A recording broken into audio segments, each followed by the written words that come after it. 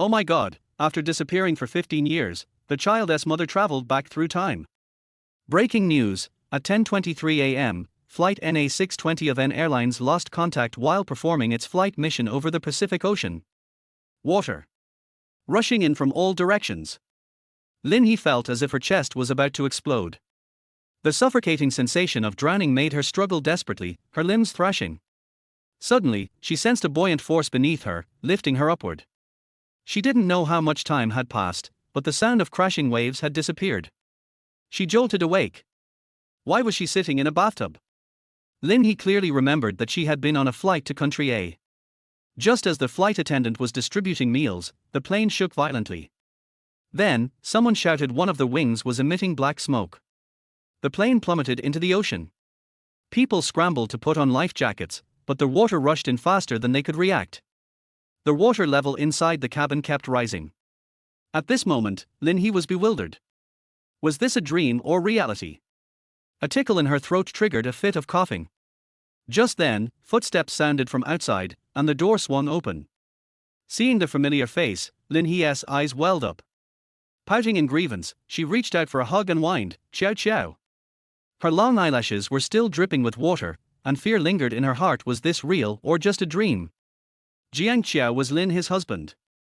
They had fallen in love in high school and married after graduating from university. If there was anyone in the world who pampered Lin He the most, Jiang Qiao was undoubtedly number one.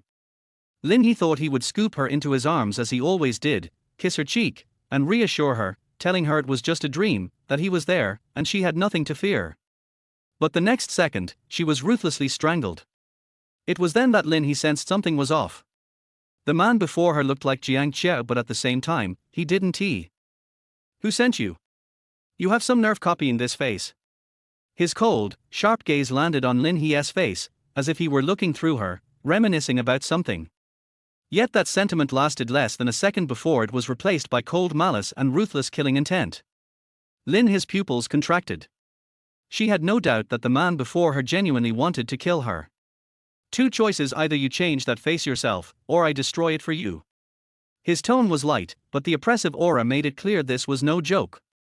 Finishing his words, the man straightened up, grabbed a tissue from the side, and wiped his hands forcefully, as if he had touched something filthy. Lin He shivered. She was cold but also terrified. The Jiang Qiao she remembered always had a gentle, smiling face, indulging her every whim. She had once told him she liked his clean and youthful appearance, and even after becoming a father and a corporate leader, he had never slicked back his hair like other businessmen. She had even teased him for lacking a mature man's aura. Jiang Qiao had only smiled, never changing his style. He had always been fresh and clean, exuding a scent like sunshine. But the man in front of her was different. His hair was combed back in a neat side part. His tailored black shirt was unbuttoned at the top. His once bright eyes had darkened, carrying an oppressive chill. The Jiang Qiao she knew was like a lazy cat basking in the sun, stretching with a yawn. This man was a black panther lurking in the shadows, fangs bared, ready to strike and tear his prey's throat apart. Her gaze fell to his collarbone, where there was a faint scar, the very scar he had gotten from saving her years ago, cut by shattered window glass. Lin He's lips trembled.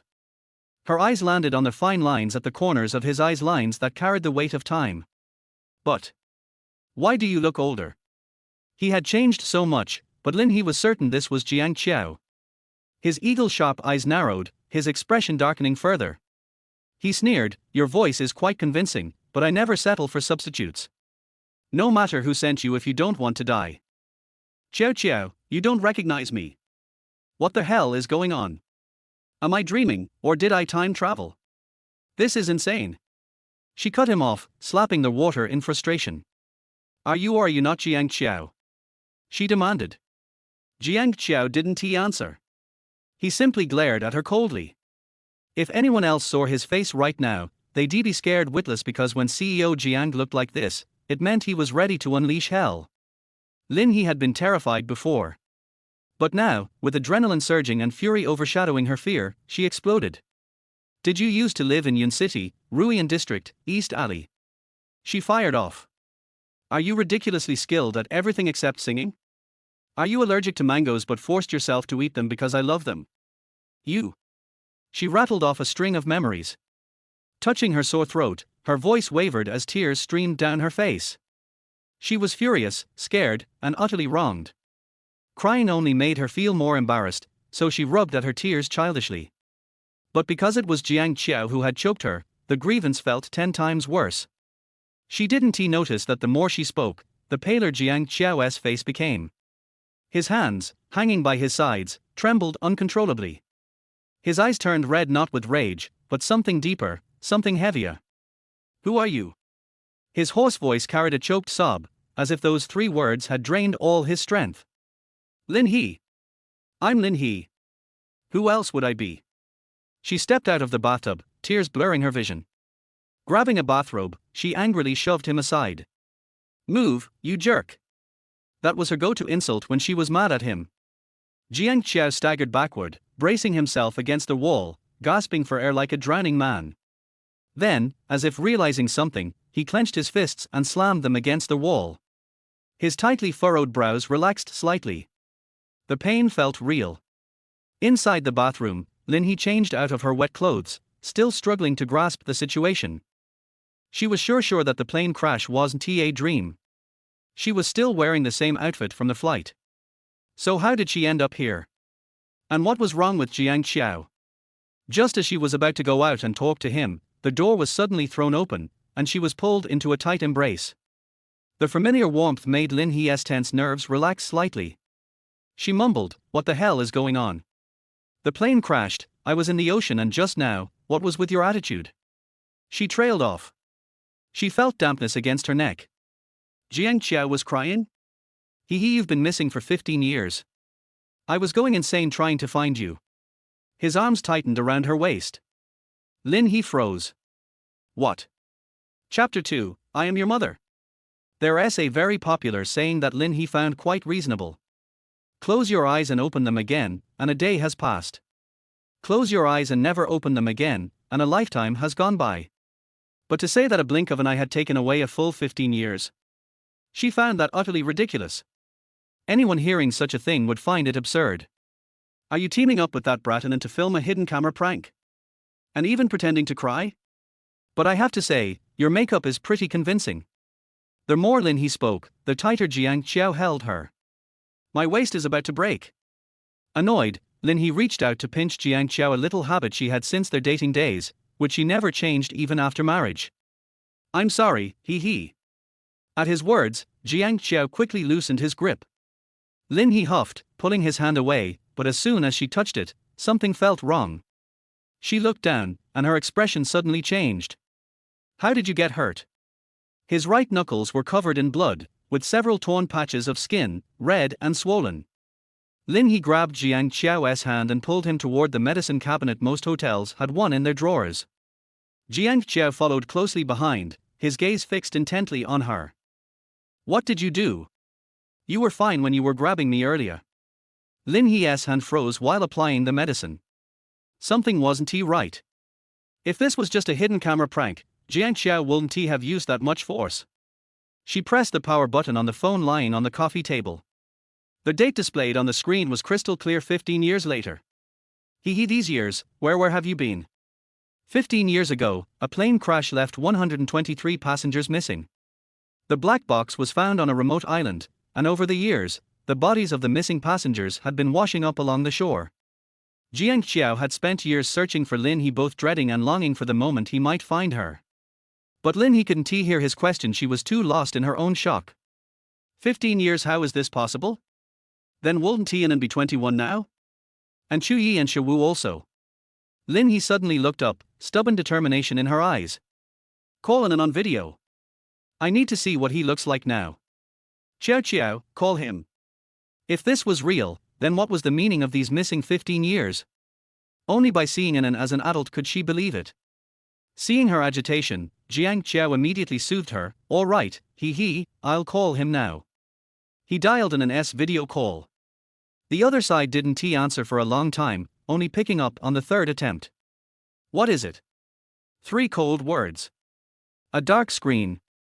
Lin He's frantic heart instantly calmed. This was definitely not her precious baby Anan.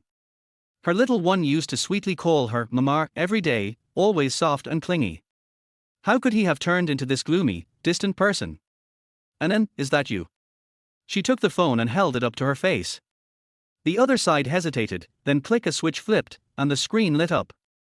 The moment she saw his face, Lin He froze. A mother could never fail to recognize her own child's features. This was Anan, just a grown-up version. His face hadn't changed much at all. Hey, if you're looking for some random woman, don't wave her in front of me. Cheap imitation. Beep beep beep. The video call ended. Lin He. Did her own son just insult her? A mother's dignity flared. Any confusion in Lin He's heart was instantly swept away. She slammed the phone down, grabbed a glass of water, chugged half of it, and then said, "Tell me what the hell is going on." Where was her adorable little bundle of joy? How had he turned into a little porcupine?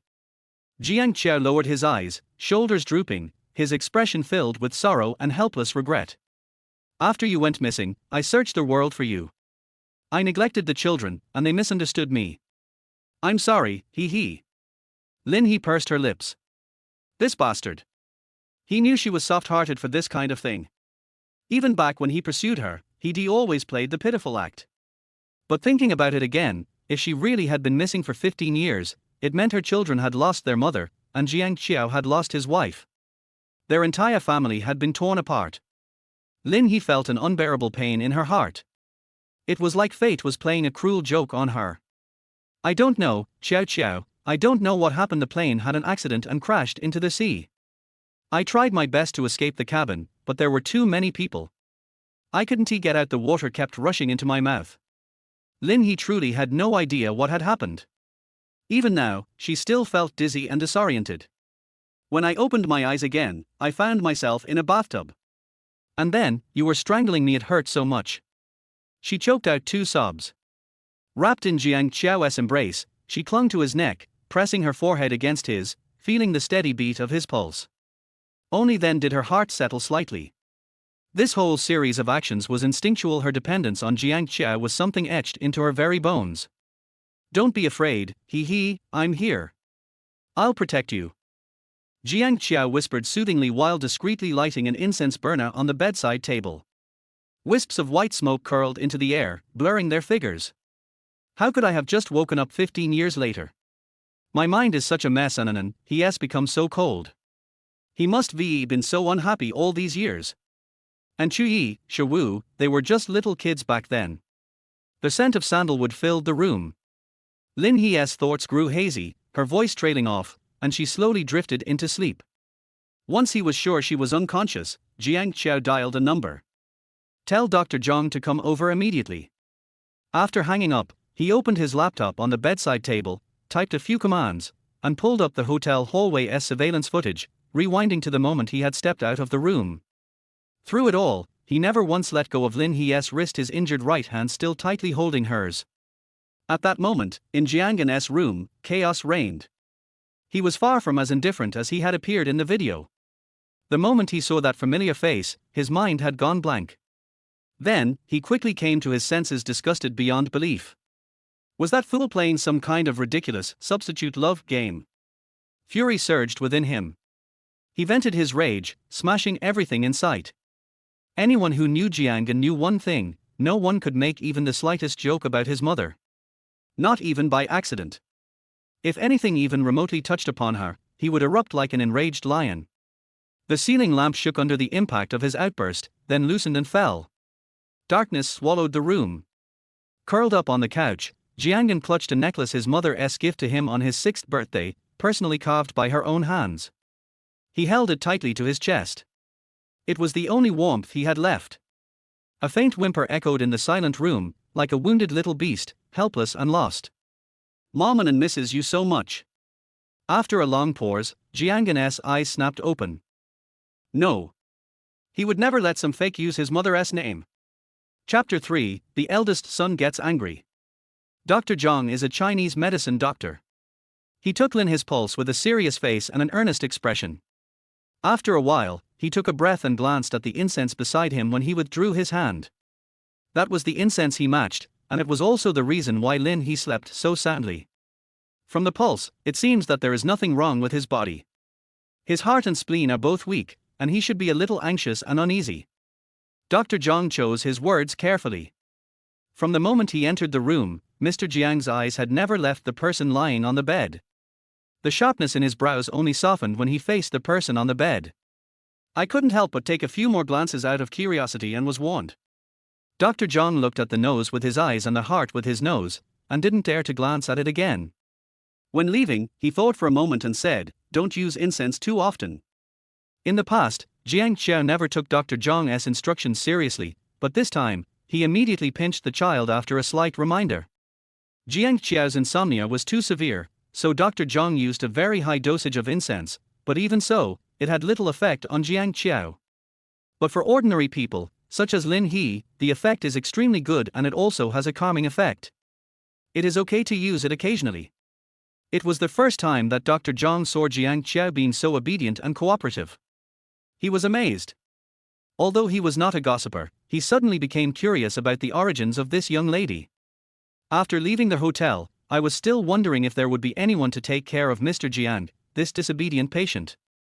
After making sure that Lin He was fine, Jiang Qiao felt relieved and continued to watch the surveillance video. There was no fast forward at all during the entire process, and no one entered the house while he was away, including the cleaning staff.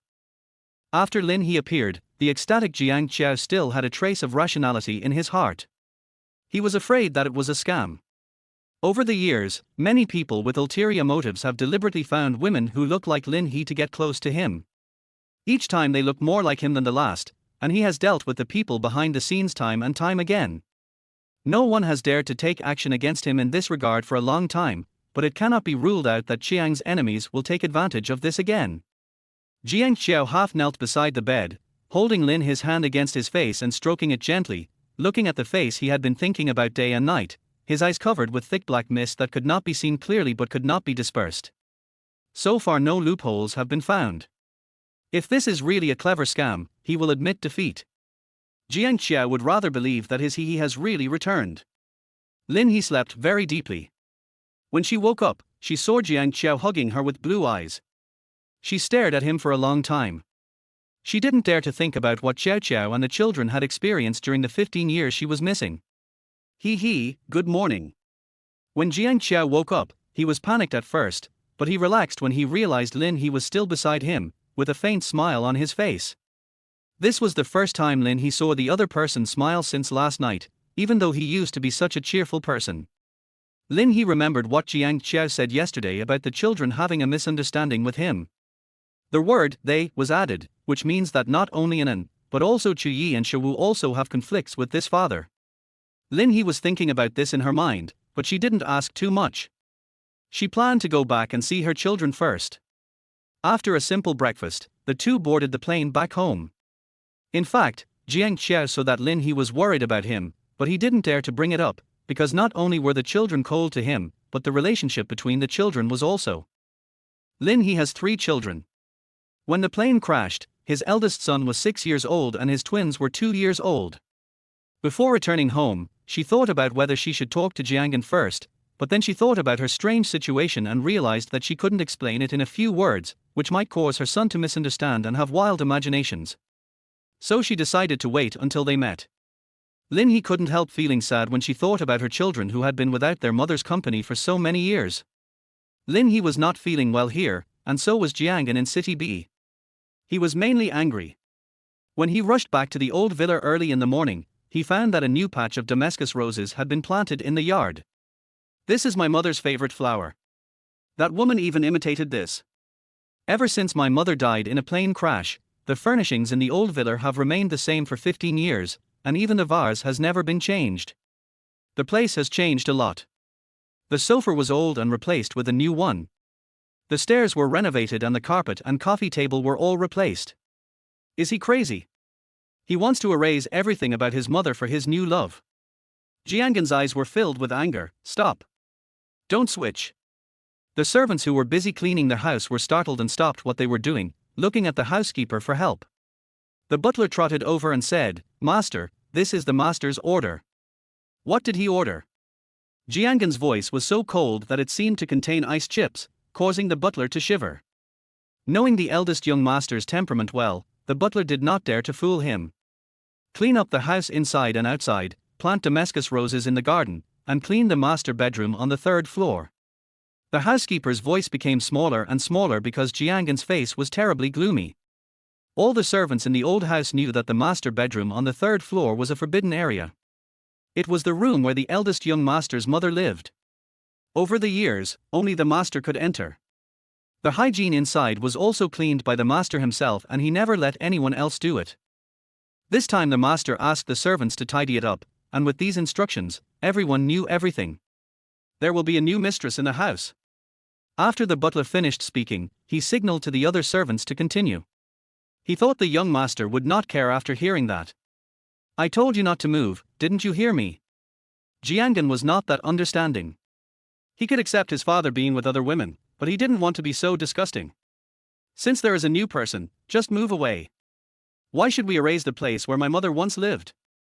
And that woman obviously relied on her similar appearance to her mother to get to the top. Did she think that she could take over everything from her mother and get into the family? Impossible. In the end, the housekeeper didn't dare let the servants continue cleaning up. Seeing Jiangen sitting on the sofa with a rather unfriendly look on his face, the housekeeper felt a little panicked. He was afraid that when the master came back with the new wife, the eldest master would make a big scene.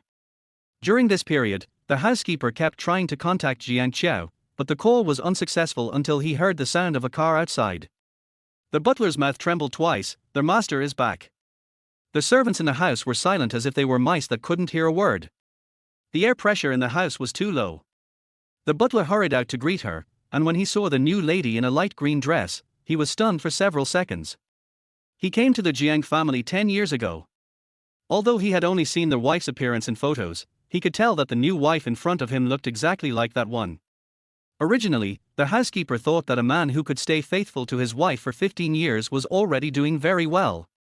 But looking at the new wife, it was clear that her husband had not yet gotten over it. Sir, the eldest master is in the room, he. Before she could finish her unhappy words, the new wife's expression brightened up and she asked in surprise, "Anan is at home?" Lin He didn't expect to see her son as soon as she came back. She let go of Jiang Qiao's hand and ran quickly into the house. Seeing his suddenly empty arm, Jiang Qiao took a deep breath and followed him. Housekeeper. The new wife is in a hurry to please the eldest master. I'm afraid it's all over. Chapter for my mother died a long time ago. Jiangen's ears were much sharper than the housekeeper's. He had heard the noise outside a long time ago, so naturally he did not miss the word "anan." This made me even angrier. Who allowed her to call me that? Lin He ran into the house excitedly, but before he could give his son a big hug, he was stopped by the deafening sound of rolling words. Get away, woman, stay away from me. Lin He was a little overwhelmed when he saw his son had grown so big. His eyes fell on the necklace he had made himself around Jiangen's neck, and he felt at ease again. No matter how old it is your treasure. Taking a deep breath, Lin He said in a soothing tone, "Anan, this is unbelievable, but..." Jiangen didn't listen. He simply ignored Lin He and rushed towards his father, who came in from behind.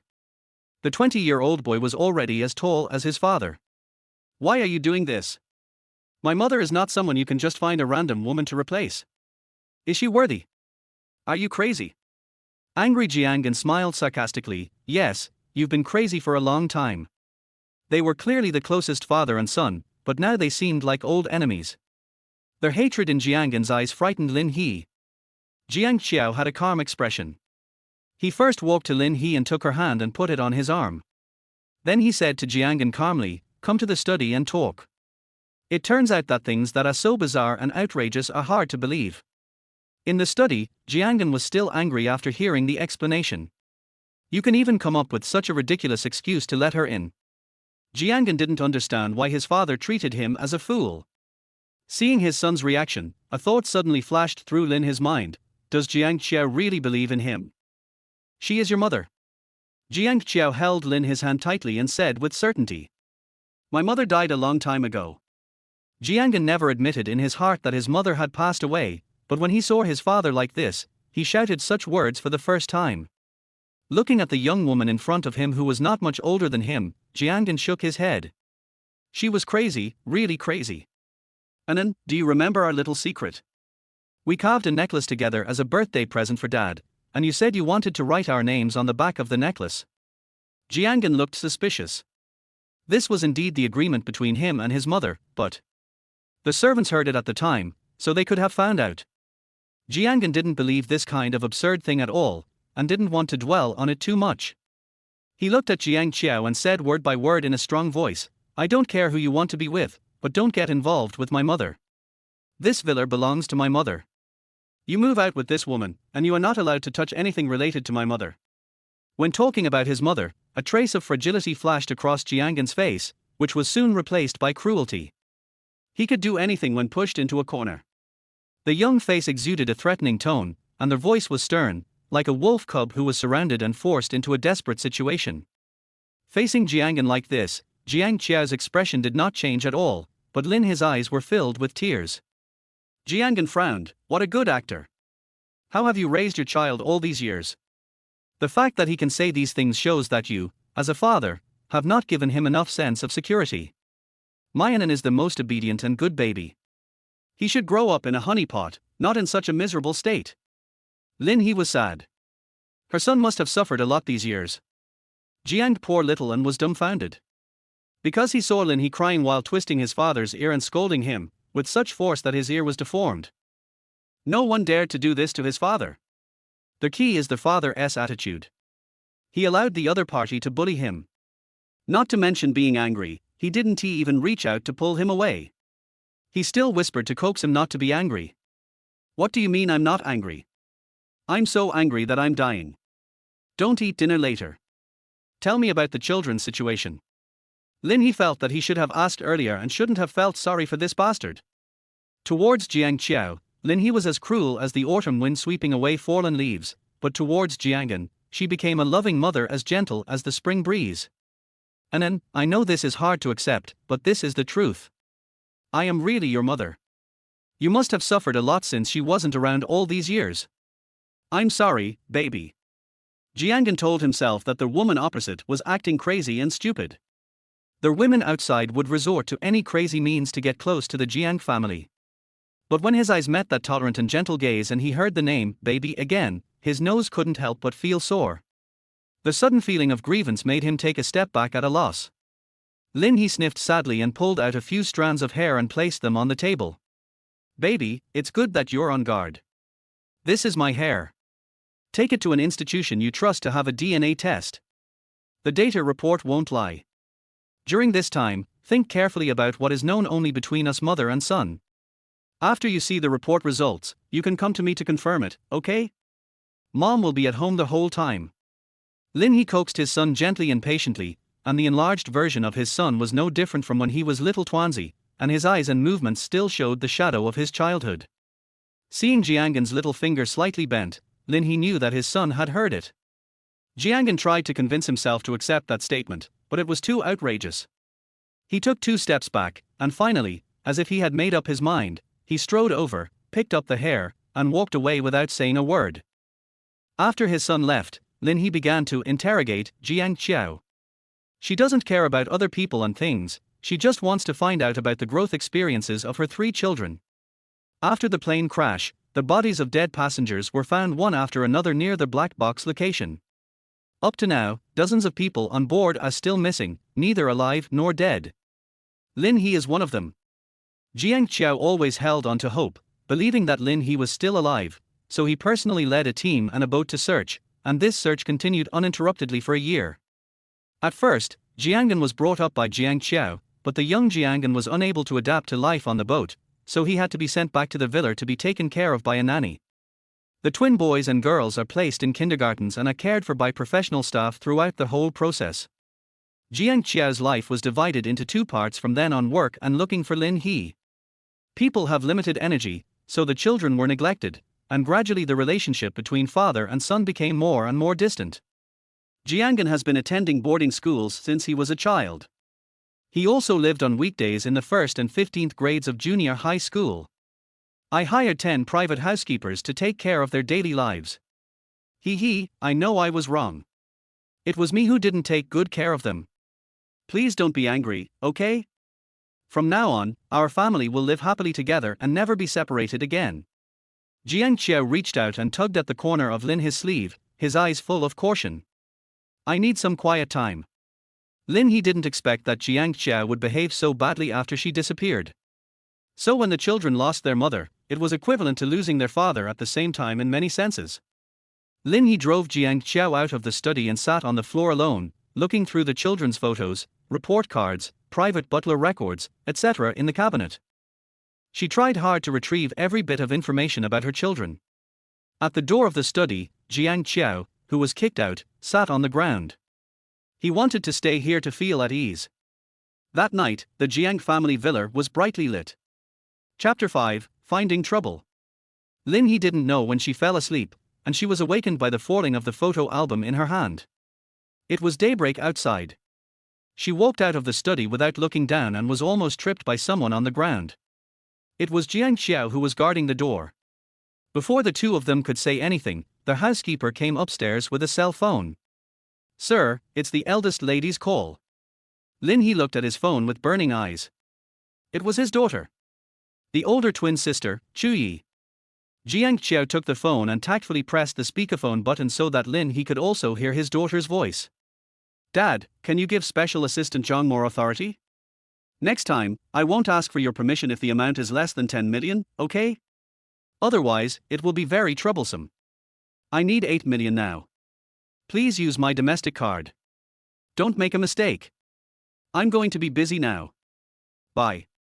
Without waiting for Jiang Qiao's reply, Chuyi hung up the phone without any reluctance. The most common channel of communication between the father and daughter is the phone call, and the content is usually one asking for money and the other giving money. Butler, go contact Special Assistant Zhang and ask him to give. Etc. Lin He interrupted Jiang Qiao, pinched the bridge of his nose and asked with a headache, if the child wants money, just give it to her. Chuyi is only 17 years old this year. What does she need 8 million for? Do you understand it and then give the money? After having children, Lin He told herself that she would never raise her children to be playboys. Now, she has not yet met her daughter, but she found out through a phone call that Jiang Qiao has raised her to be such a child. Seeing that Lin He was about to get angry, Jiang Qiao quietly defended himself. You said, a daughter raised in wealth. Due to his failure in fulfilling his duties as a father, Jiang Qiao was never stingy with money. Then why don't you transfer the money first? Jiang Qiao asked carefully. Lin He didn't say anything. Seeing this, Jiang Qiao continued, what am I going to ask her for the money now?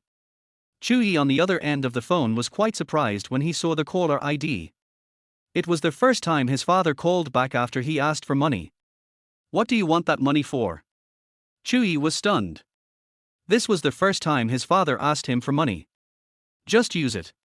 If you buy clothes or bags, it will be gone soon. Chuyi's answer was very vague. Jiang Qiao looked at Lin He. Is this reason okay? Will you give me money? Lin He frowned, his daughter was obviously lying. Jiang Qiao understood and immediately said coldly, Chuyi, don't lie to me. Chuyi tightened her grip on the phone. Her father never cared about her life. Thinking that with her father's ability, the truth would be discovered even if she didn't say anything, she chose to confess. There is a classmate in our class who is laughed at for his poor family. I plan to give him a car to slap the faces of those who laughed at him. This time Jiang Qiao didn't need Lin He to signal him. He asked, male classmates. After a moment of silence, a soft hum came from the other end of the phone. Han Shen doesn't know, I took the initiative to send it. The reason was not passed. Chuyi wanted to explain a little more, but the phone was hung up. She was dumbfounded. It was just 8 million, why did her father become so calculative? In the evening, Chuyi received a call from her cousin, saying that someone saw her father bringing a woman home and asked her if she knew what happened. Chuyi suddenly realized why. Her father must have been ignored. Damn bad woman. When she gets back, she will make sure the other person is in trouble. Let us not talk about this for now. Jiang Qiao, who just hung up the phone, felt uneasy because he found that Lin He was in an even worse mood. You really don't worry about your children at all. Lin He said this while gnashing his teeth. Jiang Qiao was such a smart man, if he had paid more attention to his children, he wouldn't have ended up like this. I'm sorry. I was wrong. Jiang Qiao did not make any excuses and admitted his mistake directly. The butler standing by didn't dare to breathe, for he could tell that this new wife was no ordinary lady. Their housekeeper thought that in the surer field, the new wife was the one who gave in, but it turned out that the eldest master left with a sour face, and their husband did not have any masculinity in front of his wife, and was completely henpecked. The head of the Jiang group gave his daughter 8 million yuan, but he still had to consider the new wife's mood. No one would believe it if he told others about it. It seems that the saying applies everywhere: if there is a stepmother, there is a stepfather. The housekeeper complained crazily in his heart. Then, the butler became more respectful. Their husband was so angry with his son and daughter for the other party, and he was just a housekeeper, so he could change her at will. He couldn't defend his new wife. The butler warned himself. So when Jiang Muhua called him to test him, the butler did not mention anything about Lin He. Jiang Muhua is Lin He's cousin and Chu Yi's aunt. After Lin He's accident, she often went to school to visit Chu Yi and Chusha. Jiang knew that his mother had a bad relationship with Jiang Muhua, so he ignored her altogether. The two younger ones were not aware of that, so they contacted her more often on weekdays. Jiang Qiao knew about this, and thought it would be good for the children to have a female elder to care for them. Jiang Muhua was greedy for money, so he gave it to her, and she didn't need that little bit of money. This is how the years have passed. At this moment, Jiang Muhua heard the news from somewhere that a woman appeared next to Jiang Qiao, so she hurriedly called the housekeeper to inquire. The housekeeper returned to the room and had not yet recovered from the shock of finding out that his husband was a henpecked womanizer. When he saw that the call was from Jiang Muhua, he snorted coldly. Every time this guy is with the eldest daughter, he always acts like an elder. If you don't know him, you might think he is the mistress of the Lin family. His little thoughts are so obvious. After saying a few perfunctory words, the butler hung up the phone, turned his head, looked out the window and let out a long sigh. He had a feeling that his daily work from now on would be very colorful. Upstairs, Jiang Qiao was trying to save his points. I'm an exchange student abroad on the first day of the new year and will be back next week. On the 15th day, I'm going to a neighboring city with my classmates to participate in a marathon and won't be back this week. Jiang Qiao talked about the children's whereabouts to prove that he did not ignore them at all. He leaned his head on Lin He's shoulder, his hands tightly around Lin He's waist, and his voice became unconsciously gentler and gentler. If the butler saw Jiang Qiao's cuddly look, he would probably be even more shocked. Lin He ignored Jiang Qiao. The situation at home was more chaotic than she thought. Anan was a little hedgehog, her daughter was suspected of being in love, and her youngest son. I guess the situation isn't going to get any better. She will take a good rest first and solve the problems one by one. Anan might come back tomorrow, so she has to put on a good face and let Anan see that she is still the mother she remembers. As a result, Lin He did not wait for Jiang to come, but met another uninvited guest. Butler, the tea you bought this time is good and very fragrant. Jiang Muhua was talking to the housekeeper, but her eyes kept sweeping towards the stairs. She came here to meet that woman today. Jiang Qiao has been keeping himself clean for so many years, and the sudden appearance of this woman makes Jiang Muhua feel like she is facing a formidable enemy. Yes, Jiang Muhua had that kind of thoughts about Jiang Qiao. The housekeeper was in a dilemma.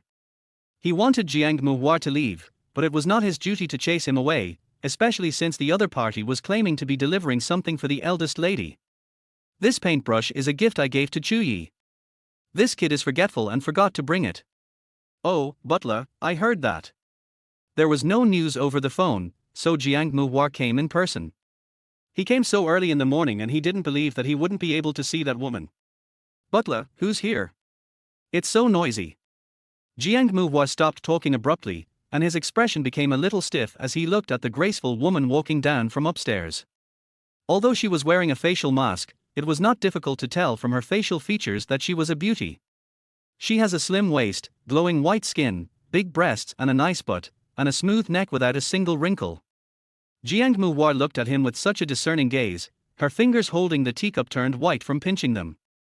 Youth was gone forever, and no matter how well she took care of herself, she could not compare to the collagen of a young goblin. Lin He had just gotten up and wanted to lie down on the rocking chair on the second-floor balcony to calm down for a while, but when he heard a noise downstairs, he came over to check. Meeting Jiang Muhua's hostile and jealous eyes, Lin He recognized him at a glance and understood what was going on. This cousin is really a stubborn person who always covets things that don't belong to her. As her eyes turned, Lin He had an idea in her mind, and she said with a sweet smile, "So there is a guest.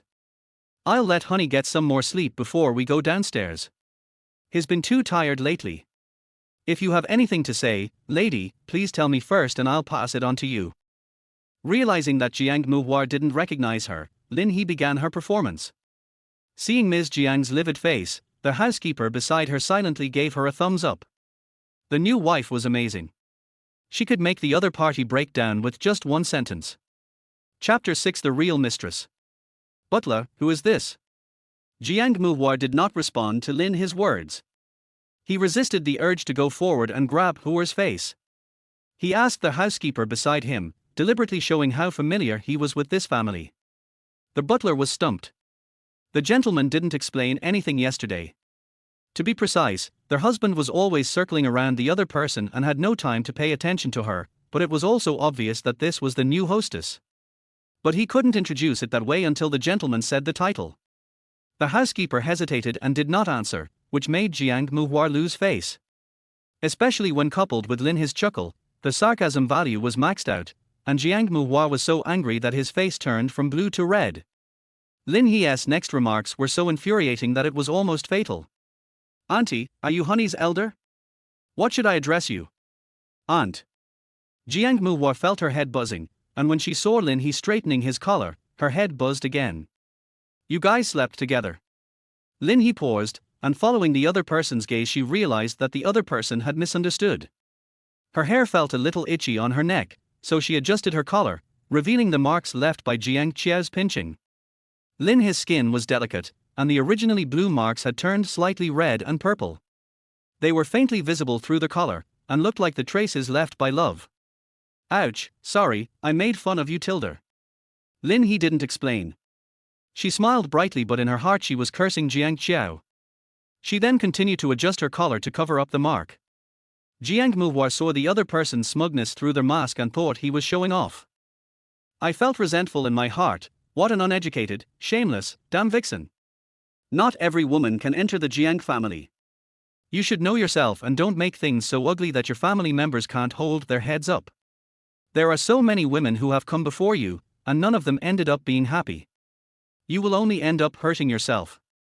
In the past, Jiang Muhua always criticized women who had other thoughts about Jiang Qiao in this way. His condescending attitude made many girls pale. "Oh, I see, you're honey's mom." Lin He suddenly realized. The housekeeper was trying to hold back his laughter. Every word the new wife said was so irritating. Wasn't it obvious that she was saying that Ms. Jiang was old-fashioned? Seeing Lin He's look, the housekeeper understood and stepped forward and said, "You misunderstood. This is the eldest lady's cousin." "Cousin? A cousin from 3,000 miles away? When you said that, I thought she was a legitimate elder of the Jiang family, but it turns out she is not." Then he muttered loudly for everyone to hear, "It's like a pig's nose with a green onion stuck in it. Pretend to be something." Someone couldn't help but burst out laughing. Jiang Muhua looked around angrily and saw that all the servants were lowering their heads and couldn't find the person who had just laughed. She became even angrier. No one had ever dared to talk to her like that. It has to be said that thanks to the Jiang family, Jiang Muhua has gained a lot of face outside over the years. "Do you believe that I will kick you out?" Jiang Muhua raised his hand and pointed at Lin He. "Believe it or not, I'll kick you out, Tilda." Lin He pinched his throat and imitated a sentence, then clapped his hands twice. "How powerful and impressive, Tilda. Jiang Muhua is a man with a lot of words."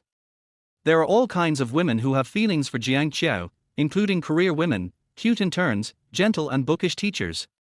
Each one of them has a tough or simple personality. Some get angry at the slightest provocation, while others try to scheme against her and say nice things to her. No matter which one they are, Jiang Muhua is their winner in the end.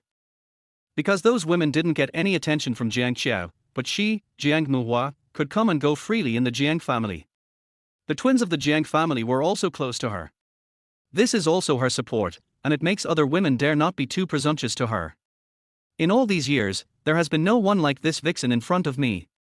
He is even more childish than this first-year high school student, and he is so stubborn. It has been a long time since anyone could make Jiang Muhua so angry. Lin He did it, and it was easy. At this time, footsteps were heard upstairs. It was Jiang Qiao coming downstairs. Jiang Muhua perked up, quickly put away her sarcastic expression, and said righteously, "Miss, you are really outrageous." Then he looked up at Jiang Qiao and asked, "Where will my sister be after you bring her back?" "She will be back next week. She has been away from home for half a year and the person she misses most is you, her father. Seeing a stranger here, she must feel very uncomfortable." Lin He curled his lips, he really knows how to wave the banner.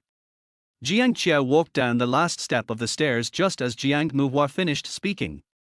Glancing at the butler beside him, Jiang Qiao said expressionlessly, "Show him away." Upon hearing this, Jiang Muhua glanced at Lin He, feeling proud inside, "See if I can kick you out."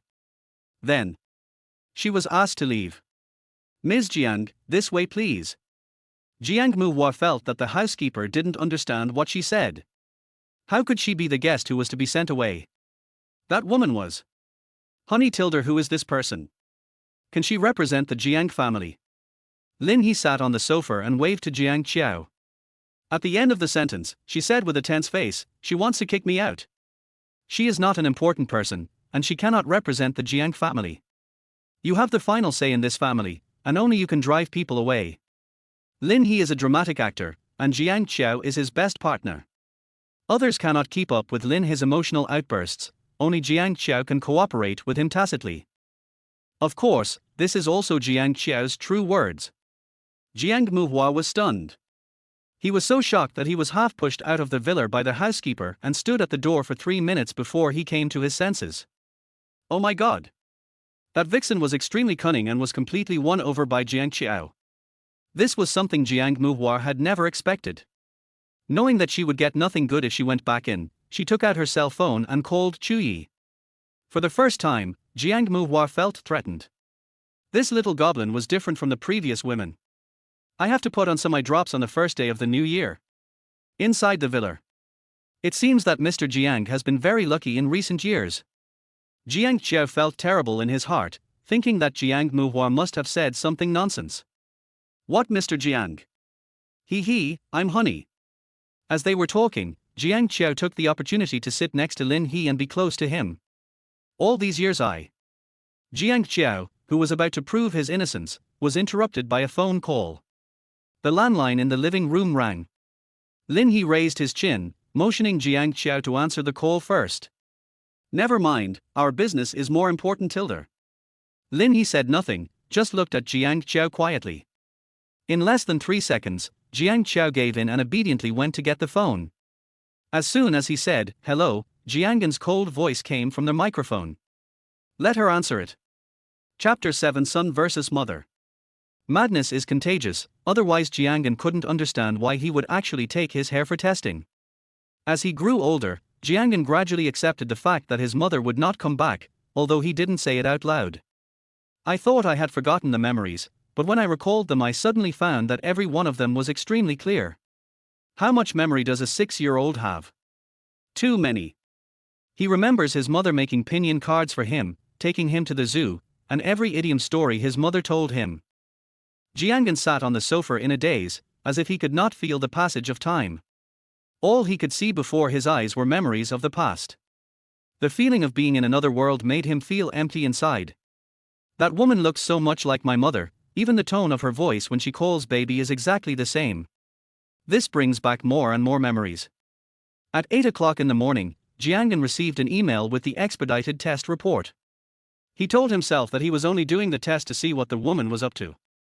But the trembling of his fingertips when he touched the screen revealed his restless heart. There is tension only when there is expectation. Perhaps there really are miracles in this world. When he opened the email, a miracle happened. Jiangan's computer crashed. He slowed down again and again, and he himself couldn't tell what kind of mood he was in. The report was placed in front of him, and disbelief was surging in his heart. Jiangan picked up his phone and called the old house. "Baby, it's Mommy. Where are you? Mommy will come find you and we can talk in person, okay?" Hearing the familiar voice, Jiangan's eyelashes trembled slightly, and he tried his best to control his voice so that it would not tremble. "I'll be back at noon. He's going to go check it out." "Okay, Mom will wait for you." Jiangan hung up the phone directly and went to the bathroom with his hands and feet together. The person is awake, but his thoughts are wandering. He needs to think about it carefully. Lin He was very happy when she received the call, because she knew her son must have seen the test report. Jiang Qiao poured cold water on him, and is a very cautious person. Even if there is more evidence, he won't believe it if he thinks it's unreasonable. Lin He's smile froze, and he folded his arms and snorted at Jiang Qiao, and wasn't this awkward when she was a child? Anyway, she is genuine and can stand the test. Lin He stood up, looked down at Jiang Qiao and said, "We will settle your account later. And likes the sweet and sour pork ribs I make the best. I'm going to go cook."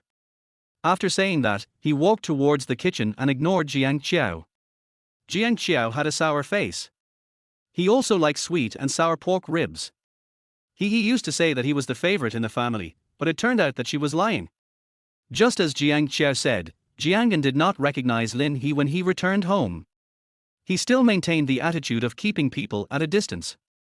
Lin He was not sad. She had prepared herself mentally when she was busy in the kitchen. The child needed some time to accept the situation. "I made your favorite sweet and sour pork ribs." Lin He ignored his son's cold face and smiled, inviting him to come to the dining table. Jiangan stood there without moving. "I want to talk to you alone." Lin He was stunned for a moment, then took off her apron and walked towards the sink, saying, "Okay, go to the study and wait for me, I'll be there soon." Jiangan nodded and went to the study. He never even glanced at Jiang Qiao, who was sitting on the sofa in the living room, let alone greet him. Jiang Qiao was not surprised at all and didn't seem to think there was anything wrong with it. In the study, Lin He and Jiangan sat face to face. "You're obviously not afraid of bugs, so why are you pretending to be scared?" Jiangan's question was irrelevant.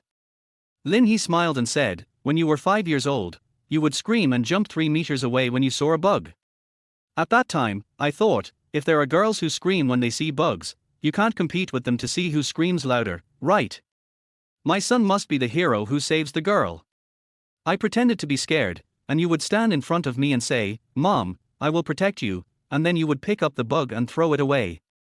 During that time, I asked Aunt Wang to find a lot of bugs and put them on the road we had to pass. You also went from being timid about bugs to being fearless." Jiangan listened to Lin He's words, and his tense expression gradually relaxed. He asked this question because he remembered a fragment. "When I was little, I cried and said I wanted to make all the bugs in the world disappear. My mother looked at me with a worried face and said, 'War 1111, what will you do if you fall in love?' Apparently this is right." Jiangan asked a lot of questions about his childhood. Most of his memories of his mother over the years were fragmentary, without any cause or effect. Hearing Lin He talk about the past answered many of the doubts in his memory. The image of the mother also becomes more three-dimensional. Of course, Lin He didn't remember everything clearly. There were a few things that Jiangan said that Lin He had no impression of and couldn't say anything about.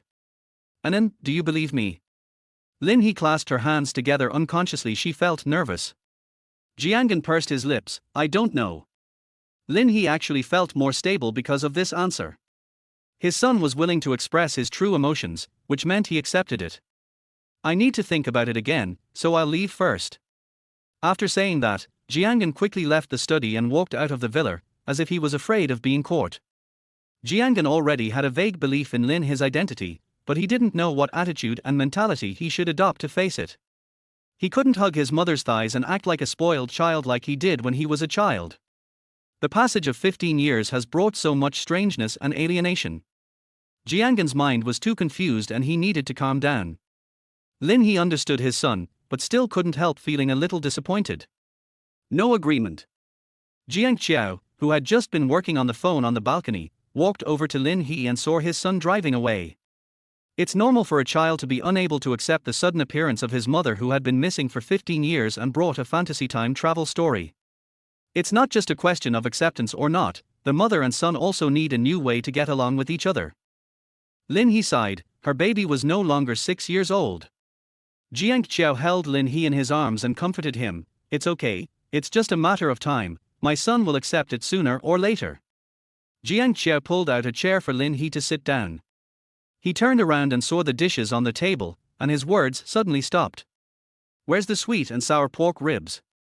The maid brought the last dish to the table and explained, "Pack it for the young master and put it in the car." Lin He instructed this before going to the study. Her intuition told her that her son would not stay for dinner, so she asked the chef to put the sweet and sour pork ribs into a lunchbox and put it in Jiangen's car. She was quite prescient. After hearing Lin He's explanation, Jiang Qiao said, "Oh," and smiled as he served Lin He some dishes and soup. On the surface, it seemed like nothing had happened, but in reality, the villain in his heart was already crying while biting his handkerchief. "If I had known earlier, I would have stopped my son." Lin He noticed Jiang Qiao's mood and raised her lips slightly. "Want to eat her cooking? Let's see how he performs in the future." Chapter 8: A Broken Pot. Jiang Qiao had to go to the company in the afternoon. He wanted to take Lin He with him, but Lin He didn't want to. She preferred to stay at home. In the end, Jiang Qiao couldn't persuade Lin He, so he had to go to the company by himself. When he left, he gave Lin He all kinds of instructions, even down to where she put her hair tie. In the end, the man was pushed away by Lin He, and if he was allowed to speak, he could have spoken for another half an hour. Lin He complained in his heart that Qiao Qiao was still so nagging. Lin He had her own plans for not following Jiang Qiao to the company. After watching Jiang Qiao's car leave the villa, she invited the housekeeper to the study. "Did the housekeeper come to the Jiang family 10 years ago?" "Yes, m." The butler replied respectfully. At noon, Jiang Qiao explained to the housekeeper that from now on, Lin He would have the final say in the family. This was officially announced, and Lin He was the rightful mistress of the Jiang family. "How is the relationship between you and the children over the years?" Lin He asked straight to the point.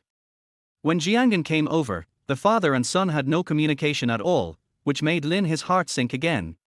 How could the conflict between father and son be so deep? Jiang Qiao spoke lightly about this and brushed it off as a misunderstanding.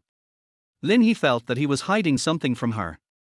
"Madam, when I came to the Jiang family, the two young masters and the young lady were no longer living at home, and the master rarely came back on weekdays." The housekeeper did not lie. The most lively time for this family was the 2 days when Lin He came back.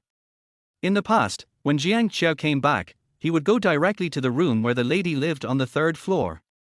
He would stay there for a whole day, and then leave for several days without coming back. This would repeat over and over again. The eldest son never stays overnight when he comes back, while the eldest daughter and the youngest son come back occasionally and mostly stay in houses near the school. This old house really doesn't feel like home. Lin He held his forehead with his hand when he heard this. He was so heartbroken.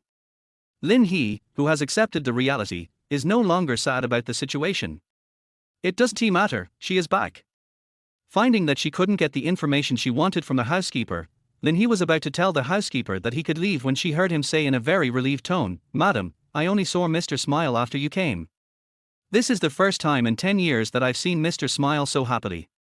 The domineering boss's housekeeper "arrives late but arrives late." Lin He's mouth twitched as she rejected the bloody plot of a domineering president falling in love with her. Usually in this kind of stories, the original wife doesn't have a good ending. On the other side, the stretched business car was driving on the road. Jiang Qiao was flipping through documents in the car. His expressionless face made the two special assistants sitting on the other side quite nervous. In the company, President Jiang doesn't need to put on any expression when scolding his subordinates, or even scold them at all.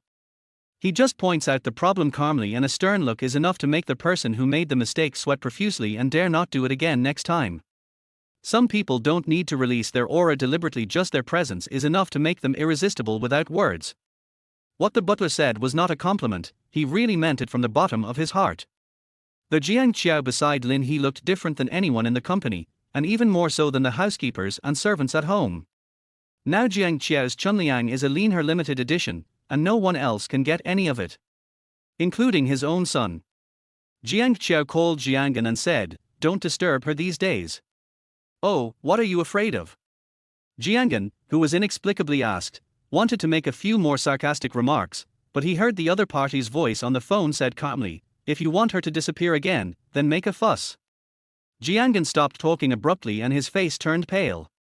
"Until we figure out what's going on, no one can predict what will happen." Jiangen didn't say anything. Silence was his answer. Jiang Qiao understood and then hung up the phone. The call ended. Rubbing his nose, Jiang Qiao said in a deep voice, "Notify all department managers to hold a meeting at 2 p.m. Special assistant should be." At this moment, the cell phone message sound rang, and Jiang Qiao immediately picked it up to check. After asking the housekeeper, their wife went back to her room and slept. Jiang Qiao exhaled slowly and looked out the window with his pupils as black as ink. No matter whether it was metaphysical or man-made, he would never let He disappear a second time. Whether Jiangan admits it or not, he admits it.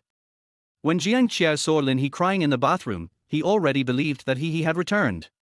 What exactly happened behind the scenes needs to be investigated. He can't bear to lose her a second time. The two special assistants on the side looked at each other. Although they didn't know what was going on, they felt that President Jiang suddenly became so scary. Lin He did not take a nap after returning to her room. Instead, she logged into her social media account. WeChat, Weibo, email. After meeting her oldest son, she began to sort out her life. After disappearing for 15 years, I could be declared dead in the legal sense. I must not be too hasty when reappearing in public. It's okay to talk about time traveling 15 years with your family, but you definitely can't tell outsiders about it, or they'll probably think you're crazy. Jiang Qiao had kept all of Lin He's accounts very well, and she could log in as usual without any of them being cancelled or frozen. The mobile phone card she was using now also had a number from 15 years ago. After logging into WeChat, I saw a new unread message, which was a 3-word message from Hu Dai sent a week ago: "I miss you so much." Hu Dai was Lin He's college roommate. After graduation, the two started a cosmetics company together. I don't know what the company's current situation is. Thinking of this, Lin He exited WeChat and logged into Weibo, searching for Hu Dai's Weibo ID. The other party's followers have grown from 100,000 to more than 5 million. His Weibo profile says he is the chairman of Beijing Cosmetics Company, so the company should be doing well. To be more precise, their relationship is a partnership. Lin He is the investor. It seems that I had quite a business acumen back then. Soon, Lin He couldn't laugh anymore. Because when she clicked on Hu Dai's Weibo comments, all she saw were curses. After searching based on the keywords mentioned in the comments, Lin He found out the reason. A product under Beijing Beauty had a major failure, with various problems and exceeding standards. The quality of the product is not the point. The point is why this car accident affected her, a person who has been missing for 15 years. In the popular square of the Beijing Cosmetics failure entry, there is a popular Weibo post that reveals information, which describes the initial development history of Beijing. The article indicates that the failed product was a recipe provided by another founder, who passed away unexpectedly many years ago. For the sake of friendship and commemoration, Mr. Hu continued to retain this production line even though it was not profitable. Unexpectedly, something went wrong with the recipe, blah blah. The main text of the Weibo post emphasized that the formula of this product has not changed in more than 10 years, and also implied that Mr. Hu was badly cheated by his partners. Lin He was silent. Wasn't the angle of whitewashing too tricky? She's been missing for 15 years, how can she be brought out? Coincidentally, just as Lin He read the whole story, Hu Dai posted an apology on Weibo, sincerely admitting her mistake. Then the text version of her interview also came out. Although it was not stated explicitly, the tone of the words was consistent with the meaning of the whistleblower Weibo. Mr. Hu is good, and the other partner is bad. Lin He. As soon as I come back, I get blamed. She provided no recipe at all. Chapter 9 sends you to the hot search. This incident didn't make it to the big searches. If Lin He hadn't specifically searched for the entry, he wouldn't have known about it. In addition, Beijing responded quickly to the public relations crisis, apologized and compensated promptly, etc., so netizens had less rebellious psychology towards it and did not spread the news everywhere. But this matter could not disappear without a trace, and everyone's dissatisfaction was directed at Lin He. Netizens don't know the identity of the other partner, but they found Lin He's account. At that time, Hu Dai posted a Weibo with @Lin He, and every year Hu Dai would leave a message under the birthday Weibo automatically generated by Lin He's account, so netizens easily found it out. The partner with the ID He Miao Ching Ching is the scumbag. Hu Dai has lived a good life in recent years. She is a true inspirational heroine. Her career success has made netizens admire her highly. Those who admire Hu Dai spared no effort to shift the blame for the product failure to Lin He, and guided netizens to vent their dissatisfaction with the matter in order to whitewash Hu Dai. When netizens saw Lin He's Weibo with Hu Dai's birthday wishes every year, they believed the content of the revelations to some extent, cursed that the evil-hearted person should die soon, turned around, ate the melon, and left. I thought things would calm down, but then a turning point came. Star-chasing netizens all have an app that displays the latest updates of their idols, including when they go online on Weibo, who they leave messages and likes, etc. One netizen was shocked to find that Lin He's Weibo account was online. And it's always online. So is this account the one of the deceased partner? If the person is dead, who logged into the account? Judging from the app, it has only been online today in the past 15 years. Is it too unfair, so the ghost appeared? If someone logs into this account, then the claims of Hu Dai's fans will not hold water. You are too naive, this is just a PR trick. No matter what, if there is a problem with the product, it is the CEO's fault. Why is she trying to shirk responsibility? The calm situation was disturbed again. Lin He. She had not expected the sudden turn of events. So what role did Hu Dai play in this matter? Lin He sneered. She had to get used to the fact that her world had changed. Co-founding Beijing cosmetics company with Hu Dai was not Lin He's main business. She was a little-known cartoonist back then, and her work Weibo account as a cartoonist still receives messages from fans. It's a pity that she suddenly retired from the entertainment industry. Not only was her family broken, her career was also in a mess due to 15 years of stagnation. When Lin He was feeling emotional, his cell phone beeped twice and a private message came in on Weibo. Mr. Jiang, did you log into He's Weibo? Don't worry about the online matter, I will handle it. The PR manager acted on his own and implicated He. It was too late when I found out. I'm sorry. Beijing is his hard work. This time it was my fault for not managing it properly. I am sorry for He crying.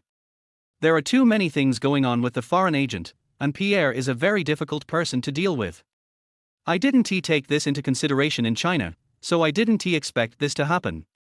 Sigh. As he read on, Lin He felt something was not right. Is Hu Dai trying to get benefits from Jiang Qiao by stepping on her? She said that Beijing was her hard work, and that she had been in trouble recently, and she also mentioned who the difficult person was. Lin He even suspected that the PR was leading her to this, and that Hu Dai was deliberately using this as a way to talk to Jiang Qiao. In my memory, Hu Dai was a silly girl, but now she has changed. She could even say that Beijing was her hard work. Regarding Beijing Cosmetics Company, Hu Dai is more concerned about the management, while Lin He is mainly responsible for collecting the money. It can't really be said that it was a lot of hard work. The year she graduated was when she had the most money, and she invested in too many companies at will, and Beijing was just one of them. Lin He's mother was an international collector. She died of cancer when Lin He was in junior high school. She left Lin He a large inheritance, with the condition that he could only use it after graduating from college. Therefore, Beijing Cosmetics Company is not Lin He's hard work at all, it is Hu Dai who is adding drama to it. Lin He didn't reply. He threw the phone aside, lay on the bed, and looked at the ceiling. After a long while, she let out a long sigh. Life is really terrible 15 years later. Home is no longer home and friends are no longer friends. Fortunately, Jiao Qiao hasn't changed. Lin He turned over, picked up his phone and sent a message to Jiang Qiao. What are you doing? In the Jiang Group building, the conference room was full of people. The atmosphere was solemn and quiet. The only sound that could be heard was the person sitting in the first seat flipping through papers.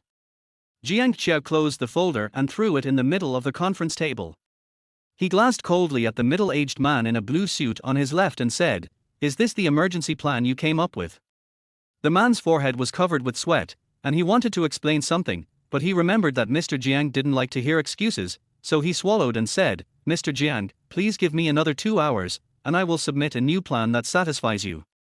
"No need, Lemon, you take over." "Okay, Mr. Jiang." The man in the blue suit turned pale in an instant. This time, before Jiang Qiao could finish his words, he heard a ding, which was the message alert sound on his cell phone. Everyone's heart died at this moment. They were afraid that the sound came from their own mobile phones. What is the difference between doing it at this point in time and pulling out teeth from a tiger's mouth? Then, everyone saw Mr. Jiang turn on his cell phone. How to describe Mr. Jiang's expression? Suddenly, a spring breeze comes. The face that was still frosty a second ago suddenly warmed up. Not only that, the slightly raised arc at the corner of the mouth, is it, a smile? A bold young manager who had just been promoted took a sneak peek and caught that smile. I'm in a meeting. I'll be home soon. I miss you, Tilda. Jiang Qiao was of course happy. The main reason why Lin He sent this message was that she was thinking about him. The meeting is adjourned. After closing the phone, Jiang Qiao said it quite straightforwardly. After finishing the serious business, he didn't want to say any more words of lecturing because someone was waiting for him at home. After making sure that Jiang Qiao had left the meeting room and turned the corner of the corridor, everyone started talking. Vice President Hu, who was wearing a blue suit, looked like he had survived a disaster. I don't know who sent that message, but I can't express my gratitude enough. He wishes the other person good fortune and a long life. Vice President Hu clasped his hands together, looking quite pious. Jiang Qiao left the meeting room, took the elevator directly to the underground garage, and drove home. A 3-word message asking, "What are you doing?" made Jiang Qiao eager to return home. On their way back, the special assistant reported the situation on the internet. In the 15 years since Lin He disappeared, Jiang Qiao conducted a comprehensive search, not only on the Pacific Island, but also on the internet. He would not let go of any news that might be related to Lin He. After Jiang Qiao returned home, he told Lin He about this matter. The focus was on talking to Lin He about Hu Dai. Chapter 10. The Missy is back. Hu Dai got married the year after the Lin He plane crash, divorced 3 years later, and has been single ever since. The man she married was also known to Lin He, who was their college classmate Lin Bai.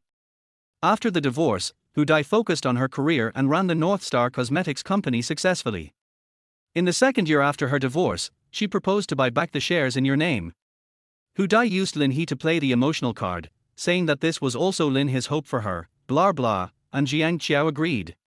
She has received a lot of benefits from me over the years. Jiang Qiao hugged Lin He, lowered his head and rubbed his cheek against hers, and said in a pitiful voice, "Every time she asks for something, she will mention you and tell you things about you that I don't know. She thought she hid her intentions well, but I just cooperated because I wanted to hear your story." In the past 15 years, everything related to Lin He was healing to Jiang Qiao. He, I told you about Hu Dai because I wanted you to be mentally prepared. You are still you, but the friends around you may not be the same as you remember. All that was just a prelude. Jiang Qiao was telling Lin He in a tactful way that he should be on guard against his friends now. Once bitten by a snake, one will be afraid of ropes for 10 years. Jiang Qiao did not dare to speak out because he was afraid of Lin He's temper. Because of his friend's problem, he was almost dumped. To put it simply, Jiang Qiao doesn't like all the male friends around Lin He. Lin He doesn't have any ambiguity with any of them, it's just that Jiang Qiao is jealous. At first, Lin He coaxed him, thinking it was just a little hobby of theirs. But later, Jiang Qiao became more and more excessive, and Lin He stopped indulging him. Jiang Qiao still remembers what Lin He said. "Jiang Qiao, I love you, but if this love comes at the cost of losing myself, then my love for you will become cheap, and then I will stop loving you." Lin He said it lightly at the time, but Jiang Qiao was frightened. From then on, he dared not say anything about Lin He's making friends. Therefore, when he mentioned Hu Dai, Lin He's best friend in college, he spoke step by step and chose his words carefully. Don't dare to be harsh in your tone of negotiation. I know.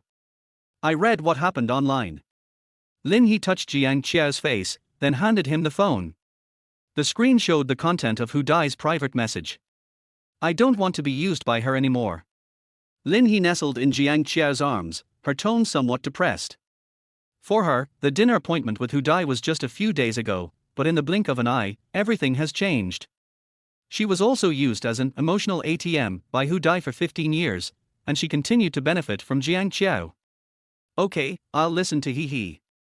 Come to think of it, how can I explain my sudden appearance? To be honest, people will definitely think I'm crazy. No need to explain.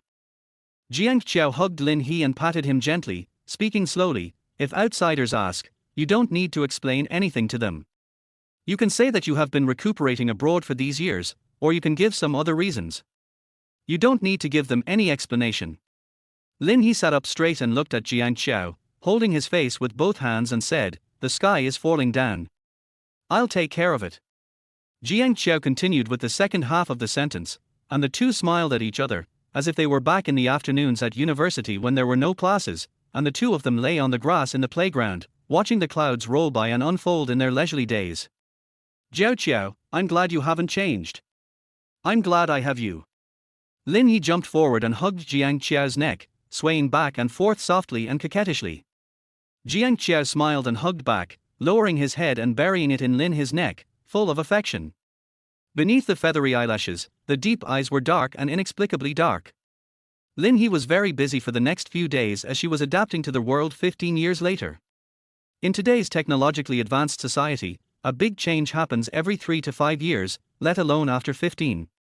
Every aspect feels novel to Lin He, and he can't help but sigh at the progress of technology. She was like a new player in the game, following the NPC Jiang Qiao to explore the novice village. Lin He was also waiting for his eldest son to contact him, but Jiang seemed to have disappeared. Lin He couldn't help but want to call his son, but was stopped by Jiang Qiao.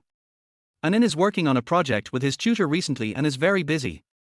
When Lin He heard this, she decided to wait until her son finished his work and not rush into it. It was she who was anxious. A week passed like this. I returned home on the first day of the new year. In fact, she should have come back 2 days later on the first day of the new year, but she left school early, mainly to catch the woman off guard so that she wouldn't have to be prepared. Chu was confused when she failed to get 8 million yuan. She never thought that her request for money would be rejected by her father. Chu spent money lavishly and had no habit of saving. Usually, Jiang Qiao would give her a sum of money, and she would spend it as she pleased, and ask for more when it was all gone. So if she wanted to spend 8 million to buy a car, she could only allocate money from her father because she didn't have enough money on hand. When she was puzzled by her father's refusal, she received a call from her cousin and learned that her father had found a new lover and that her inability to get the money was also related to the new lover. This week, I didn't sleep well on the first day of the new year.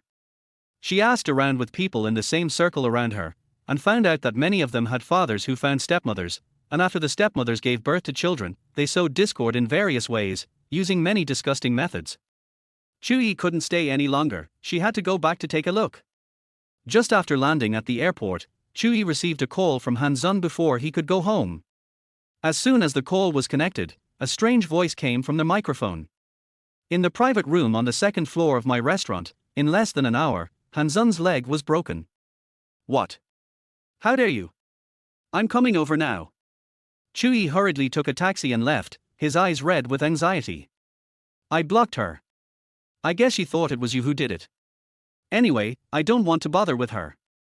Lin He was lying on the rocking chair on the second floor, eating grapes, looking cute and innocent. It was Jiang Qiao on the other end of the phone. After accompanying Lin He to rest for a few days, the company's documents had piled up like a mountain and he had to go back to work. The boss who has free time only exists in novels, movies and TV dramas. In reality, the boss has too much work to do. How can he have free time when he is in charge of the jobs of all the employees in the group? Jiang Qiao will have to come back late today because he has to work overtime. The two talked about Hu Dai. Maybe because Hu Dai didn't reply to the private message on Weibo, she sent a message to Jiang Qiao on WeChat. Jiang Qiao didn't want to respond and asked Lin He if he could block her. Of course Lin He had no objection, she had blocked him a long time ago. After talking to Jiang Qiao for a while, Lin He hung up and went back to the room to take a nap. As soon as I lay down, the housekeeper knocked on the door. Madam, the young lady has returned to China. The police station in Xing'an district called and asked someone to bail her out. Because Jiang Qiao said that Lin He was in charge of all household affairs, the housekeeper who received the call thought about it again and decided to ask the new wife for instructions. Upon hearing this, Lin He sat up suddenly, and his sleepiness disappeared instantly. Return to the country. Police station. Bail? When these two words are put together, it really makes people feel quite uneasy. Madam, do you want me to report to their husband? Asked the housekeeper. Lin He shook her head. Jiang Qiao came here to bail someone out, which was no different from her going there. Lin He has made plans these days. The three children have different personalities, and Anan's way of recognizing each other is not suitable for twin siblings. She dared to say that even if she plucked out all her hair, she would not take the twins for DNA testing. Even if the DNA report was placed in front of them, they might think it was forged. No, I'll take care of it. She went to see what was going on first. Chapter 11, Love Brain Without Money. Blood relationship is a magical thing. There were more than 10 teenagers detained in the police station, and 4 or 5 of them were girls. But Lin He could tell at a glance that the girl with curly hair on her back to her was her daughter. The boy on the left with chestnut hair, fair skin and wearing a black t-shirt should be Han Zun, who said on the phone that he would buy him a sports car. Lin He has already figured out the cause and effect of the matter. Han Zun's father owed gambling debts. The debt collector found Han Zun and heard that Chu Yi liked Han Zun, so he wanted Chu Yi to pay off Han Zun's debt. Han Zun was unwilling, so the group snatched the phone and called Chu Yi, who came as soon as he received the news. When Chu Yi arrived at the box, she felt distressed when she saw Han Zun's bruised cheek.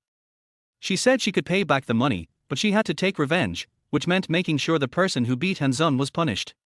Chu Yi had a bad temper, and after he finished speaking, he picked up the bottle of wine to vent his anger on Han Zun. During the quarrel, the restaurant owner realized that something was not right and called the police. These young people don't know how to control their strength when they attack. If someone dies, the restaurant will be closed down. Because they were near a school, there was a police station there, so the police came quickly and took the group of people away for questioning. The group that beat people up were old hands and had their own excuses when facing the police. Chu Yi was also afraid that the matter would get out of hand and affect Han Zun. Both sides tried to whitewash the situation, and the police station just gave the suspects a lecture. Because Chu Yi was a minor, the police station called his parents to pick him up, and Chu Yi gave the housekeeper's number. When the police saw Lin He, they thought she was Chu Yi's sister. Although they didn't say it explicitly, their words implied that they wanted the family to keep an eye on the child and limit her contact with idle people in society. Lin He signed the document and the police brought her to see Chu Yi. Jiang Suichao, your family is here. Chu Yi is her nickname, her real name is Jiang Suichao. Lin He heard her daughter ask inside, "Am I the only one here?" She had clearly asked the housekeeper to bail both herself and Han Zun out. Han Zun's mother was in poor health. What if she came to the police station to pick up her son and got seriously ill? Yes, come out quickly, the police urged. Chu Yi glanced at Han Zun beside him and said in a low voice, "Wait a minute, I'll go out and bail you out too." Lin He saw her daughter talking to Han Zun from the window, her eyes full of concern, while the person opposite her was looking at the ground sullenly, without even raising his head. Lin He narrowed his eyes. As soon as the name Han Zun was mentioned on the phone that day, she went to find out about this person. Han Zun is junior high school's high school classmate. He comes from an ordinary family, is an excellent student, and is a school idol. Junior high school takes good care of Han Zun at school, saying that she regards Han Zun as her best buddy, but the little girl's thoughts are very obvious. How could one hide the fact that one likes someone? Everyone could see that he had a crush on her in the first year of junior high school, but no one dared to reveal it. Unfortunately, the beauty of campus romance mostly exists only in novels. In Lin He's opinion, Han Zun is not as simple as he seems. But this remains to be verified. Having all been through youth, Lin He knew that the most taboo thing at this time was to break up a couple. Especially for a mother like her who suddenly appeared and had no feelings, it is unacceptable for her to be so bossy. "Butler, where is Han Zun?" After leaving the house, Chu Yi was so anxious that he asked the housekeeper to bail out Han Zun. "What are you hesitating about? Can't you hear me?" Chu Yi stomped her feet in anger and found that the housekeeper was looking behind her. She turned around and noticed Lin He. "My memory of my mother was not clear when I was a kid. I saw her appearance in photos, but as time went by, I gradually lost track of her." She didn't see anything special about Lin He, and even wondered in her heart, which gangster's family member was this young girl from? Good bamboo shoots come from bad bamboo, and their temperament and appearance are really extraordinary. After taking a look for a while, Chu Yi looked away indifferently and wanted to continue urging the housekeeper, but she heard the housekeeper respectfully calling the girl she had just seen "Madam." Chu Yi's expression cracked. "Madam?" That's not what she thought. Lin He nodded to the housekeeper, indicating that he could leave. As for bailing out Han Zun, he was sorry as he did not have the habit of taking care of other people's children. Lin He, who passed by Chu Yi, was walking in front, followed by the housekeeper. Chu Yi watched Lin He's back getting farther and farther away, and when she saw Lin He disappearing around the corner, she jogged to catch up with him. Damn, why is this woman here? Chuyi felt that she was being laughed at and insulted, and was very unhappy. She was already a head shorter than her before they even started fighting. Seeing Lin He got into the business car that her father often rode, she followed him and sat in the back seat. You married my dad. The title of Madam shocked Chuyi so much that Hanzun was forgotten about it. After receiving Jiang Muhua's call, Chuyi thought his father just had a girlfriend. Although she asked people around her what it would be like to have a stepmother in the family, she didn't think her father would marry someone so soon. She thought too simply. The housekeeper called her madam, so why bother about whether she could enter the house or not? You returned home so suddenly that there's no food prepared at home. Shall we go to a nearby restaurant to eat something? Who wants to have dinner with you? Before he could even utter a rebuttal, his stomach growled and choked him. Hey! Hanzun is still in the police station. Stop the car. Chuyi slapped her thigh suddenly, blaming this woman for making her forget about Hanzun. The driver did not stop the car, but looked at Lin He's expression in the rearview mirror. Now everyone in the old house would know that the person they had to obey was Lin He. This was instructed by the gentleman himself. The housekeeper also made his meaning very clear. If someone thinks that he has been in the Jiang family for a long time and has face in front of the young masters and young ladies, he will use this to bully others in front of the mistress. Then just collect your salary and leave. I won't tolerate it this time. With this understanding, everyone in the old house was very attentive to the new wife. The treatment at Jiang's house was so good that they didn't want to leave. Chuyi noticed the driver's action and her eyes widened. What on earth was going on? Why did these people listen to this woman so much? When we went there, the police had already contacted Hanzun's mother, so there was no need to go through the trouble of bailing him out. Lin He explained. Chuyi suddenly remembered that after entering the police station, Hanzun's cell phone rang. It must be his mother calling. Oh. Now that Aunt Han knows about it, it doesn't matter whether she is released on bail or not. Lin He smiled. The fact that her daughter forgot about Hanzun because she was shocked by her existence showed that Hanzun was not that important and she did not love him to death. He is a little lovesick, but he can be saved. For example, now, after knowing that Hanzun does not need bail, Chuyi no longer hesitated and instead continued to ask about the previous topic. You and my dad got a marriage certificate. We are now legally married. Lin He still didn't answer. She brought up something else. I didn't allow Xiao to transfer the 8 million to you. I was also the one who drove your cousin away when she came to the Jiang residence. From now on, your pocket money limit will be set. If you don't have a reasonable explanation for the extra expenses, I won't transfer you money. The first day of the new year is like being struck by lightning. The stepmother is really vicious, even more vicious than her friends say. Chapter 12. What do you call my dad? Chuyi was so angry that his chin was shaking. He had a lot of things to say, but what finally came out of his mouth was, you actually called me Dad Xiao. Lin He thought her daughter's focus was cute. Chuyi's facial features resemble her father's, but compared to Jiang Qiao's sharp profile, she has a baby face. Her eyes widen when she is surprised, just like the dazed expression she had when she was a child, blowing bubbles with her saliva. Before meeting her daughter, Lin He thought a lot about what she should do if her daughter was brought up to be a spoiled child who couldn't tell right from wrong. After seeing Chuyi, she felt that she had preconceived ideas. The impression given by that phone call means nothing. It's not a problem to have a spoiled personality, and it's okay for a girl to have a little princess temperament. At the moment, Lin He feels more about his daughter's advantages. He obviously didn't like her, but he didn't say anything bad to her, and his resistance was weak, which showed that he didn't often attack others. The eyes are the windows to the soul. A clear gaze contains no hostility. Even if one is angry, it is naive and innocent, making one look very deceptive. Regardless of whether there is a biological mother filter or not, Lin He thinks her daughter is very good. As long as her roots are not bad, everything else can be taught. Xiao likes this name very much. Lin He said this with a smile, and the more he looked at his daughter, the more he liked her. Just like Jiangan, he is my own child. Don't think I like you just because you smile like that. Why do you care how much money my dad gives me?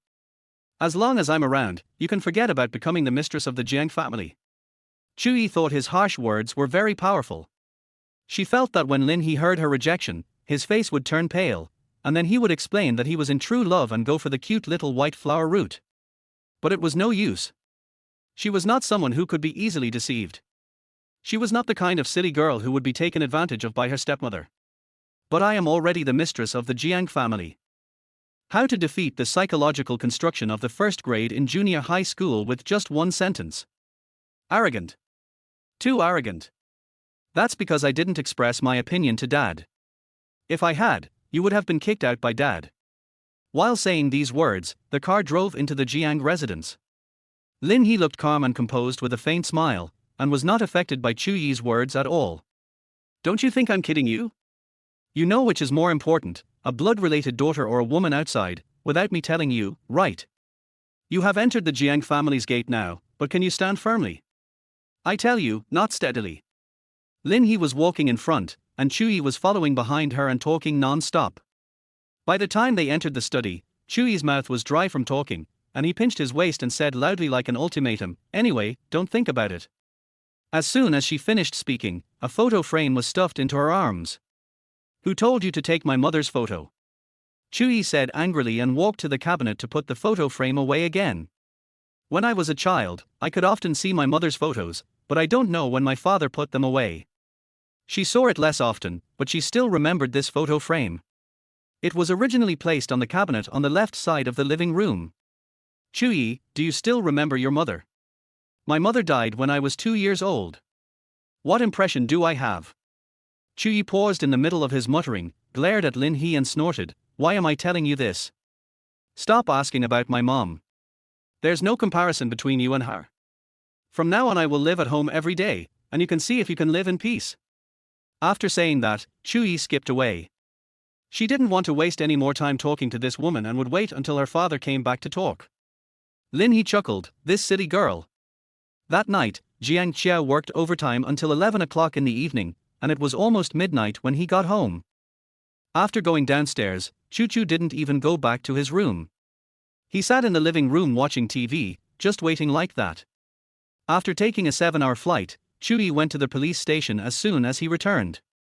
Chu Yi was very tired after a busy day, so when Jiang Qiao came back, he saw his daughter curled up on the sofa and fell asleep. After turning off the TV, I could still hear my daughter snoring softly. Chu Yi, wake up and go back to your room to sleep. Chu Yi sat up dazedly, rubbed her eyes and walked to her room. After walking a few steps and waking up, she said, "Dad, why didn't you tell me you had a girlfriend? Everyone in the family calls her madam. Are you married? Have you forgotten about your mother?" Regarding the latter question, Jiang Muhua repeatedly asked Chu Yi to answer it. She said that she must bring up her mother for comparison so that her father would hate that woman. Jiang Qiao knew that Lin He had to conceal his identity first, but he didn't know how Lin He would talk to his daughter today. The less he said, the less mistakes he made, so he simply didn't answer. Seeing that his father didn't say anything, Chu Yi said angrily, "She said that she will not allow me to spend money arbitrarily in the future. There must be a limit. Dad, you have a girlfriend. Can't I buy the things I like in the future?"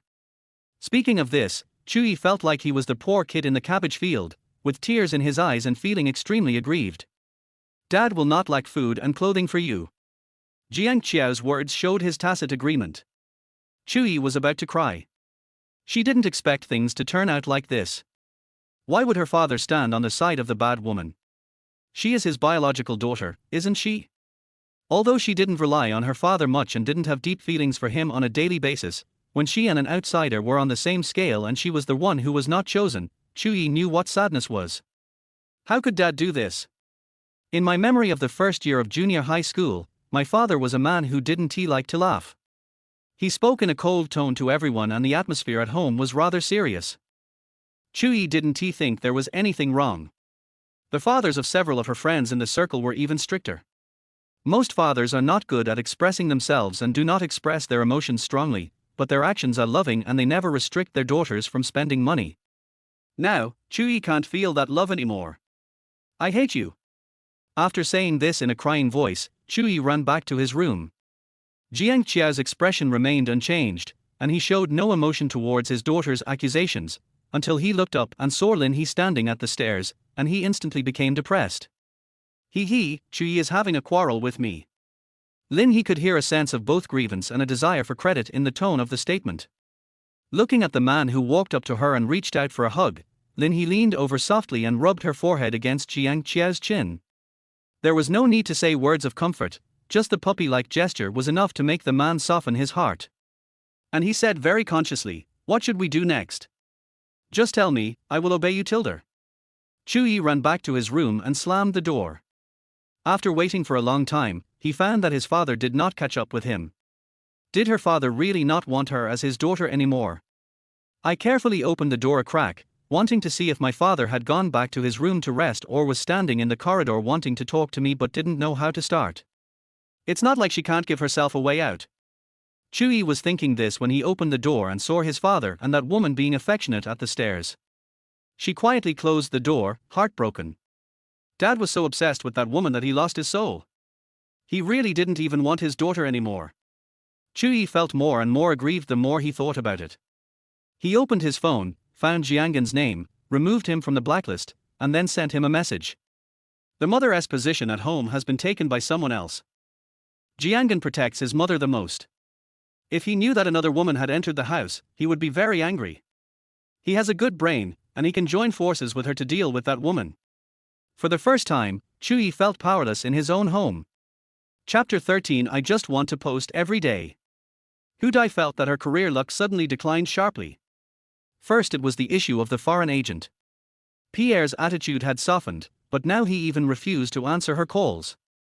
Then there was another domestic disturbance. The issue of excessive additives had been suppressed, but suddenly a blogger came out and posted a video exposing the issue by name, and the video went viral. All the negative news about the company in recent years has been brought out, and it can no longer be suppressed. Hudai was exhausted and at a loss. She wanted to ask Jiang Xie for help, but she was blocked. Not only that, she found that there was no content on Lin He's Weibo, which meant that he was also blocked. The company's series of troubles did not panic Hudai too much. It was only when she found that she could not contact Jiang Xie that she realized that the situation was serious. Beijing's success today is inseparable from the support of the Jiang Group. It is good to lean on a big tree for shade. Relying on her old relationship with Lin He, she gained many benefits from Jiang Qiao. Hudai deliberately brought up the issue of partners regarding additives, intending to use Lin He's name to gain favors and to ask Jiang Qiao to help her build connections abroad. As for Pierre's matter, even if she ran herself ragged, it would not be as effective as a word from Jiang Qiao. Why was she blocked? Did Jiang Qiao know that she was deliberately directing public opinion toward Lin He? Hudai cried out in her heart, "No, this responsibility must be passed on, and the relationship with the Jiang family must be maintained no matter what." Hudai was looking through her phone and her eyes focused on the circle of friends that Chuyi posted. As Lin He's best friend, Hudai was naturally friendly when meeting her children. After years of contact, Jiangen would also call Hudai Auntie Hu when he saw her. Usually Hudai would give Chuyi some small gifts that girls like, and they kept in touch with each other. "Chuyi, are you back home? I haven't seen you become more beautiful in a long time, Tilder." Hudai commented on Chuyi's circle of friends. Others could not understand the deep meaning of Chuyi's post on WeChat Moments, but if Lin He saw it, he would know what was going on. To assert sovereignty. The photo shows the courtyard view taken from the balcony of the first-grade room, and there is also a selfie of her.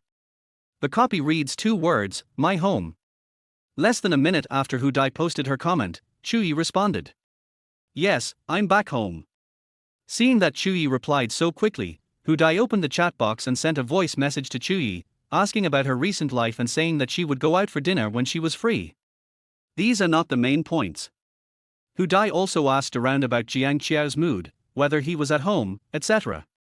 Hudai was very good at the art of language, so she made these inquiries in a subtle way so that Chuyi didn't notice. But the first day of the new year also has its own little tricks. Aunt Hu, the Zhao family has invited Dad to a birthday party the day after tomorrow. I will go too. You can come too. I miss you, Tilder. Chuyi is not a deep-minded person, but he also knows that family disgrace should not be made public, so he will not tell Hudi about the fact that he was wronged and had his pocket money deducted. She had a little plan in mind. Her father would bring that woman to the Zhao family's business banquet, and Aunt Hu would also go. As her mother's best friend, she would definitely dislike that woman. Aunt whose experienced eyes can see problems that she cannot discover, so it would be best to expose the woman's true colors directly. She has already called her aunt, and with Aunt who, she doesn't believe that they can't beat that woman. Who didn't expect that the pillow would come right after she dozed off. She was just worried that she wouldn't be able to see Jiang Qiao. The Zhao family had a good relationship with her, so it wouldn't be a problem for her to get an invitation to attend. Seeing that Hu Dai agreed, Chu Yi smiled like a little fox who stole a chicken, with his eyes narrowed into slits. Chu Yi casually swiped the screen and saw Jiangen's name in the recent chat, and his expression froze instantly. A day passed and no one even replied to the message. You usually act like you love your mother, but you are actually just like that. I will chase that woman away myself. If you are free, you can also go to the Zhao family's birthday party the day after tomorrow to watch the excitement. As expected, the news fell into oblivion again. Chu Yi threw the phone aside and snorted, "Who cares?" After sneezing twice in a row, Lin He rubbed his nose and said to Jiang Qiao with a smile, "It must be that little bastard from the first grade who scolded me." She asked Zhao Qing to go shopping with her today, and said that she wanted to wear a girlfriend's dress with her at the party the day after tomorrow. The protagonist who will attend the birthday party the day after tomorrow is Zhao Qing's grandfather. I thought she would continue to make trouble. It seems that I underestimated our daughter. Of course Lin He wanted to meet her daughter as soon as possible, but if she hastily revealed her identity, the relationship between mother and daughter would become stiff and distant. So she has to manage it first. It doesn't matter if her daughter hates her now. The more she hates her, the more she needs to understand her. Even biological mother and daughter need to cultivate feelings. She should be causing trouble at the birthday party. Jiang Qiao guessed so, and hugged Lin He tighter as he spoke. In the past, Jiang Qiao was particularly clingy to Lin He, but now that so many years have passed, Lin He thought that Jiang Qiao had become mature and more serious. The result was even worse. Jiang Qiao seemed to have skin hunger and wanted to stick to her all the time. I'll watch her. Jiang Qiao put his arm around Lin He's waist and held her on his legs. The two of them hugged each other tightly. This is Jiang Qiao's favorite position. In this way, Lin He nestles in his arms, tightly wrapped by his breath. All of them are his. Don't worry about it, I'll take care of it when the time comes. If Jiang Qiao took action, her daughter would only hate her even more, which was not what Lin He wanted. Her goal was to let her daughter understand her and then guide her growth through these things. Lin He has his own ideas. She raised her head and kissed the corner of Jiang Qiao's mouth, saying, "You are the best." Jiang Qiao's eyes became dark because of this kiss, and the dark light in his eyes seemed to devour people. He said in a deep and hoarse voice, "He, I am a little jealous of Chu Yi. Able to attract so much attention from He. You are being childish again, aren't you? She is our daughter. I will make it up to you when the children's problems are resolved." "Okay, I'll remember that." After saying this, Jiang Qiao's face was stretched long by Lin He. "How dare you be jealous when I'm cleaning up your mess right now?" If he was a more decent father, she wouldn't have to worry so much. Thinking that Jiangen hadn't contacted her yet, Lin He pinched him twice more. There is no obedient person in the family. Jiang Qiao was in the wrong, so he let Lin He bully him, but he didn't let go of her hand at all. "Can I go shopping with you tomorrow?" The passing of 15 years not only brought chaos to Lin He's life, but also made her feel fresh about many things again. "It's okay to go out for a walk." Lin He nodded. At this moment, she had no idea that shopping tomorrow would be so lively. Chapter 14. A child without a mother is like a grass. In the past 15 years, the city has changed a lot and technology has advanced a lot. Lin He is like a curious baby. Curiosity is an emotion that is difficult to conceal, and it can be easily seen in the eyes. Moreover, Lin He did not hide or conceal anything, which made her look like a blank sheet of paper, ignorant and confused. Of course, this is just a metaphor. After all, Lin He's temperament doesn't seem like someone who has never seen the world. Therefore, onlookers tend to speculate that Lin He is pretending to be innocent. This is the mentality of another woman who was shopping in a store with Lin He. Especially after seeing Jiang Qiao behind Lin He, she confirmed this guess. The girl deliberately acted innocent, so as to attract the attention of mature men. The man she was with was a successful man with a promising career. The hotly dressed woman tucked her wavy hair together, deliberately revealing the left side of her face, which was more delicate than the right side. Don't say that the little girl is scheming, even she was moved. Deep eyes, calm temperament, every move shows the elegance of a gentleman, casual dress cannot hide the good figure. Broad shoulders, narrow waist and slender legs, it is too perfect. The woman in the red dress bit her lower lip. What a great man! She tugged at the collar of the dress, moving the off-shoulder design lower, straightening her chest and pulling in her stomach to make her curves more obvious. Then the woman picked up a skirt and walked towards the fitting room. When she passed by Jiang Qiao, she deliberately twisted her ankle and put her arm around the man's waist in the arc she had anticipated. According to the woman's idea, the other party would hold her back, and then she would fall into his arms. With her soft waist, there would be no man she could not hold. The plan was perfect, but Jiang Qiao wasn't one to play by the rules.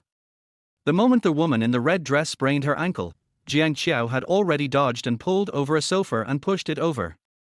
By the time the woman realized something was wrong, she was already sitting on the sofa. It's okay. If one plan doesn't work, there is always another plan. The woman quickly calmed down, raised her head with sparkling eyes, and said in a coquettish tone, "I'm scared to death."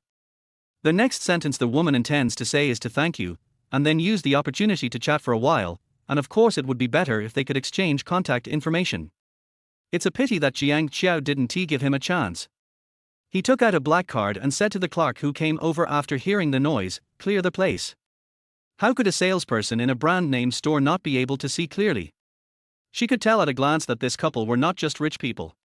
Until I saw this black card, even though I was mentally prepared, I couldn't help swallowing. "Yes, sir." The woman in the red dress was helped away by the clerk, apologizing and saying that they had to clear the place, so they couldn't provide service for the time being, etc. The clerk seemed calm, but the excitement in her eyes was obvious. No wonder she was excited. There were only 20 such black cards in the world, and only 2 in China. The cardholder said that the amount he spent on clothing at their counter alone exceeded 9 figures. What a lavish card! As for why Jiang Qiao has such a card, the reason is simple. During the past 15 years, as long as new models of brands that Lin He likes are released, Jiang Qiao will buy them. He firmly believed that Lin He would come back. Some styles of clothes were limited edition. What if he wanted new ones? For a full 15 years, if Lin He had bought everything herself, she would not have spent so much, because she could not possibly buy every item. Jiang Qiao didn't miss a thing. As a big customer, it was natural for him to have such a black card. In fact, Jiang Qiao had already bought all the clothes in the store for Lin He, but he didn't mention it. Because Lin He said that sometimes when shopping it doesn't matter what you buy, what's important is shopping. The woman in the red dress thought she was very skilled and she could always hook up with other men, but Jiang Qiao didn't fall for it. His status meant that even though he was married, there would always be women coming to him.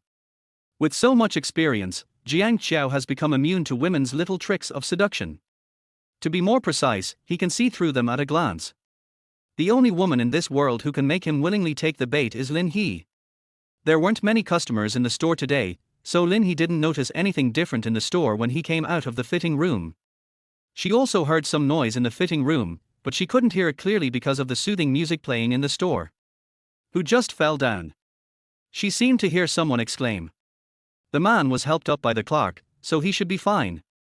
Jiang Qiao naturally responded, looking at Lin He in a white dress. He couldn't help but said, He, you are so beautiful, I want to kiss you." Lin He's attention was immediately diverted. She patted Jiang Qiao's arm coquettishly and said, "Behave yourself." This guy was not just talking. Maybe it was because he had been missing for too long. Jiang Qiao would always come over and kiss her suddenly when she was talking. But this is understandable, since I am the great treasure that Xiao Qiao had lost and found again. It's not that Lin He is narcissistic, it's what Jiang Qiao said while kissing her. Does this look good? It looks good. It looks really good. Next to the observation elevator opposite the store, there were 2 girls holding mobile phones. They were not taking pictures secretly, but using the zoom function of their mobile phone cameras to observe the people inside. That woman is so funny. When she turned her head and rolled her eyes just now, I thought she was up to something, but it turned out to be such an old-fashioned trick. The red-haired girl was chewing gum and laughing as she complained. As she was talking, she found that the person next to her didn't respond, so she put away her smile, cleared her throat and said, "Chuyi, I think your father thinks highly of your stepmother. People outside say that her uncle and aunt are loving, but her uncle is always impatient when he accompanies her aunt shopping. He has never been like Chuyi's father.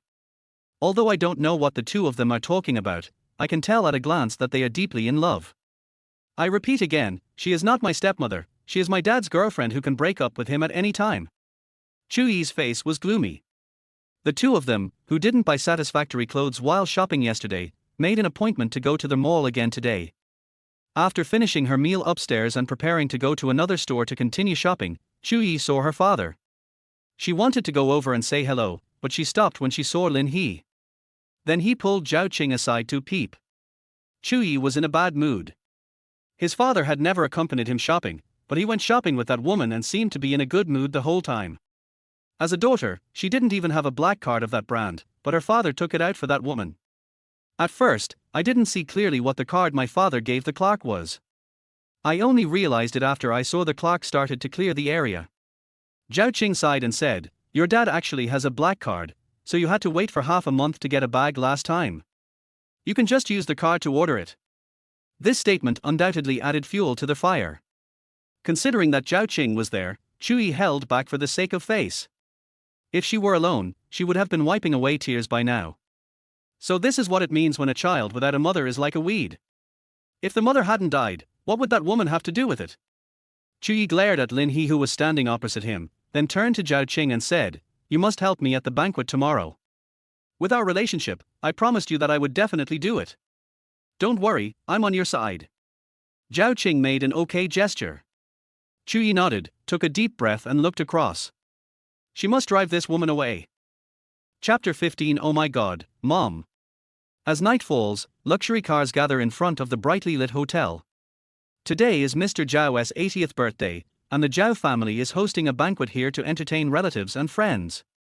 Before the dinner started, Mr. Zhao's eldest son and his wife and daughter were at the door to greet the guests. Most people had arrived, but they were still waiting at the door and hadn't gone in because there was still one important person missing. Dad, Uncle Jiang and the others are here. Tilda. Zhao Qing tugged at the corner of her father's clothes. Zhao's father, who was discussing banquet matters with the hotel manager, saw Jiang Qiao getting out of the car and hurried out to the lobby to greet him. Mrs. Zhao, who followed closely behind, turned her attention to the people around Jiang Qiao. The moon-white waist-cinching dress reveals her good figure. Her youthful face looks like she is in her early 20s. Her pretty face is full of youthful beauty, like a blooming gardenia, exuding a unique fragrance. At first glance, Mrs. Zhao gave it a very high evaluation.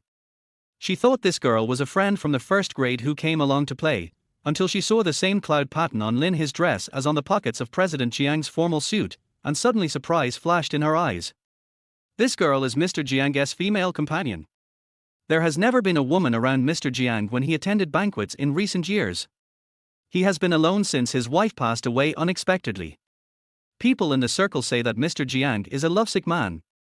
The young girl in front of her was the first one that Mr. Jiang had brought with him. Thinking of this, Mrs. Zhao's smile became even more friendly. Jiang Qiao introduced the Zhao couple. "This is my beloved Lin He." The words, "my love," made Father Zhao, who didn't pay much attention to Lin He, take a second look at her. Many people who attend the banquet bring female companions, and there are great differences between female companions. Some female companions are beautiful vases from beginning to end, without getting a single introduction. They just stand by for good looks and are dispensable. Some female companions are like Lin He, who have a clear identity relationship and are people who should not be neglected. The neglect here does not refer to their hospitality, but more to the respect in words and deeds during contact. There is a huge difference between the two. Father Zhao, who originally had no intention of talking to Lin He, changed his attitude and stretched out his hand to greet him after hearing such an introduction. After exchanging a few pleasantries, they headed towards the banquet hall. Lin He naturally held Jiang Qiao's arm and leaned against him slightly. Seeing the intimate behavior of the two, Mrs. Zhao secretly complained in her heart, "This little girl is only a few years older than Chuyi, right? Men really like young and tender, and Mr. Jiang is no exception." It was no wonder that Mrs. Zhao misunderstood. Lin He's pair of innocent and moist almond-shaped eyes were too clear and pure, without any worldly taste, like those of a student who had never been exposed to society. As a mother of 3 children, Lin He doesn't look like a mother at all. Her skin is tight and fair, and her face full of collagen matches her childish and bright eyes, making her look even smaller. After entering the banquet, Zhao's father pulled Jiang Qiao aside and said that director Lin was over there, and everyone clinked glasses to say hello. Jiang Qiao did not move and glanced at Lin He. Mrs. Zhao immediately smiled knowingly and said, "Mr. Jiang, you go ahead. I'll take Miss Lin to the flower bed." The banquet hall is very large, and its Chinese decoration style is similar to the back garden of an ancient house, with rockery and pavilions, and is extremely exquisite. The flower bed Mrs. Zhao was talking about was on the left side of the rockery.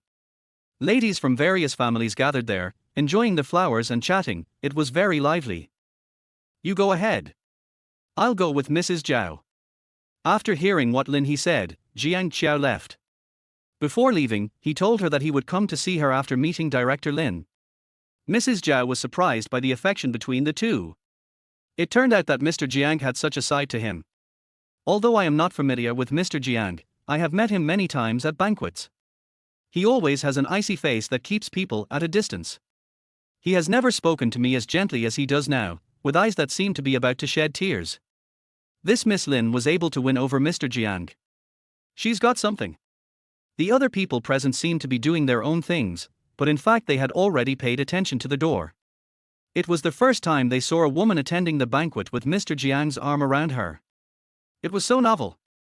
Seeing Mrs. Zhao leading the young lady over, they all came forward to greet Mrs. Zhao and then looked to see who this young woman was.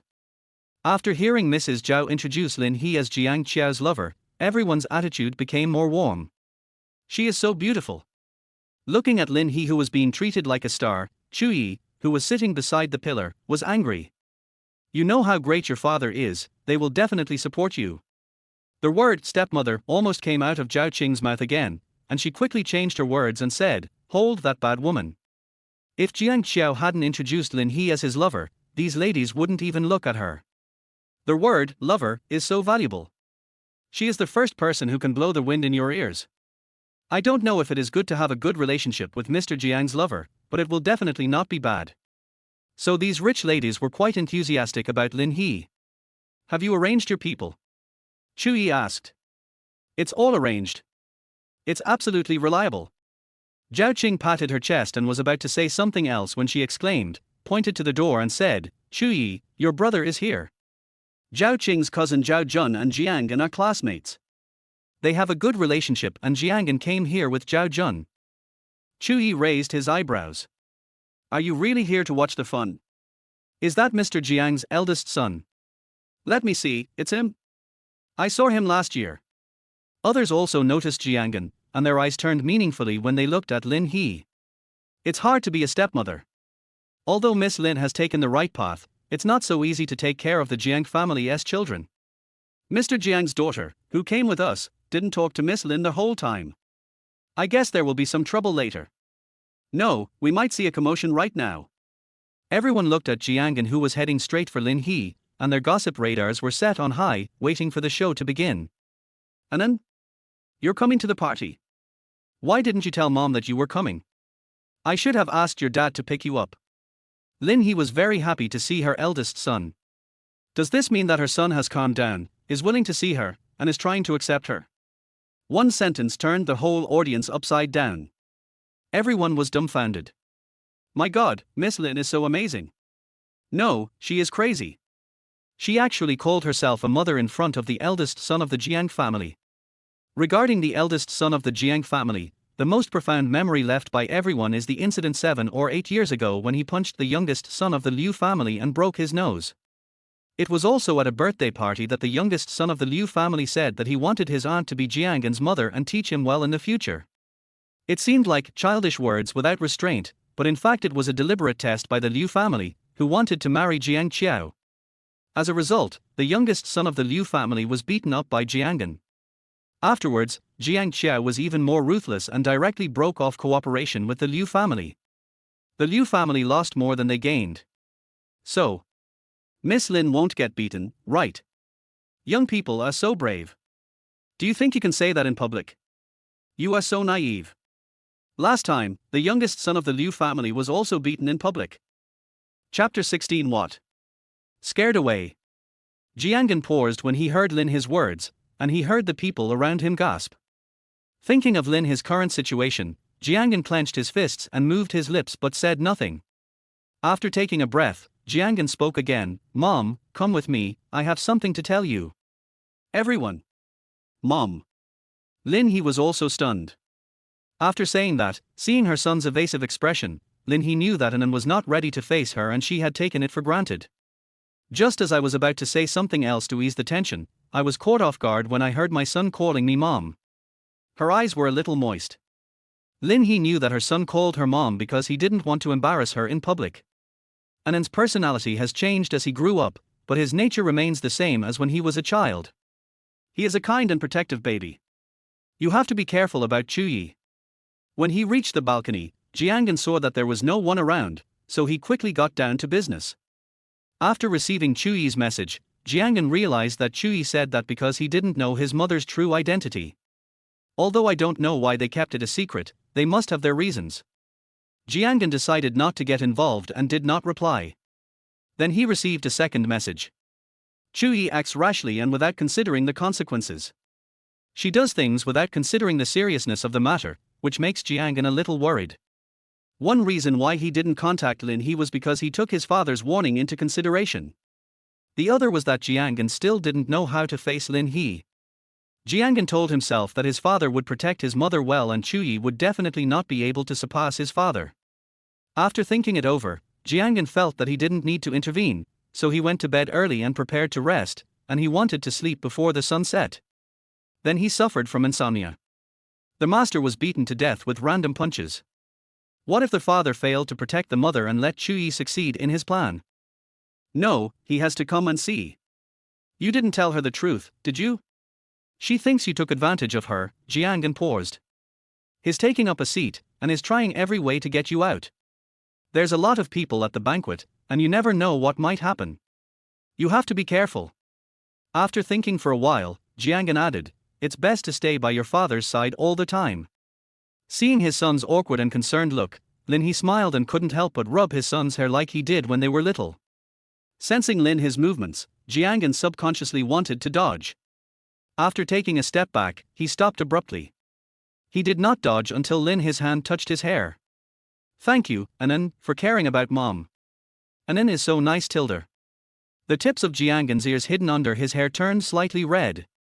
He pursed his lips and said in a rough voice, I'm not a child anymore.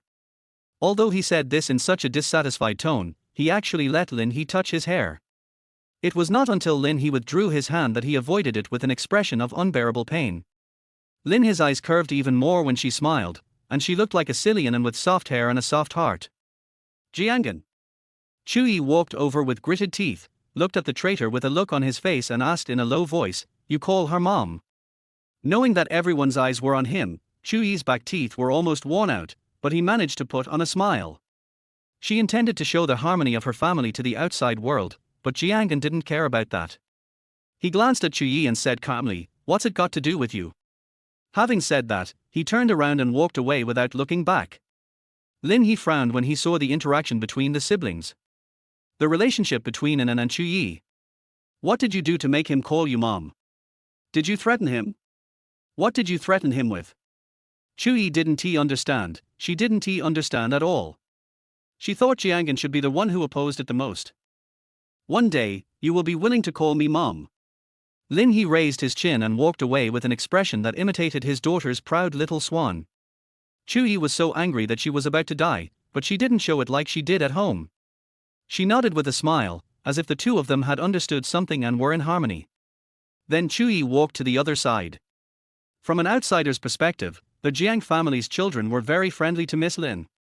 They heard the eldest son Jiang's mom clearly. What kind of person is this Miss Lin?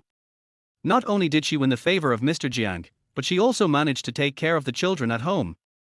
Jiangan found a sofa and sat down. Thinking of the scene just now, he raised his hand and touched his hair. His mother loved to touch his hair when he was a child. Brother Jiang. Even though I'll get beaten for asking, I still can't help asking, do you really call your father's girlfriend mom? When Zhao Jun came out of the bathroom, he heard everyone discussing this matter. If someone hadn't said that they heard it with their own ears, he would never have dared to ask.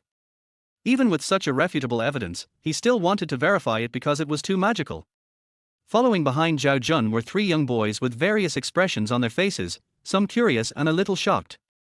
I heard that the chef your family hired this time was descended from an imperial chef. Zhao Jun, not knowing how the topic turned to this, nodded blankly. Looks like I'll have to taste it. Zhao Jun scratched his head and asked innocently, then let's go to the table to eat. Jiangan nodded, stood up and walked in front, while Zhao Jun followed behind. After walking a few steps, he suddenly realized that the topic had been diverted. Besides, didn't he brother Jiang say he would stay for 5 minutes and then leave? Why did he suddenly want to eat? Unfortunately, he only had enough courage to ask the question once. He didn't dare to ask again about calling her mom. Zhao Jun winked at the people next to him, signaling them to go ahead.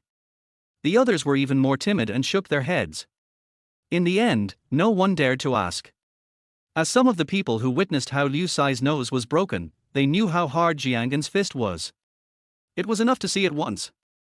After talking to Jiangan, Lin He returned to the crowd and clearly felt that everyone's attitude was warm and even a little attentive. Led by Mrs. Zhao, all the other ladies smiled at her. After a few words, a familiar voice sounded, "Oh, I'm late, Sister Zhao, long time no see. Tilde. Jiang Muhua is here." Lin He turned around and looked in the direction of their voice, and happened to meet Jiang Muhua's gaze. "R." Jiang Muhua took a breath, yelled, "Oh my god," and stumbled out of the banquet hall. Jiang Muhua left again. The woman in the dark green cheongsam at the side had a grudge against Jiang Muhua. Seeing this, she said, "What is this person doing? Miss Lin, don't let someone spoil your fun. Let's talk about the topic just now. The flower you like is in my house." After the cheongsam woman changed the subject, the others followed suit and continued talking about flowers. Everyone was muttering in their hearts, Jiang Muhua was too inexplicable. As the cousin of Mr. Jiang's original wife, she didn't act like that just now on purpose to disgust Miss Lin. I have to say that everyone really misunderstood Jiang Muhua this time. She was really scared and thought she saw Lin He's ghost. As long as you don't do anything wrong, you don't have to be afraid of ghosts knocking on your door. This also shows that Jiang Muhua is guilty, so he reacted like this. Chu Yi, who watched the whole process, was dumbfounded. How could he not be relied on even his cousin who was so strong? Why is she running? Chapter 17. We agreed on an alliance, where are you? Aunt, why did you leave? I sent a message to Jiang Muhua on the first day of the new year, but after waiting for a long time there was no reply. Then I looked up and found that aunt who had not replied to me either. He said he had entered the hotel 20 minutes ago, but now there is no sign of him. Chu Yi had no idea that of the two powerful foreign players she brought in, one was scared away after the encounter, and the other was also trembling in fear. Hu Dai came in thinking about meeting Chu Yi first and then talking to Jiang Qiao. The only purpose of attending the banquet today was to resolve the misunderstanding. When Hu Dai was about to reach the location Chu Yi mentioned, she stopped. Looking at the woman chatting and laughing with the ladies not far away, her limbs stiffened and cold sweat streamed down her forehead. Lin He. I heard that Mr. Jiang brought his lover with him. Who is it? Well, Mrs. Zhao is the one who takes care of me from front to back. TSK, she is so attentive. Two women in fishtail skirts walked past Hu Dai, and their conversation reached her ears. At this moment, Hu Dai's head was full of roaring sounds, as if there was constant thunder and lightning on a rainy day, making her dizzy. Oh my god! Lin He is back. No wonder Jiang Qiao blocked me. If Lin He was here, then what I did would be no different from a clown. Hu Dai made thousands of preparations and thought of countless reasons to explain herself, but she never expected that Lin He, who had disappeared for 15 years, would come back. Hu Dai stared at Lin He and trembled all over. Why didn't she die? Hu Dai bit her lower lip tightly, her eyes cold. Realizing that Lin He was looking over here, she quickly dodged and hid behind a stone pillar, not daring to show up at all. Chu Yi, who couldn't find an ally, was so angry that he stomped his feet. No one could be trusted. Forget it, she can do it herself. Chu Yi walked up to Zhao Qing and nodded, and Zhao Qing made an okay gesture. About 5 minutes later, a waiter carrying a wine tray ran towards Lin He. As she passed by, she stumbled and fell. Most of the champagne in the waiter's hand spilled onto Lin He's skirt. Chu Yi, who was hiding in the corner, smiled secretly when he saw that his plan was successful and made a fool of himself. As she smiled, the corners of her mouth turned flat again. How could that woman be so calm? She didn't scream in panic, nor did she lose her composure and scold the waiter. Lin He merely let out a light cry, then helped the waiter up and asked him if there was anything wrong, without caring at all that his dress was dirty. People passing by on both sides looked at him with admiration at Lin He's reaction. Mr. Jiang's wife looks young, but she is not at all loud. She is neither humble nor arrogant, and she is steady in dealing with things. No wonder Mr. Jiang is so pleased with her. Chu Yi felt a little aggrieved. Was he trying to improve the favorability of this woman? Mom, let Auntie Lin go to the third floor to tidy up. This piece will only take about 10 minutes to wash and dry. Zhao Qing came over, took a look at the material of Lin He's dress and made this suggestion. Mrs. Zhao felt that her daughter had grown up and the solution she proposed was a good one, so she wanted to take Lin He upstairs. The entire hotel was booked by the Zhao family, and the upper floors were used to accommodate relatives and friends who came from afar. Mom, Aunt Chi is looking for you. She seems to be in a hurry. Why don't I take Aunt Lin upstairs?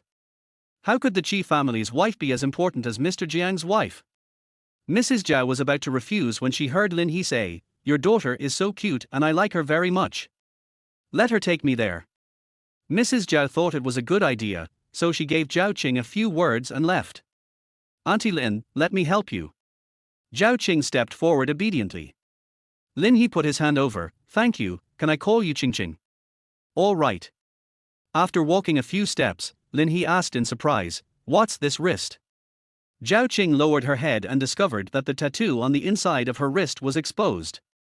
The tattoo was very small and could be covered by a bracelet or something like that, but it was rubbed open because she was holding Lin He. She quickly pulled the bracelet back and blocked it tightly. Zhao Qing was prepared to be lectured. Ever since she got the tattoo, the adults in her family would talk about her whenever they saw her. But Zhao Qing just doesn't wash, she likes it.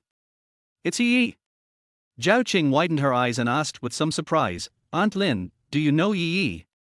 Lin He's eyes were curved. Not only did she know him, but she also created him. Yi was a supporting character in her previous comic series, A Dandelion Elf. After listening to Lin He's clear and logical explanation, Zhao Qing believed that he really knew it. Then, when she heard him say that the pattern was very beautiful and the admiration in his eyes was genuine, she was even happier. Zhao Qing's face turned red, she was excited and shy. Chu Yi's stepmother has such beautiful eyes, sparkling like spring water. Her tone is so gentle and her voice is nice, the key is that she knows Yi. Zhao Qing suddenly felt like rebelling. Then I remembered what Chu Yi said, that woman is very good at bewitching people. You can't believe anything she says. Zhao Qing thought, let's just go with the plan. If Aunt Lin is a good person, there will be no loss. Auntie Lin, I'm going to ask the staff to dry the clothes. Please wait here Tilda. Zhao Qing left, leaving Lin He alone in her bathrobe. Her eyes flickered to the pile of dazzling jewels on the table, and a gleam of light flashed in her eyes. While changing clothes, Zhao Qing casually said that these jewels were brought by her mother, and also complained about her mother's carelessness. I was in a hurry when I came here, so I just grabbed a handful of things and lost a few things on the way. In the chaos, I don't even know what I lost. Lin He chuckled. What a childish act. Apparently Chu Yi thought she was a materialistic person, so he deliberately created this scene to tempt her to take away the two pieces of jewelry. This proves that she has bad character and is not fit to marry into the Jiang family.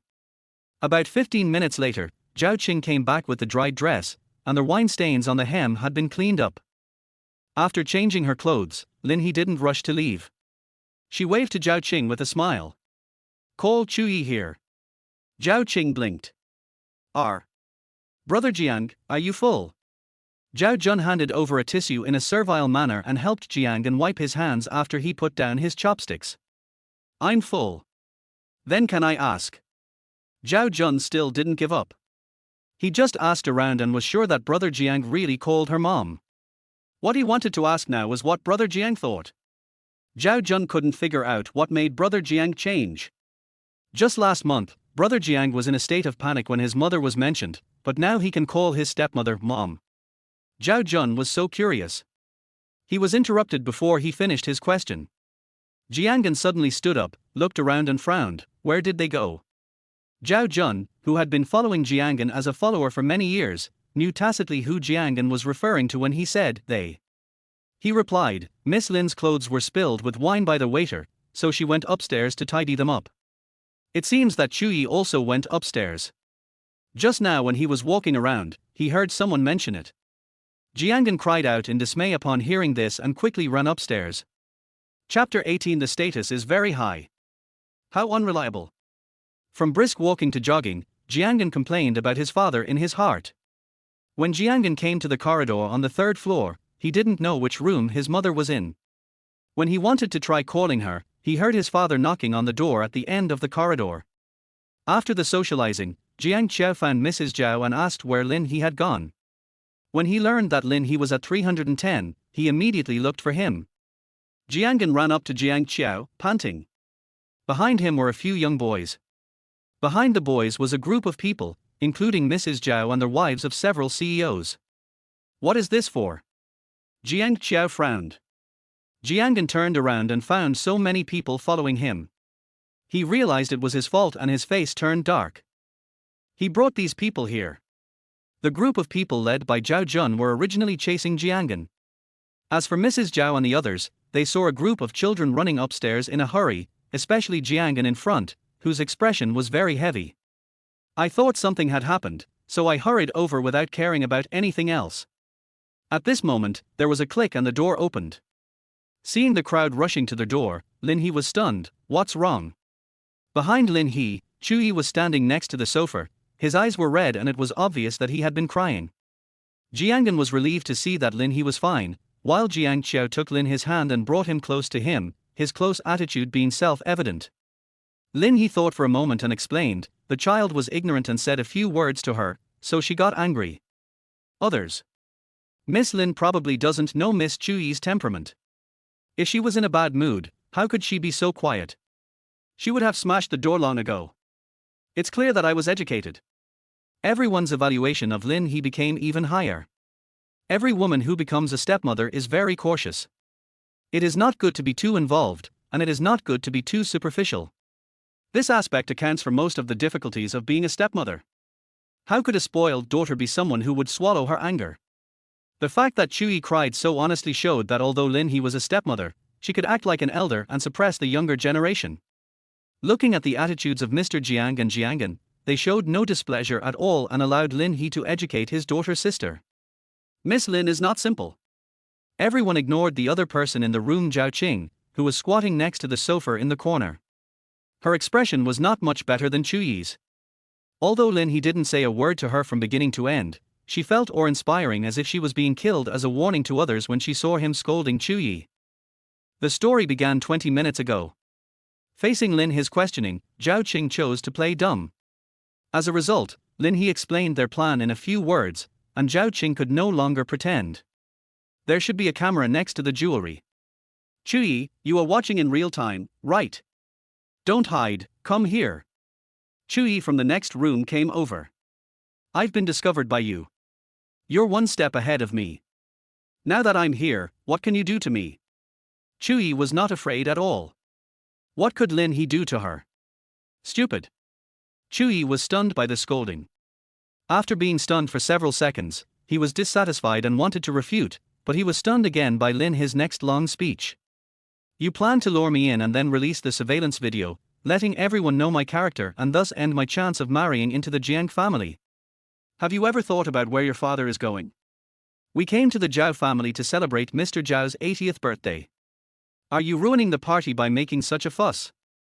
Do you think that releasing such a video will let everyone see my true face? No, then everyone will only see the Jiang family's joke. The eldest daughter of the Jiang family set a trap and created a theft drama involving a gold digger, causing her father to. Family disgrace should not be made public.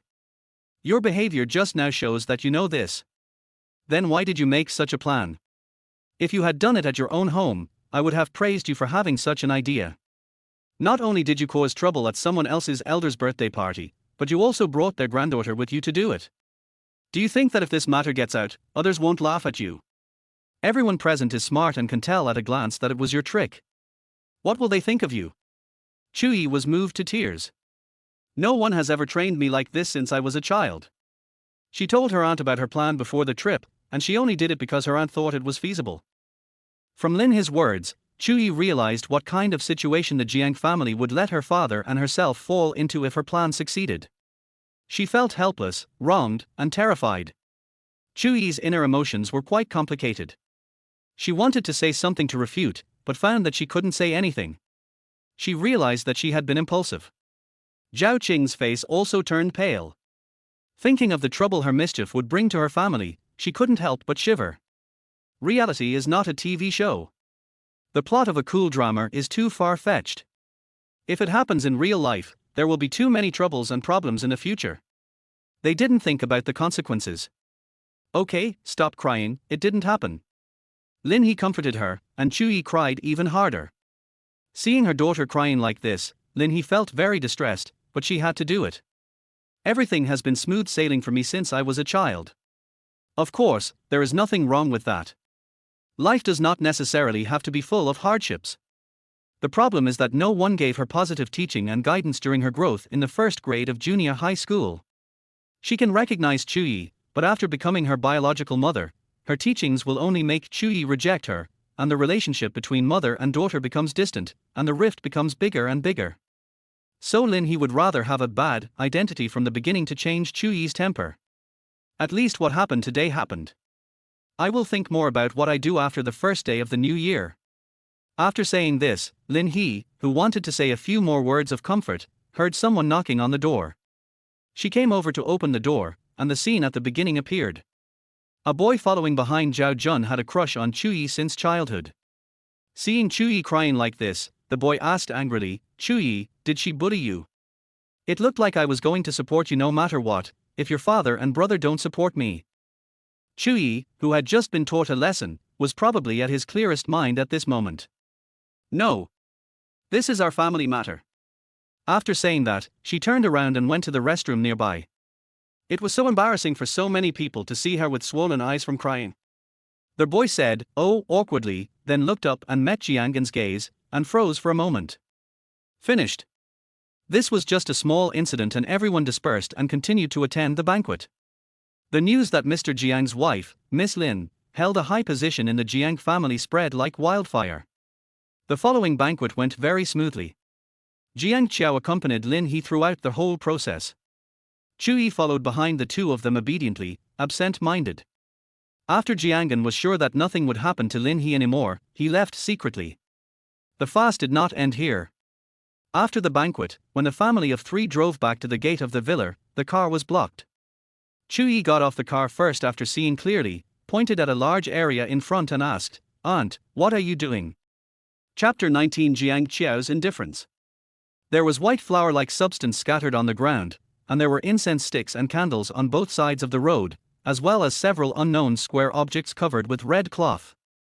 The most outrageous thing was that there were two middle-aged women wearing black tang suits sitting in the middle of the road, with disheveled hair and a few red dots on their foreheads. They had their eyes closed and kept muttering to themselves, but no one knew what they were saying. The scene before my eyes was beyond my first year of junior high school. What on earth was this? Jiang Muhua looked around with a sly look in her eyes, stretched out her hand to pull Chuyi to her side and said, "You are still young and don't understand. This is all for your own good. I tell you, no matter if you are a close relative or not, humans and ghosts are on different paths. If you are contaminated by ghost energy, your lifespan will be shortened. You and your dad each take one. Put them under your pillows. They will be fine in 3 days." As he spoke, Jiang Muhua stuffed 2 talismans into Chuyi's palm. Chuyi took the talisman paper in a daze. Why did she seem unable to communicate with her aunt? What were they talking about? Hey, feudal superstition is prohibited. Lin He stood up next to the car door and shouted. Originally, Lin He didn't plan to get out of the car to care about what her daughter and Jiang Muhua said. At this stage, Chuyi trusted and was closer to Jiang Muhua than her, so she would not fight with a chariot. But what did he see? Was that triangular red and yellow thing a talisman? Would Jiang Muhua drink it with water? Thinking of Jiang Muhua's reaction at the banquet and the ghostly scribbles on the ground in front of him, Lin He guessed that the other party saw him and probably thought he saw a ghost, so he did all these. "R. Master. He has revealed himself." Hearing Lin He's voice, Jiang Muhua glared at her unhappily. She was talking to her niece, so what did it have to do with anyone else? When she saw Lin He's face, she was horrified and pushed Chu Yi away, then ran behind the middle-aged woman sitting on the ground, screaming in a very shrill voice. "It's really outrageous." Jiang Qiao in the car glared at the sight, and put his hands on the door, ready to get out. He paused, then sat back down with a drooping brow. He won't let. Before getting off the car, Lin He told Jiang Qiao, "You stay in the car and are not allowed to show your face." If Jiang Qiao sided with her and went over to scold Jiang Muhua, Chu Yi would spontaneously stand on Jiang Muhua's side, directly turning the two into opposing parties, which was not what Lin He wanted. "Stay still."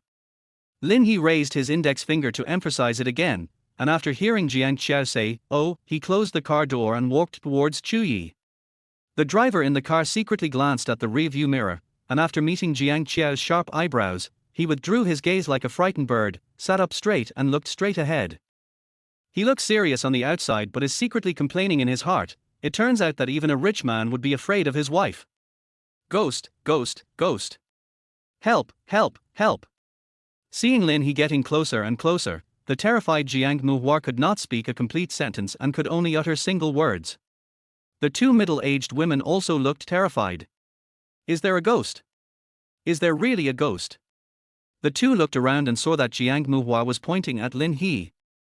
They breathed a sigh of relief. There was a shadow.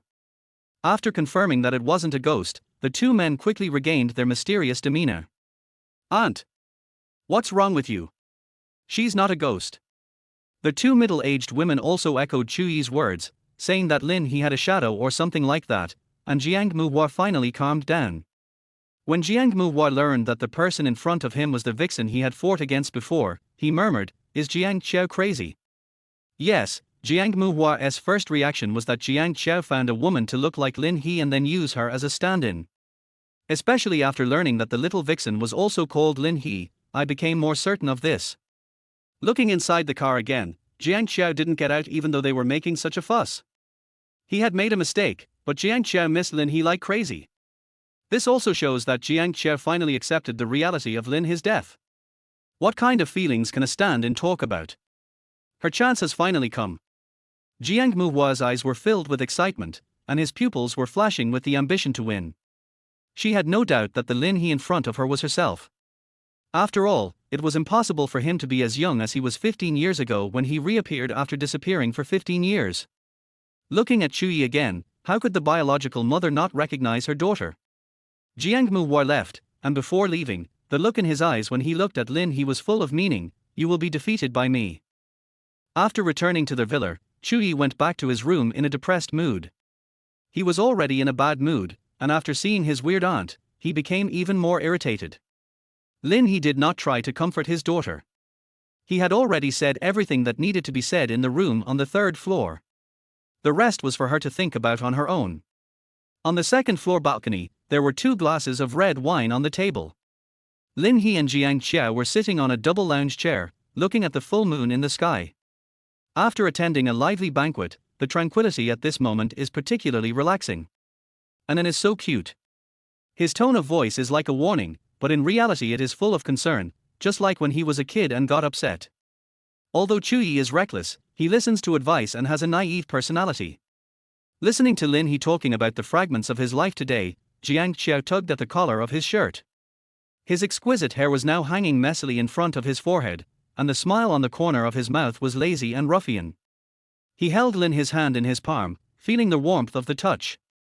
His eyes fell on the profile of his beloved, his eyes so deep that they seemed to be engraved into his heart. The color of his eyes became deeper and deeper, like a deep abyss hidden beneath the surface of a pond, with a hint of paranoia in the calm. By the way, what's going on with Anan and Chu Yi? Lin He seemed to have thought of something and suddenly sat up. The rich color quickly faded away, and when Lin He looked over, only clarity remained in Jiang Qiao's dark eyes. You don't know that there is a conflict between the brother and sister, do you? Lin He withdrew his anger and stood up with his hands on his hips. If Jiang Qiao dares to say he doesn't know, today will not be the end of the day.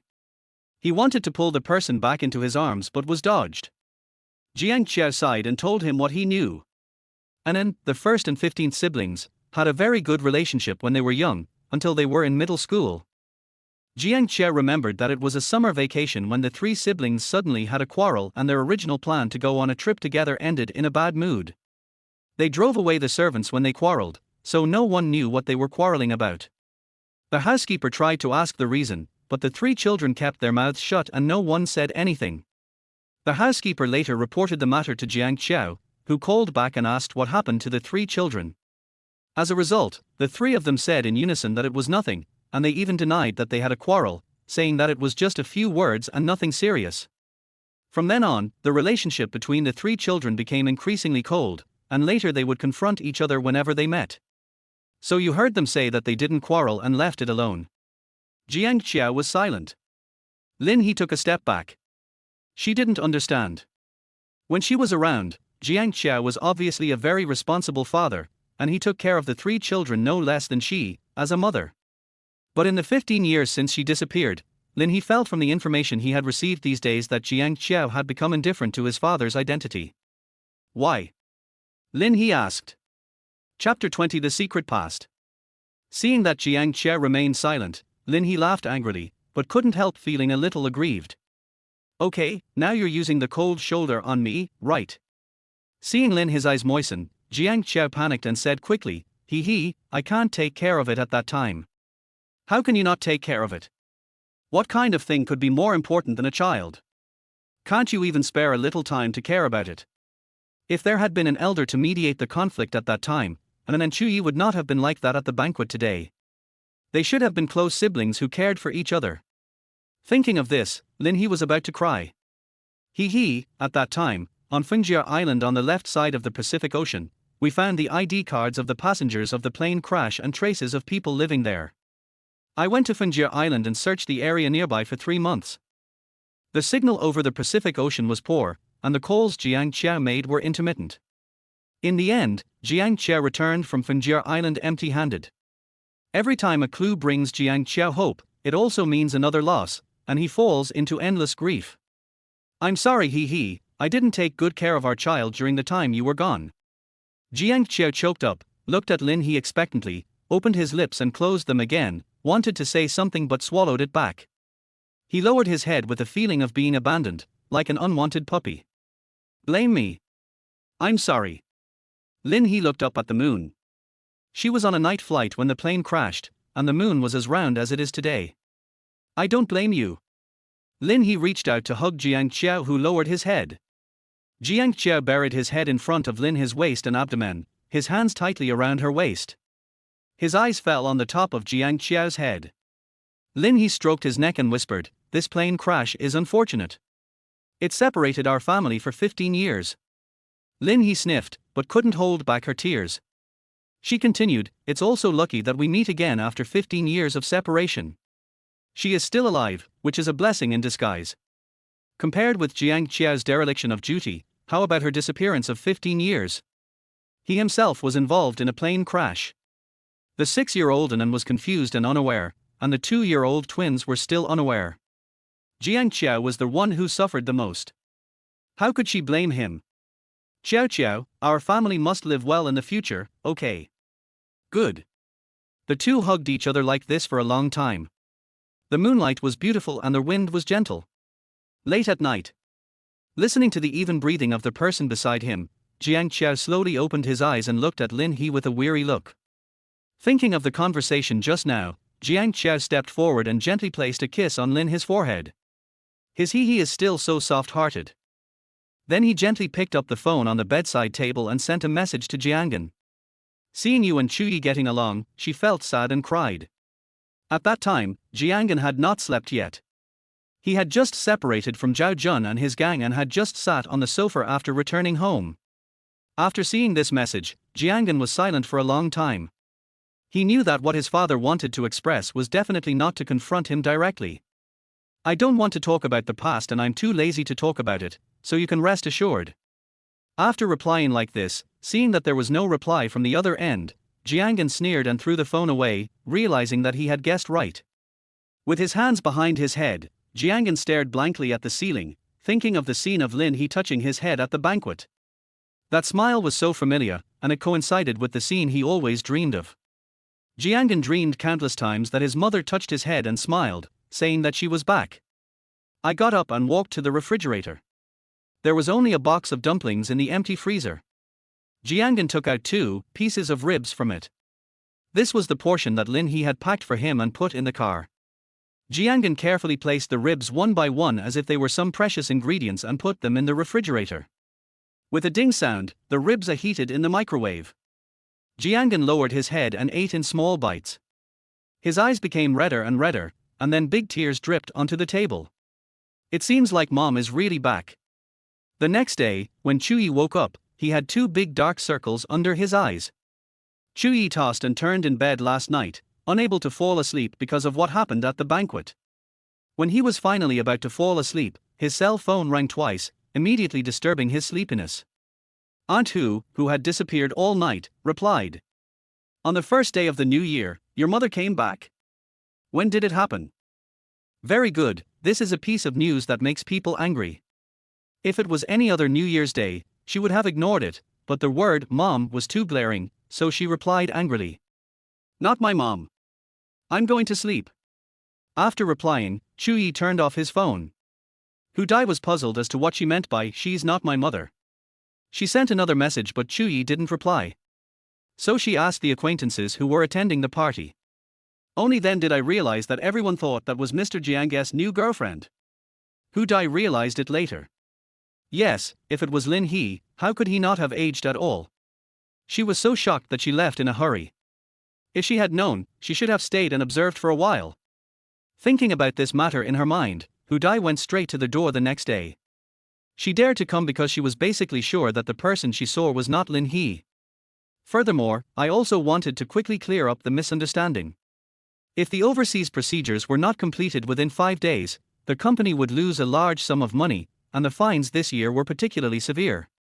She needs to use Jiang Qiao's connections. But Hudai didn't even enter the door. In the past, Hudai didn't need an appointment to come to Jiang's house. The housekeeper would take her directly to the villa to wait. But this time, the housekeeper saw her and refused to let her in. Ms. Hu, we are not hosting guests at home today. Sorry. The housekeeper was being polite, but what he was thinking was that he would not entertain guests whenever you came. The master has already said that from now on, people who could enter and leave the house freely in the past will have to abide by the rules. This is obviously referring to Miss Jiang and Miss Hu. I'm here to look for Chuyi Tilder. Before she came, she wanted to use the first day of the new year as an excuse, but when she called the other party in the morning, the phone was turned off and she couldn't get through at all. No. The butler is impartial. Hudai was extremely angry. She was arguing with the housekeeper, and then she saw Jiang Qiao's car driving away. She wanted to chase the car but it drove away. I could clearly see myself in the rearview mirror, but the car didn't stop. At this moment, Hudai suddenly realized that if she didn't rely on Lin He, even if she increased the market value of Beijing tenfold, it would still not be enough to reach the Jiang family. Regret, endless regret. Why did I rush into this heat of the moment and direct public opinion toward Lin He? Hudai, who thought that this was the reason why Jiang Qiao disliked her, turned extremely pale and left with a miserable back. I think she's clearly not giving up. The housekeeper told this matter to Lin He, who was having breakfast, and finally gave his own summary. Lin He didn't take it to heart, not because he underestimated the enemy, but because Hudai was not important at the moment. Because she has to go to a date with Anan. Jiang Qiao left for work early, so Lin He slept a little longer. After washing up, she found that Jiangan had sent her a message saying that he wanted to meet her. Lin He agreed without hesitation and the meeting was set. Looking at the location sent by Jiangan, Lin He felt a little familiar. After eating 2 bites of the bun, she suddenly remembered that the international road was opposite the Jiang group. Chapter 21, Love-brained, but no money. The appointment was scheduled for the afternoon, so Lin He didn't need to rush out. She ate her breakfast leisurely, or it would be more appropriate to say lunch. After all, it was almost 11 o'clock. However, Lin He is not the one who wakes up the latest in the family, he is the one in the first grade of junior high school. She sat at the dining table, swaying and yawning. The servant came forward skillfully and set the plates. The breakfast on the first day of the new year was sandwiches and fried sausages. First he picked up the cup and gulped down half a cup of milk, then he took a big bite of the sandwich, his cheeks bulging with food.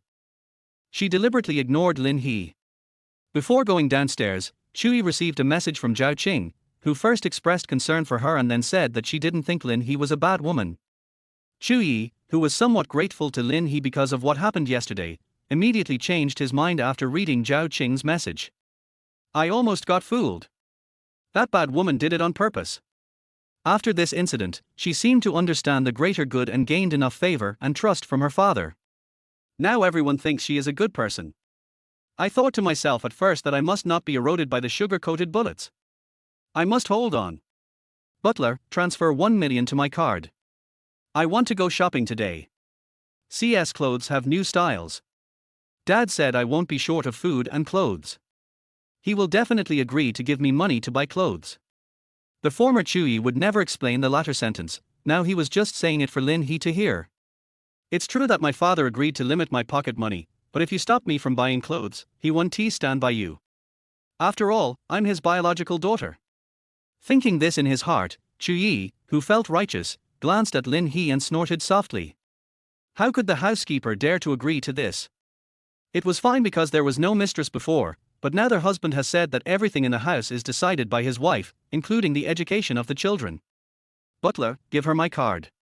She can buy anything she wants directly. Hearing Lin He say this, Chui could no longer hold back and angrily asked Lin He, why? Lin He, who was drinking porridge, said without raising his head, you can buy whatever you want to wear, there is no limit. What are you dissatisfied with? Chui pursed her lips, what she wanted was 1 million. Aren't you afraid that I'll blow up the account? You can't spend it all, do you think you can bankrupt your father in one day? Lin He put down the spoon and asked again, his meaning was very clear, it doesn't matter if you want to vent your anger and spend money recklessly, the money was all paid by your father. Or maybe someone wanted to falsify the accounts, and the 1 million was not actually used to buy clothes. Lin He's tone was drawn out, full of sarcasm. Chui felt that he was being ridiculed, but in fact Lin He was just teasing his daughter. If he really wanted to insult her verbally, he would definitely not use words like this. Chui stopped talking because Lin He guessed right, he wanted to use the money for other purposes. This family's surname is Jiang. You don't have the final say. My father and I want it. Chui made a harsh remark and went upstairs. Halfway up, he turned back angrily and said to the housekeeper, traitor. Looking at the young lady's back as she ran away, the butler touched his nose. He just recognized who was the boss in the family now. From the moment she mentioned the number 1 million on the first day of the new year, Lin He knew what his daughter wanted to do. Pay back the money to Hanzun. Lin He has already learned Hanzun's basic information. The other party is an excellent student and a good basketball player, but he is introverted and not good at socializing. He has a very delicate and handsome face, and many female classmates like him.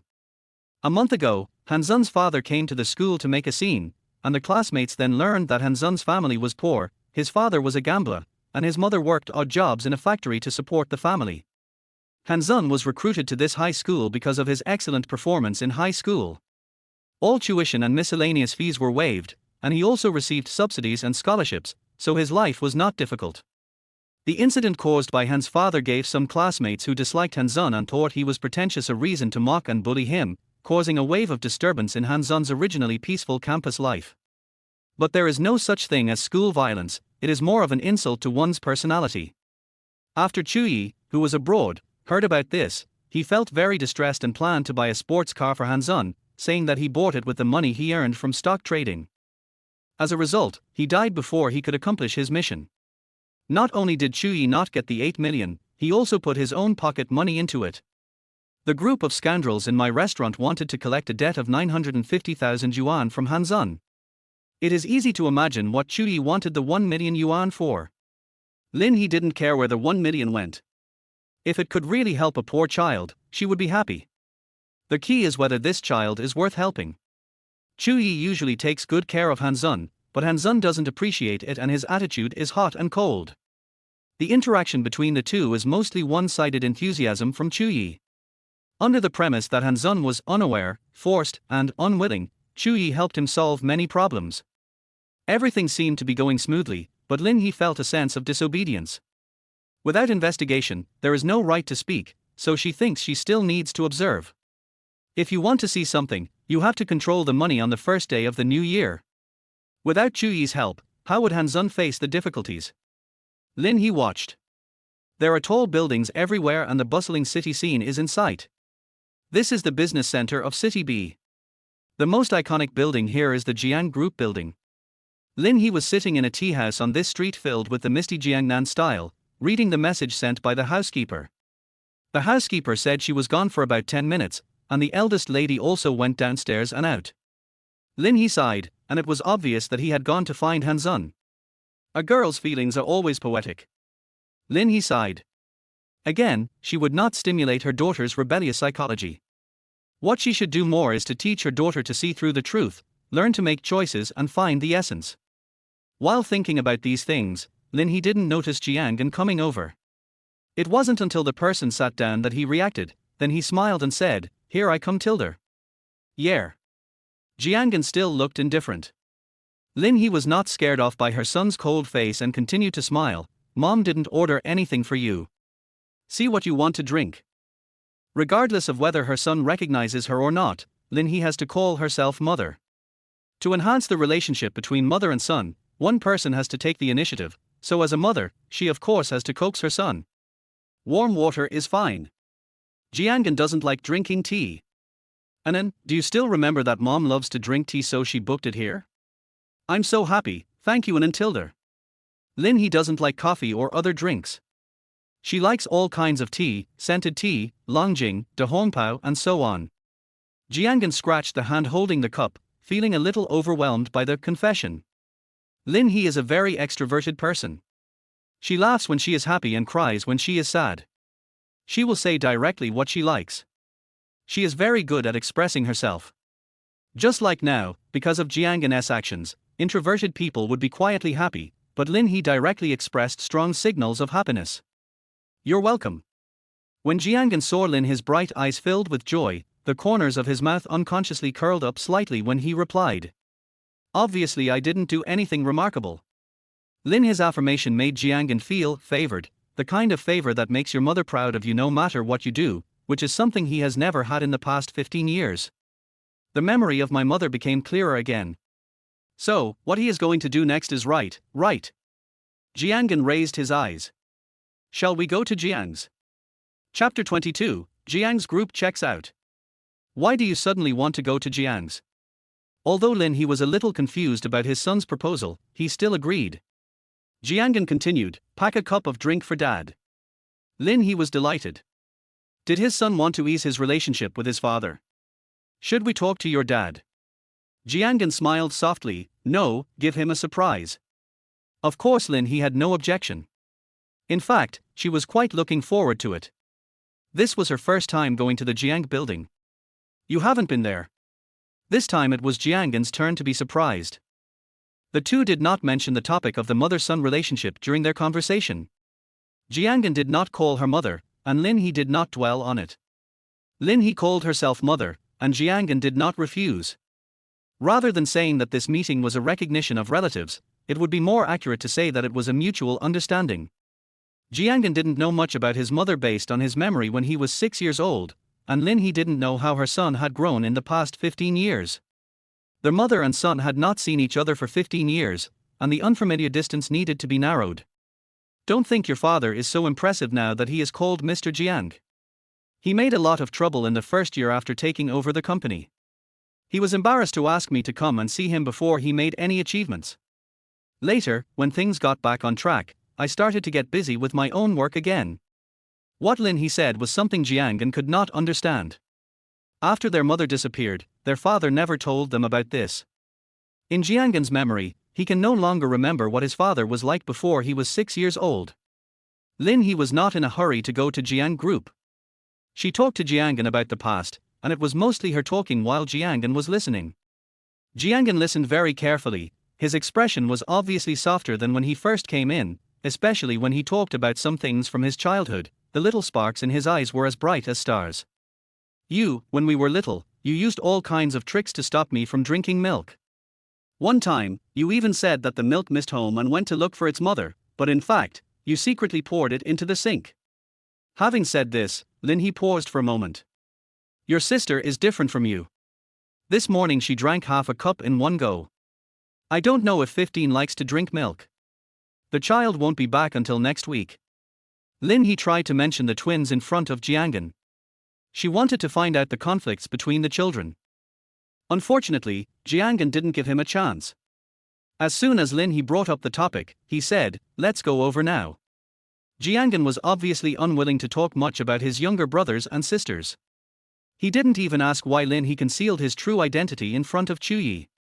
Lin He thought, it seems that it is not easy to ask an, and he has to start from the 1st and 15th day of the lunar month. Jiang Group. The 4 large gold-plated characters shone brightly under the sunlight, and the entire building was filled with Jiang's employees. The addresses of other companies are mostly on a certain floor of an office building, but the Jiang Group occupies the entire building. Not only this building, but even the land downstairs belongs to the Jiang Group. In City B, where every inch of land is valuable, one can imagine the value of this land. Lin He followed Jianghan, first passed through the security gate, and then swiped his work badge to enter the elevator. Seeing Lin He looking at his employee ID curiously, Jianghan handed it to Lin He and said, I work here every winter and summer vacation. Do they know who you are? Jianghan thought about it and said, I don't know either. Some people know, some don't, and some know but pretend not to know. He is not sure. Jianghan was only responsible for doing his job well, and did not deliberately conceal or show off his identity.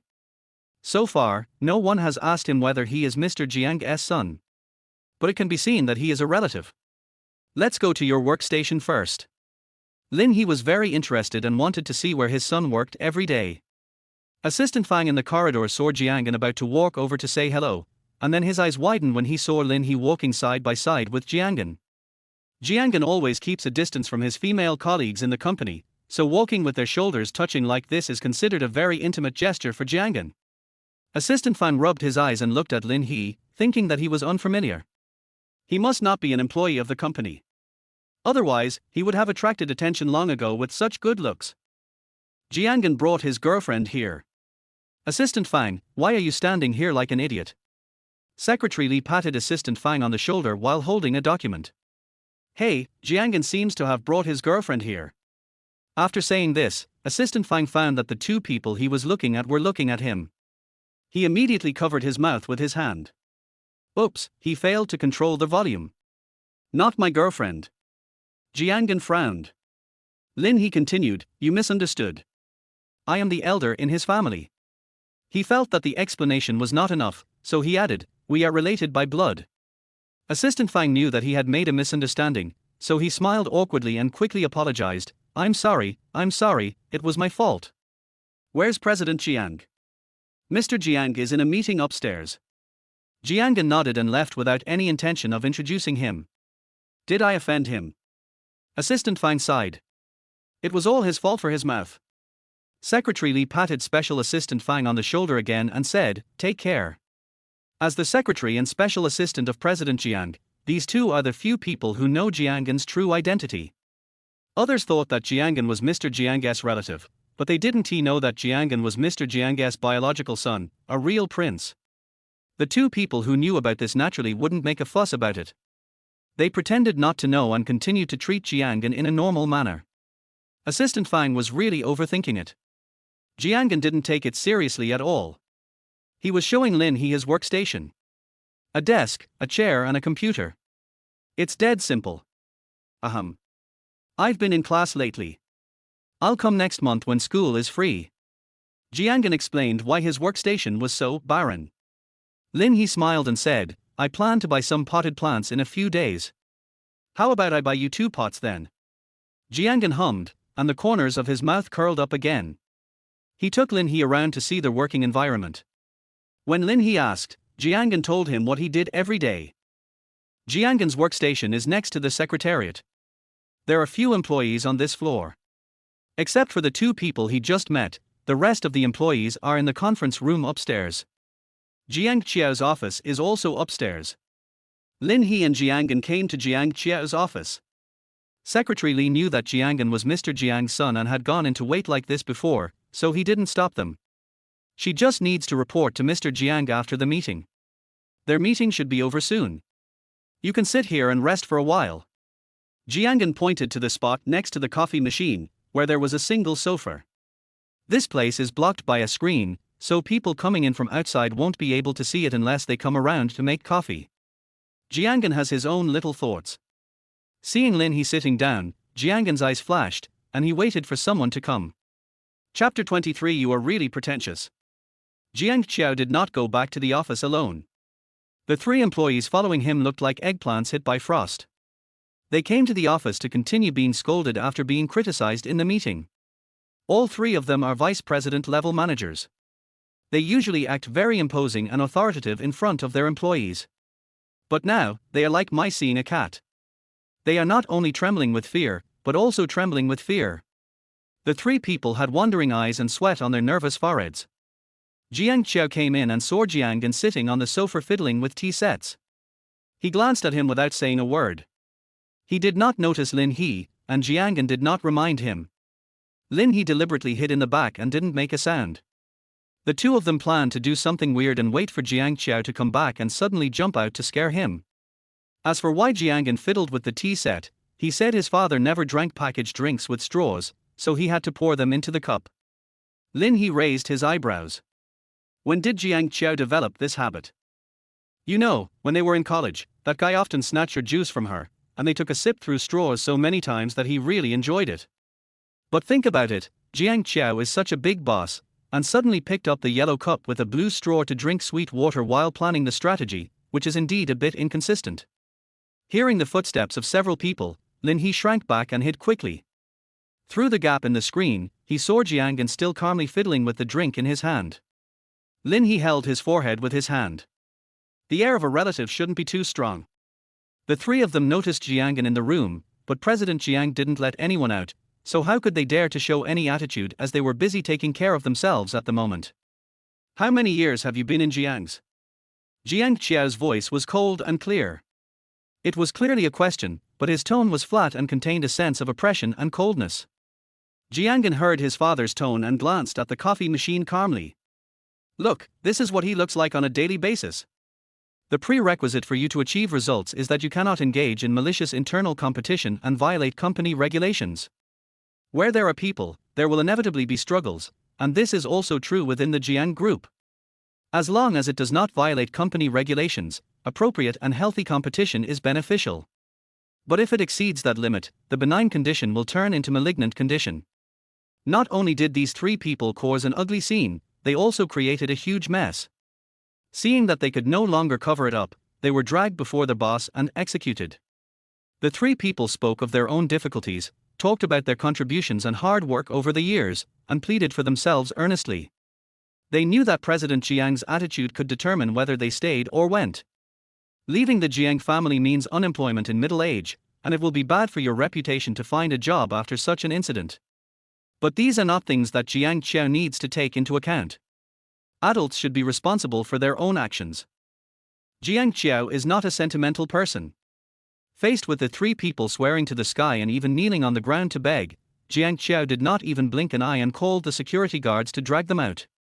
Jiangan was not surprised at all, this was what his father originally looked like. What are you doing here? The 3 men left and the office fell silent. Jiang Qiao's tone when speaking to Jiangan was not much gentler than when speaking to those 3 men. For you. Jiangan stood up and placed the cup in front of Jiang Qiao. When I returned to the office, the secretary said that Jiangan was in the room. She wanted to add that there was another lady, but Jiang Qiao had already strode over.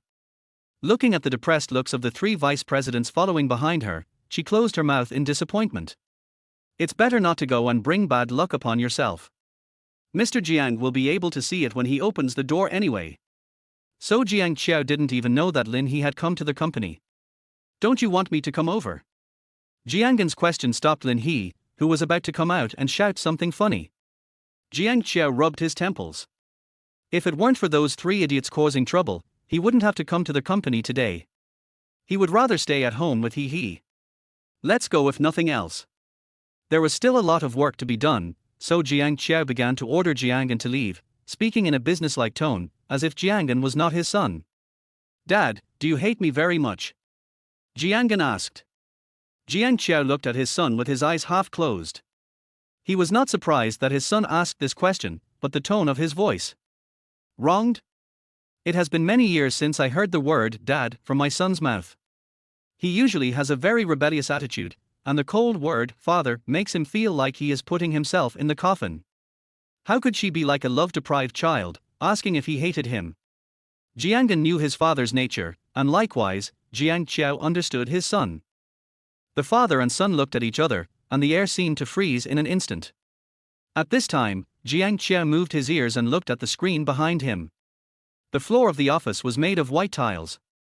The president's office was spotlessly cleaned by the housekeeping staff, so it was not surprising that blurry reflections of human figures could be seen on the floor tiles. Although it's not clear, you can get a rough idea. Jiang Qiao knew the layout of his office very clearly. That was not the reflection of an object like a coffee machine, but a person hiding. Jiangan noticed his father's gaze and suddenly had a bad feeling. After hearing what his father said next, he knew he was exposed. I haven't been a good father these years. I feel guilty towards you. I know it's too late to say anything now. I accept all your complaints against me. That's enough." Jiangan interrupted. "Warmth is not suitable for them."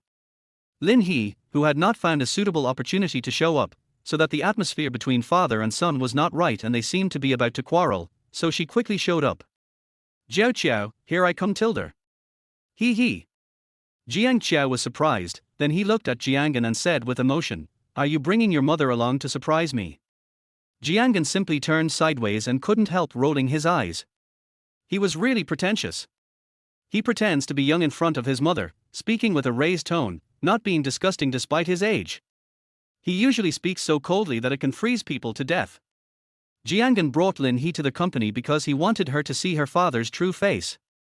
Jiangan was the one who noticed the changes in Jiang Qiao over the years the most. Everyone says that his mother is his most explosive character and should not be mentioned lightly, but few people know that his father is even worse than him. Jiangan remembered that someone deliberately threw dirty water on his mother in order to anger his father. His father was indeed angry, and that person was tortured very badly, not only in terms of the superficial experience, but also in terms of mental breakdown. From there Jiangan began to pay close attention and discovered that as long as it was related to his mother, those who caused trouble would not have a good ending and would all suffer tragic consequences. It was the extent to which Jiangan was frightened. "My father appears to be gentle and polite to others, and his speech and thinking are thoughtful. He seems to be gentle and noble, but in fact he is a lunatic. The gentler he is in front of his mother now, the crazier he is inside." Jiangan is afraid that his mother's unintentional actions will cause his father to lose his mind and act paranoid and crazy. "My father is a lunatic." If he told his mother simply, she would definitely not believe it. Jiangan could see that his mother was very dependent on his father, but his father was no longer the same person he used to be. 15 years is a long time and can completely change a person. Jiangan lowered his eyes. There was only mother, and still mother. Chapter 24 Jiang's building, the center of everyone's attention. He, today was already terrible, but now it's different now that you're here.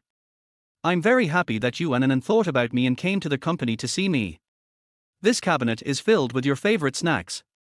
I prepared them the day you came back, thinking they would be available for you to eat when you came. Seeing his father taking his mother to visit his office, Jiangan looked at him coldly. He was indeed an old fox in the business world, so cunning. Deliberately put yourself in a weak position, so that your mother will feel distressed. Then you can let him ask for it. Jiangan suddenly felt a little regretful. He should have made detailed preparations before bringing his mother to the company. I still have 2 hours before get-off work ends. Shall we go back together? Lin He looked at Jiangan, asking him if he wanted to wait for his father to get off work together. Okay, let's take advantage of this time and walk around the company. The office building of Jiang Group is very large, and the working environment for employees is particularly good. There are leisure areas, fitness areas, and some special indoor landscapes. The employee cafeteria is also worth a visit. The most important thing is that, by the way, I can understand the development of the Jiang Group in the past 15 years. My father's thundering methods are quite inconsistent with the temperament he shows now. Being gentle in front of your mother is all an illusion. Then Xiao Xiao, just focus on your work, and we'll go home together after get off work tilde. Jiang Qiao's temples throbbed. He believed that his employees would definitely not say bad things, but if this debt-collecting son instigated them, it would be hard to say. He, can I accompany you? Jiang Qiao suggested this, and Lin He refused without thinking. If this big boss is here, he will not be strolling around the company but inspecting. What's the point of strolling around if he makes the employees nervous? No, if you don't work hard, we'll leave now. Jiang Qiao, who couldn't persuade Lin He, sighed, took out a card from the drawer and handed it over, saying, "Take this. This is Jiang Qiao's work badge. He has never used it since he got it because everyone in Mr. Jiang's company can just scan their face and there is no need for a card.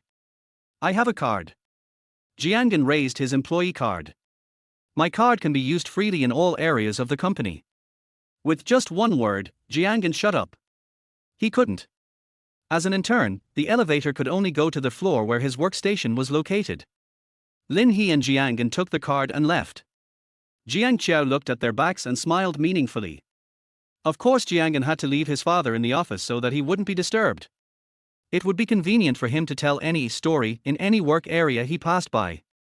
For example, when you go to the legal department, you can talk about the acquisition case that year, and the miserable life of the other party's CEO after his threat to jump off the building failed. Then, when you go to the administrative department, you can talk about what kind of public relations methods CEO Jiang used to deal with online public opinion. Jiangan promised not to talk about those things, but he didn't say he wouldn't talk about them. Actually, it was because Jiang Qiao had been hiding from the public most of the time over the past 15 years that Jiangan had something to say. Unfortunately, Jiangan's plan failed again. It turns out that old ginger is still spicy. Jiang Qiaoren is not here, but his card presence is very strong. The Jiang Building Company is divided into many departments, and many departments contain many studios, which also have various branches. Unrelated people are not allowed to wander around the company. First, the elevator is locked, and secondly, the door to the office area is also locked, and both require identity card verification. According to Jiangan's experience, no matter which department you want to enter, you just need to swipe your ID card. But he didn't know that one ID card is different from another. An intern's ID card can be entered with just a click and a flash, but Mr. Jiang's card is different. As the owner of the entire Jiang group, how could his card be just an ordinary one? After Lin He put the card on the sensor, the closed door opened 90 degrees. A warm yellow light lit up above the door. And voice broadcast. "Please come in." Lin He didn't understand the special features of this process when he came here for the first time, but other employees knew it. That's not how they swipe their cards. The door light flashes green, which means it's unlocked, and then they just push the door open to go in. When did these tricks come into being? The other employees all turned their eyes to see that the door could open by itself without having to push it. It even had voice control. And it even had a light strip. If Jiang Qiao came to the employee area, it would be considered a leadership inspection. The managers and CEOs would be well prepared. There would be no such thing as swiping the door open only when someone arrived. The door had already been open. So the employees really didn't know that the security door had such a trick. Therefore, Lin He and Jiangan also attracted special attention. Under normal circumstances, no one would pay attention to unfamiliar people who appear here. After all, the company is so big that it is impossible to know every colleague. But today the two had to take a closer look, and one of the female employees even ran over and asked, "Hello, do you need any help?" Just as the female employee finished asking, she saw a figure running out of the manager's office. Manager Chu said with a friendly smile on his face, "Please come this way, both of you. Do you have any instructions?" Ordinary employees don't know, but some management know that only Mr. Jiang's ID card can trigger the special sound effect, which was also an Easter egg created by the original design team. Anyone who can get Mr. Jiang's ID card must be extraordinary. Even if it's just a message, you have to treat them well. Manager Chu swallowed his saliva and looked at Lin He and Jiangan in front of him diligently. Lin He, Jiangan. At this moment, both of them had the urge to throw away the card. "Nothing, just come for a walk." Hearing Jiangan say this, Manager Chu rubbed his hands and said, Okay, you two are welcome to do whatever you want, you two are welcome to do whatever you want. Then he naturally fell behind them and stood one step behind them, meaning he wanted to follow them. Jiangen's cold face didn't work at all. After receiving the signal from Manager Chu, the other employees hurried to work and clean up the messy desks. Lin He. It feels like I'm the grade director in charge of checking hygiene discipline in school. Jiangen crossed his arms with a sullen look on his face. How could he say such bad things? After a quick walk around, the two of them quickly left the office area. Manager Chu at the back waved his hand like an enthusiastic relative from home, saying, "Come back when you have time. You are always welcome." This card doesn't work. Lin He's expression was heavy, and Jiangen nodded in agreement. It didn't work. It's not that the card didn't work, it's that it didn't work even if I didn't swipe the card. When they reached the next floor, the two people who entered with Jiangen's ID card were disheartened when they saw another manager who was as enthusiastic as Manager Chu. The two of them proved one thing: there are no secrets in the Jiang building. And the relationship between employees is good. They just went to one department and then the word spread. Employees in the department who are visiting for the first time will send a message to their friends in other departments. The higher-ups are here to inspect, don't slack off, or you'll be made an example if you're caught. After the important central idea was conveyed, the attire of the two imperial envoys was described in detail. It made no difference whether Lin He and Jiangen used the card or not, the mother and son were artificially locked. Some employees even pretended to pass by casually and stood guard at the door in order to witness the legendary way of opening the door. The two wanted to sneak in. Impossible. When they came out of the elevator and walked to the security door, they were discovered from a distance. Jiangen was so angry that he gritted his teeth when he saw them being warmly welcomed wherever they went, with managers and supervisors following them everywhere. Hateful. Chapter 25. Alarming everyone. Wherever I go, I am watched like an animal in a zoo. What is the point of going shopping? The two returned to the CEO's office. Jiang Qiao saw Lin He and Jiangen looking surprised. Did you finish shopping so quickly? Lin He glared at him angrily and said, "It's all your fault, you lousy card. I wanted to quietly move around the company, but ended up being so high profile." As Jiang Qiao asked the reason, Lin He talked about the state guest treatment he had received in the past half hour. As one of the parties involved, Jiangen didn't think what happened was that interesting, but after listening to Lin He's story and recalling the situation at that time, he couldn't help but find it funny. Jiang Qiao would chat with her from time to time. His eyes were full of affection and radiance, as if Lin He in front of him was his whole world, and he felt very happy. Jiangen smiled and then hesitated for a moment, a confused look of slight surprise. He realized that this was exactly the scene he wanted most when he was a child, a family chatting about trivial matters and laughing together, in warmth and harmony. It turns out it's so simple to achieve. As long as mom is here. In fact, Jiangen still had some difficulty in believing the story of traveling through time 15 years ago. Born under the red flag and raised in the spring breeze, he had believed in science since childhood. But apart from using supernatural explanations, other reasons were not convincing. Jiangen decided not to dwell on it, it was not important. Mom is mom, and mom is back, and that's enough. Jiangen's brows relaxed a little as he suddenly felt enlightened. He remembered that when he was walking around the department just now, he seemed to have received a message on his phone, but he didn't have time to check it. Looking at the content of the message again, Jiangen's face darkened slightly. He was halfway through typing a reply when the phone rang. Hearing the ringing, Lin He stopped talking, and when he saw his son standing up, he said, "I have something to do here, so I'll leave first." After Lin He nodded in response, Jiangen picked up the phone and walked out. As for my father's attitude, it doesn't matter. Wait tilde. Lin He called Jiangen, ran to the snack cabinet, took out a bag of dried fruits and stuffed it into his son's arms. Eat on the way. He smiled and nodded outside, go tilde. Jiangen pinched the dried mango that was his favorite when he was a child, put it in his shirt pocket, then took a step forward and gently hugged Lin He. In less than a second, he quickly turned around and walked away quickly. Lin He stood there in a daze, then a huge smile broke out on his face. His son was hugging him. During this meeting, she clearly felt that her son was not as resistant to her and was truly accepting her. Jiao Qiao, did you see that? Lin He turned around and shared the joy with Jiang Qiao. Lin He, who had wanted to have dinner with her son, felt a little disappointed when she heard that her son was leaving.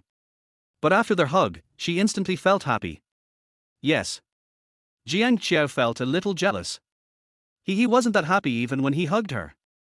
Lin He sat down on the sofa with brisk steps, in a very good mood. He picked up his mobile phone and swiped it a few times, and couldn't help showing an African guy's question mark face. Hu Dai is sick. There was an entry called Beijing Clarification on the hot search list. Lin He clicked on it and saw that Beijing announced that it would refund the cost of the 8th batch of cosmetics purchased by consumers, which was the problematic batch. You can apply for a refund directly through the purchase channel. This solution has received a good response online. This is nothing, the key point is that Hu Dai suddenly went crazy and took her with him again. Looking at the so-called popular science blog of the marketing account, it is not difficult to see that it was the work of Hu Dai. They actually marketed their friendship with her bestie.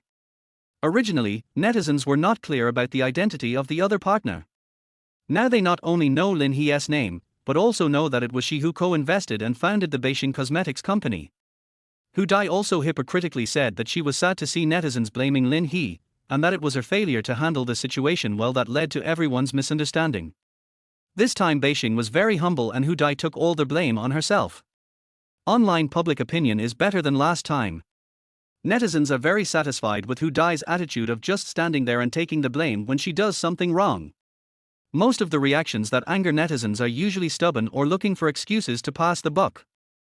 Everyone stopped criticizing Beijing and started to marvel at their fairy-like friendship, saying that it was worth it to have a friend like Hu Dai for the rest of their lives. Lin He was silent. During the 15 years when he was gone, Hu Dai had mastered the internet very well.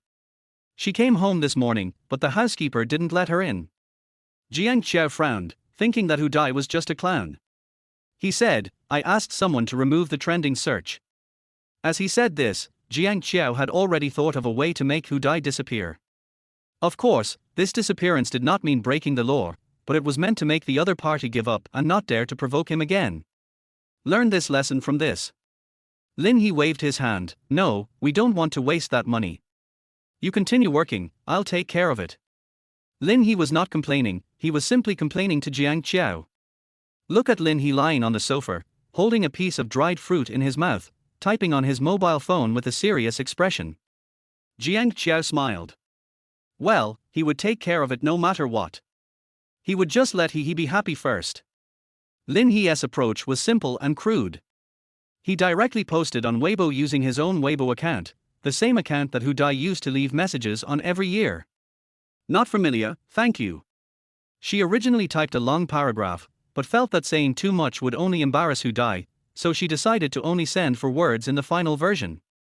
When netizens read this Weibo post, their first reaction was suspicion. How could a fake account impersonate Lin He so quickly? He is really good at writing on the popularity. I clicked on it again and found that this was the real person. Everyone has accepted the explanation that Lin He's online presence was the work of his family, so this response is also the attitude of Lin He's family. Hu Dai is contradicting herself again. I thought I could turn public opinion around, but as soon as this Weibo post came out, it became lively again. Most netizens love gossip and have detective minds. They began to speculate why Beijing was marketing the fairy friendship thing. It must be profitable. Remove the trending search. Remove the trending search. After seeing the situation online, Hu Dai asked her subordinates to quickly remove the purchased hot searches, and the internet trolls who were hyping up the fairy friendship also stopped their actions immediately. I wanted to rely on Lin He to put pressure on Mr. Jiang's new girlfriend, and use this to restore the relationship with Jiang Qiao, but how could it turn out like this? Yes, Hu Dai, who had used Lin He to gain benefits from Jiang Qiao for 15 years, still chose to continue using Lin He as a breakthrough point after failing once. But why is it so hard to chew this bone this time? Who posted this Weibo? It must not be Jiang Qiao. If the other party is dissatisfied, this is not his style of behavior. After thinking again and again, Hu Dai set her sights on the stand-in who looked 90% like Lin He. How dare she log into Lin He's account? Did Jiang Qiao really think she was Lin He? Hu Dai gritted her teeth. It seemed she had to use her last trump card. Lin He, who was in the office, so that the trending search had been removed, and snapped his fingers and said to Jiang Qiao, "Done." After listening to Lin He's idea, Jiang Qiao's eyes darkened. Once this Weibo post was published, it would probably alarm everyone. Are you going to meet those old friends? Lin He smiled and said, it depends on fate. There was nothing shameful about her coming back. Apart from hiding some things from the children, there was no need to hide anything else. The most important thing is that she wants to get back the face for the children. Jiang Qiao is a careless father, and it doesn't matter if she is not around as a mother, but now that she is back, she naturally has to support the children. Thinking of what she had found out, Lin He couldn't help but breathe harder. Chapter 26 Mom Finds a Place. On the surface, the three children lived a good life, but in reality, they were often bullied while growing up. They are bullied because they are young and easy to talk to, and do not think deeply enough. In order to achieve their own goals, some people let her ignorant children take the blame. She has been asking around these days about the children's past, and many of them are situations that she would definitely go to their homes to get explanations if she were still alive. The other party thinks I am doing you a favor, I am here to help you, I am giving you an idea to manipulate you, you are taking advantage of me and still acting like a good kid. You have gained benefits and you still have to act like a good person in front of the children to gain favors. The Fang family, who recognized Chu Yi as their god-sister, the Zhang family, who often went to play with Shiwu and said they treated Shiwu like their own grandson, the Wen family, where Anan lived as a boarder for 2 years in junior high school. None of them are good. He appears to be nice to the three children, but in fact he is using them to satisfy his own wishes. What else could it be? It's nothing but bullying their three kids, who have a father who doesn't care about anything and only knows how to give money, and a missing mother. Lin He felt angry and distressed when she thought of this. When carrying treasures, one will always encounter some evil wolves. It's not that there are no good people in the world, but her child's surname is Jiang, and the bad guys who covet it will always take the initiative to step forward.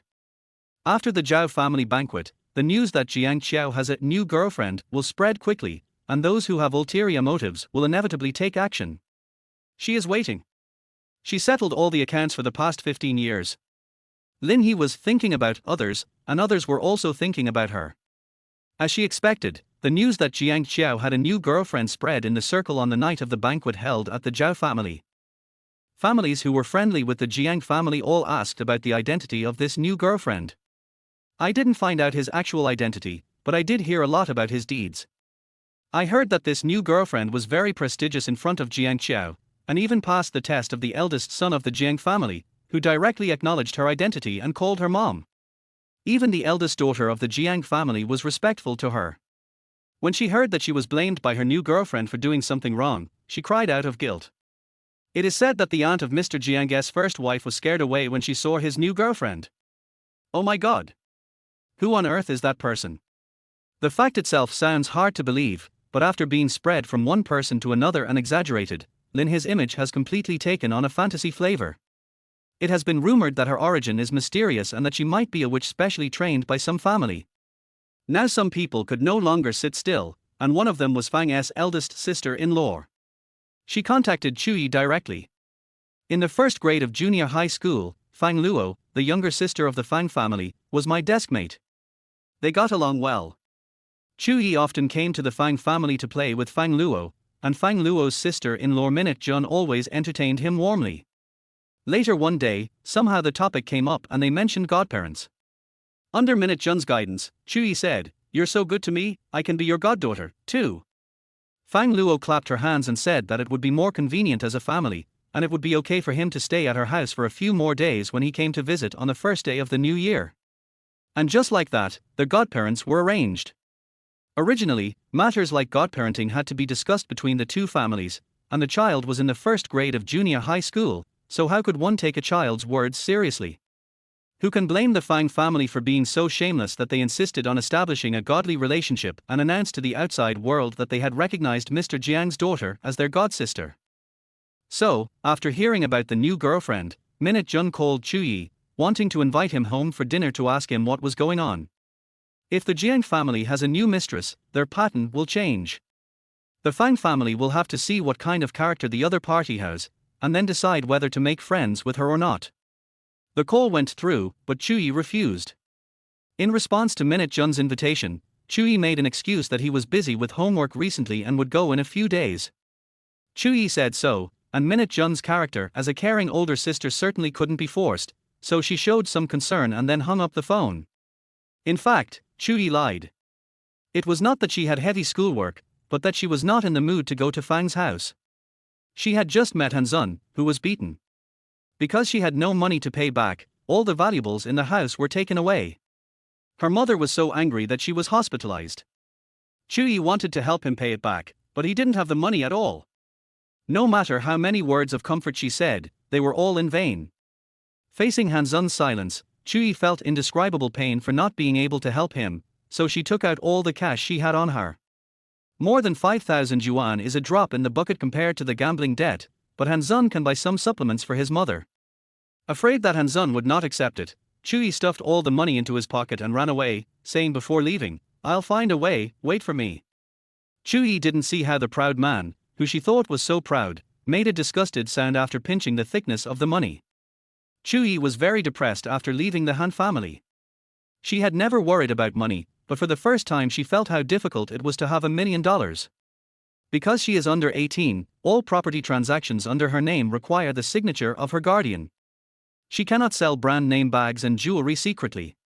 If her father finds out, or if that woman finds out and complains, it will bring trouble to Hanzun. Dad is more ruthless than those debt collectors. The second generation around her are also people who spend every penny they have, and their pocket money is not much every month. And she wanted to borrow money. What if her father heard about it? After thinking about it for a long time, I still can't find a good solution. At this time, Minute Jun called. After hanging up the phone, Chuyi wandered on the roadside for a long time. She had no good ideas, so she finally decided to borrow money. But she had to be careful about who she borrowed money from. If she borrowed too many people, it would be easy to expose the matter. She only borrowed from one person and asked the other party to keep it a secret. Chuyi called Minute Jun back. "Sister Jun, can you lend me 1 million? I need it urgently. Please keep it a secret and I will pay you back in a month or two." Hearing Chuyi say this, Minute Jun's eyes sparkled, and she said, "Of course it's no problem to borrow money. Chuyi, have you encountered any difficulties? Why don't you come to my house and we can talk about it face to face?" Chuyi didn't dare to say it to Minute Jun's face.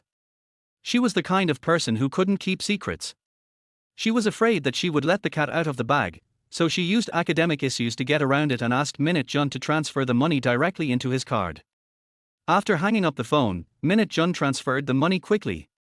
Seeing the balance in the card, Chuyi jumped for joy. It was getting dark, and Hanzun had to go to the hospital to take care of his mother, so I went home first and would give Hanzun money tomorrow. On the other side, Minute Jun smiled with satisfaction. 1 million, well worth it. Now I don't have to worry about having no reason to meet Mr. Jiang's new girlfriend. Chapter 27, Secret Love. Your father used all his tricks back then. Sometimes money comes too easily and goes too quickly. The first day of the new year is an example. I got 1 million and before I could even enjoy it, it was gone. Half an hour ago, after receiving the money from Minute Jun, Chuyi's first thing was to reassure Hanzun. She sent a message to Han Xian, saying that she had 1 million and would bring it to him tomorrow. Hanzun replied with 2 cold words, "No need." Chuyi pursed his lips. He always tried to be strong like this, but being too strong would easily lead to failure. Fortunately, he understood Hanzun's soft heart and would not be scared off by his cold appearance. Thinking of Hanzun's temper, Chuyi decided not to look for him tomorrow. He would directly find those gangsters and return the money. Could Hanzun still go and ask for it back? Chuyi had the gangsters' contact information, and she had 2 missed calls before she received Hanzun's call at the airport. It was a call from a gangster, who used Hanzun's phone when he couldn't get through. On the first day of the new year, she called the gangster and made an appointment with him to pay Hanzun back the next day. "Everything is ready, all I have to do is wait until tomorrow to meet those thugs and get the IOU back." Chuyi, who felt that he had helped the person he loved solve a big problem, went back humming a song. He also did a good deed by helping an old man who had fallen down to rest by the flower bed. Then Chuyi hailed a taxi from the roadside and got in. She was in a good mood all the way. When she got home, she subconsciously touched the card in her pocket. No more. At first Chuyi thought that she was careless and dropped the money somewhere. She went back to look for it but couldn't find it. But she was not in a hurry. She thought about transferring the money to another card and giving it to those people the same way tomorrow. She logged into the mobile banking slowly and planned to transfer money. After seeing the balance, she rubbed her eyes. Zero. Look again, it's still zero. Look again, it's still zero. Damn it. Her bank card was stolen. Looking at the consumption records of varying amounts of money, large and small, Chuyi's eyes widened as wide as the moon in the sky. 1 million was transferred away silently like that. At this moment, in an alley with no surveillance. The black-haired young man was smoking a cigarette and talking on the phone with his friend. Looking closely at his appearance, he was the younger version of the old man who fell down when he was in the first year of Chuyi's reign. No, he is the old man, a young man in disguise. Dude, I found a big fish. I had to run for a while.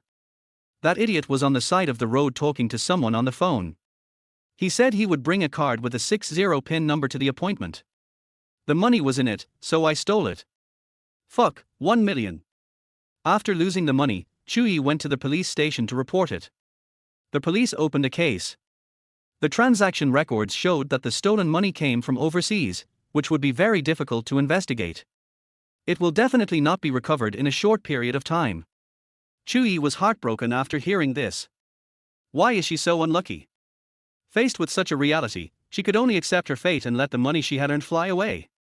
It was the same way home, but Chuyi's mood was completely different. With a tense expression, he wondered where he could get another million. Even after he entered the house, he still hadn't found a suitable person to borrow money from. Seeing Jiang Qiao and Lin He sitting on the sofa in the living room, she called out, "Dad," and said she was back, then prepared to go upstairs without even looking at Lin He. Stop. Jiang Qiao's expression was serious, and his voice was filled with suppressed anger.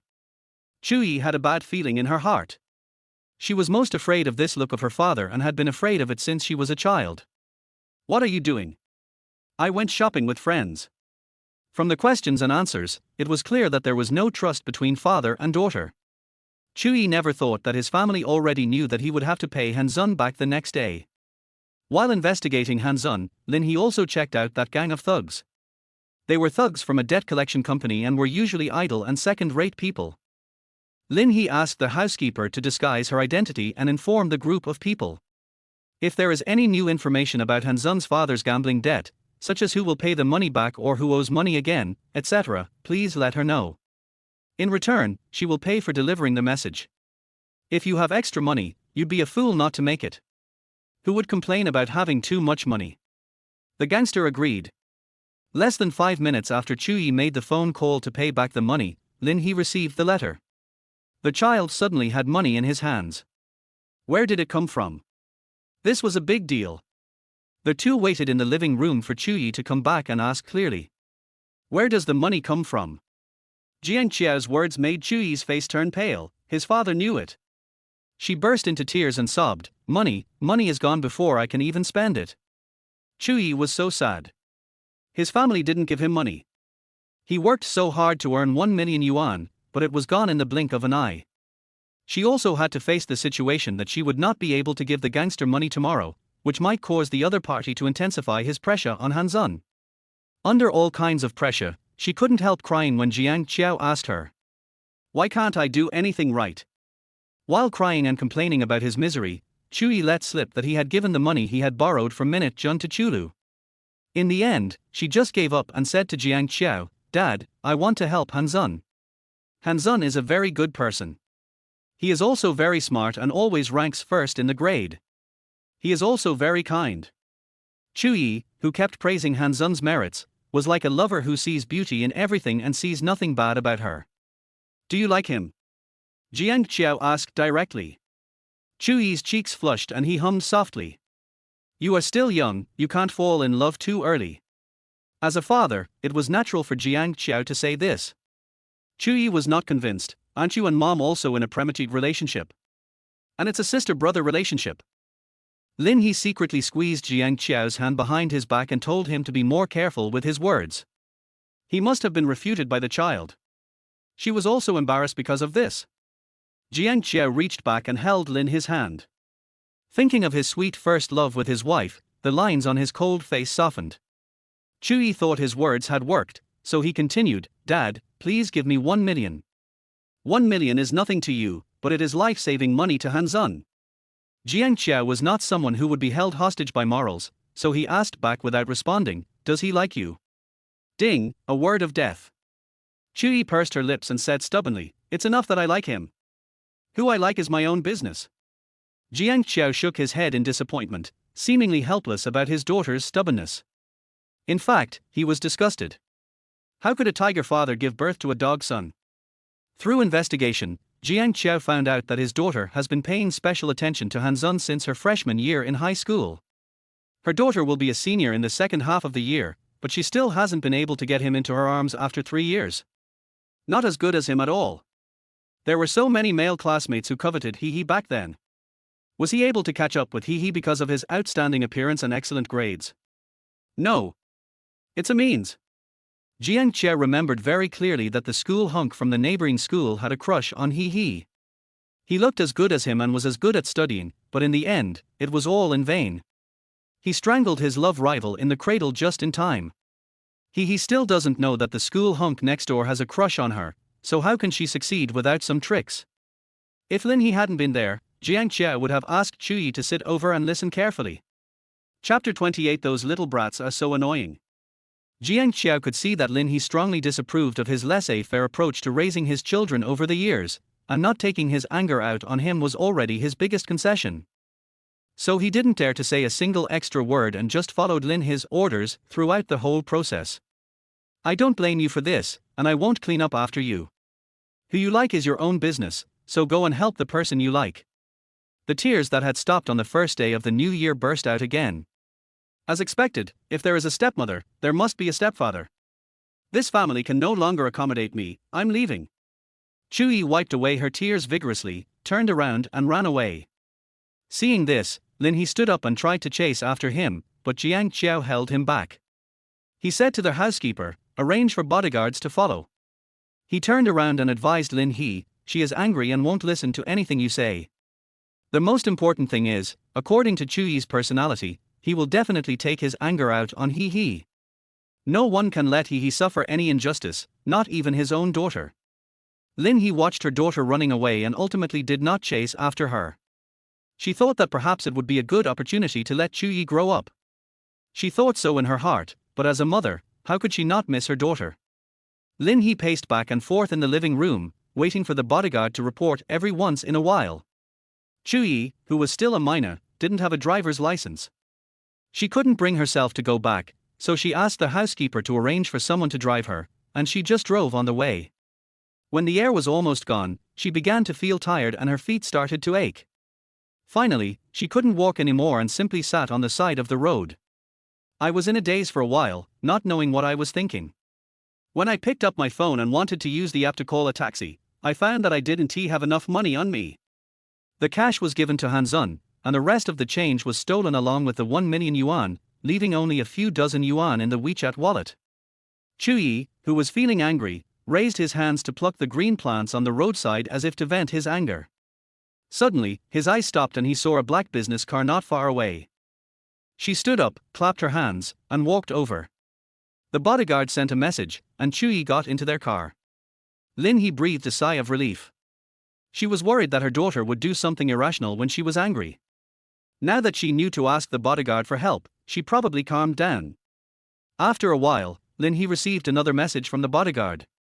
"On the first day of the first lunar month, you went to the hospital where Hanzun's mother was, and then went home with Hanzun."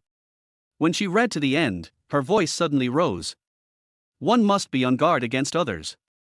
What if Hanzun does something bad? It's okay, the bodyguards will follow you everywhere." Jiang Qiao was very confident. He had 4 bodyguards following his daughter. Each of them was capable of fighting several people at the same time, so nothing would happen. "Hurry up, don't we have to go to Fang's house tomorrow?" "Be good, let's go and rest Tilda." "That's right. I have to settle accounts with the Fang family tomorrow. I can't go there with dark circles under my eyes. I need to be more aggressive." Then, after receiving a message from the bodyguard saying that Chu Yi was sleeping in the guest room and Hanzun had returned to the hospital to take care of his mother, Lin He fell asleep peacefully. But even though he fell asleep, his brows were still furrowed.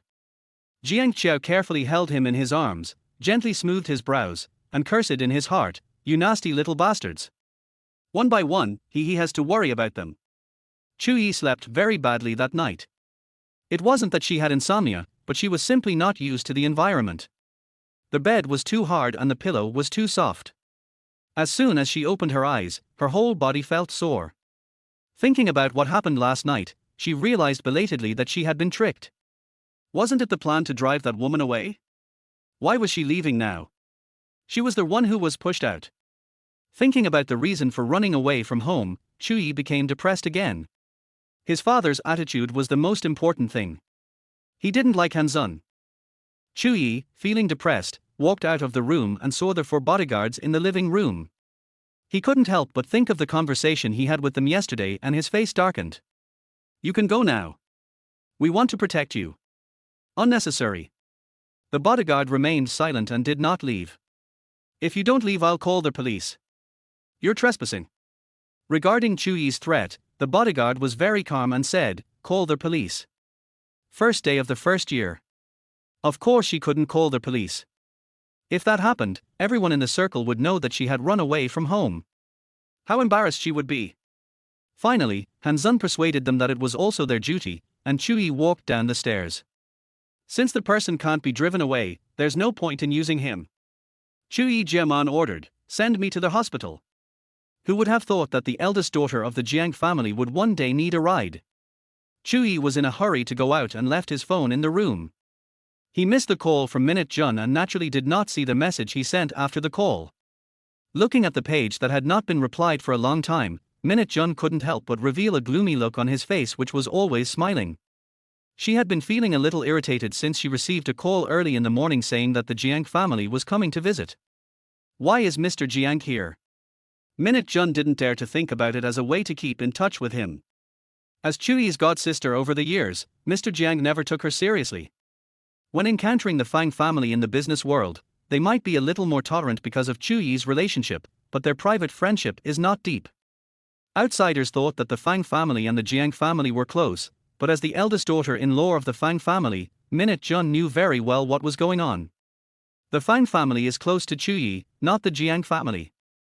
If Mr. Jiang came over on any other day, she wouldn't think much about it, but it happened to be the day after he lent 1 million to Chu-yi. I wanted to use this money to talk about it in front of Mr. Jiang's new girlfriend, whether to get close to her or to curry favor, but I would just do whatever she said. But I didn't want to attract Mr. Jiang. Did Chu-yi get into trouble for taking the money? Minute Jun couldn't stop worrying, and when he found out that he couldn't contact Chu-yi, he couldn't even laugh. The closer it got to the agreed time, the more panicked Minute Jun became. Seeing her husband's excitement because he thought Mr. Jiang had come and favored her, she couldn't say the truth. She was glad that her mother-in-law went back to her hometown to visit relatives, otherwise the situation would have been even worse. There was a deep sorrow in Minute Jun's eyes. It must have been a very serious matter for President Jiang to come in person. When Minute Jun saw that the Jiang Qiao who got off the car was not himself and there was a woman beside him, his bad premonition became stronger. "Mr. Jiang, your arrival has brought honor to our humble home. Please come in, please come in." Fang Ting stepped forward to greet them warmly and invited Jiang Qiao and Lin He to sit on the sofa. Fang Ting looked at Jiang Qiao and waited for him to speak, but Jiang Qiao showed no intention of talking, and the atmosphere became awkward for a moment. "Mr. Jiang, you came here this time.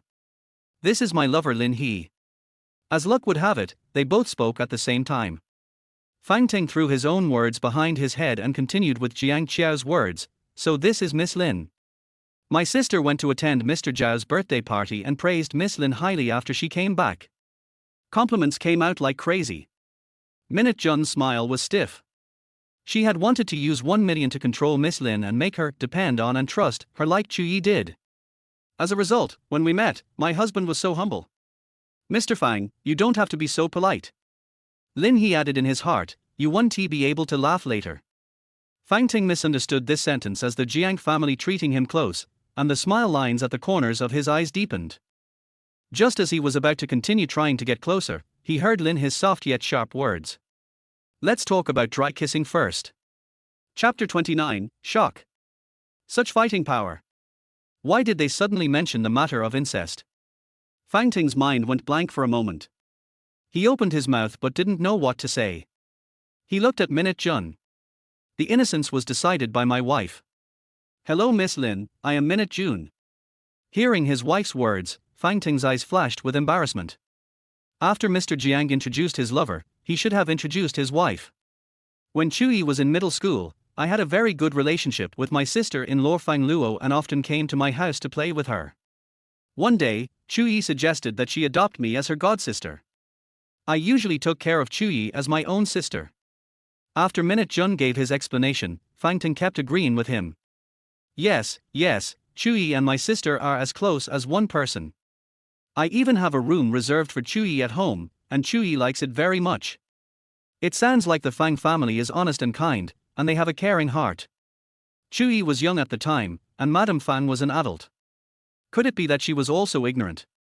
The first sentence of what Minute Jun said just now was said while looking at Lin He, and the rest was explained to Jiang Qiao. After she finished speaking, she wanted to see Jiang Qiao's attitude, but she didn't expect Lin He to speak again. Minute Jun was furious. Mr. Jiang's new girlfriend was too unruly. What qualifications did she have to speak in such a questioning tone? She was not even a proper elder in the first grade of junior high school. Do you really think you have turned from a pheasant into a phoenix? What does Miss Lin mean by this? Minute Jun deliberately asked back. She wanted Lin He to say more so that she could find loopholes to refute. If the other party was so angry that he lost his composure, President Jiang would naturally shut him up. She's just a little girl, and she only got some respectability by hooking up with Mr. Jiang. She really thinks she's a piece of cake. Minute Jun was ready to take the challenge, but Lin He suddenly changed the subject and mentioned her shortness of breath. Isn't the meaning obvious? I'm saying that you have no sense of propriety, Mrs. Fang. Lending a minor 1 million without asking for the reason is not helping, but harming. Minute Jun's face turned pale and she quickly looked at President Jiang, who still had the same expressionless look as when he came in. What 1 million? What's going on? Fang Ting asked his wife, and even the most ignorant person would understand at this time. Mr. Jiang didn't come here to show his respect for the Fang family. He came here to ask for an explanation and to punish the culprit. Yesterday Chuyi called me and asked to borrow 1 million yuan. He seemed very anxious. I was afraid that something might happen to the child, so I transferred the money. I was anxious and didn't think it through. I'm sorry. Minute Jun excused herself, saying that she had good intentions in this matter. She was not afraid even if the news got out. Before, Minute Jun was worried that something would happen to Chuyi and President Jiang would take revenge on her and the Fang family. But now looking at the attitudes of President Jiang and Lin He, she felt more at ease. There shouldn't be any problem. She didn't inform the child's father after recognizing him as her godparent. She thought the child was in trouble, but she didn't even think of calling the Jiang family. Mrs. Fang's style of doing things is really unique. Minute Jun was eager to explain why she borrowed 1 million yuan, so she neglected her words and forgot what she had said before. After hearing Lin He's ridicule, she, who was always eloquent, was speechless. Lin He is good at arguing. She will never be led by the other party into a vortex of self-justification. Her main idea is very clear. When facing Minute Jun, her purpose was not to question him why he borrowed 1 million. It's just that the Fang family was overstepping their authority from the beginning to the end. They thought they could take on too much responsibility just because they were close to Chuyi. If they were sincere, it would be fine, but this good-natured Mrs. Fang is actually selfish. She wants all the good things and a good reputation.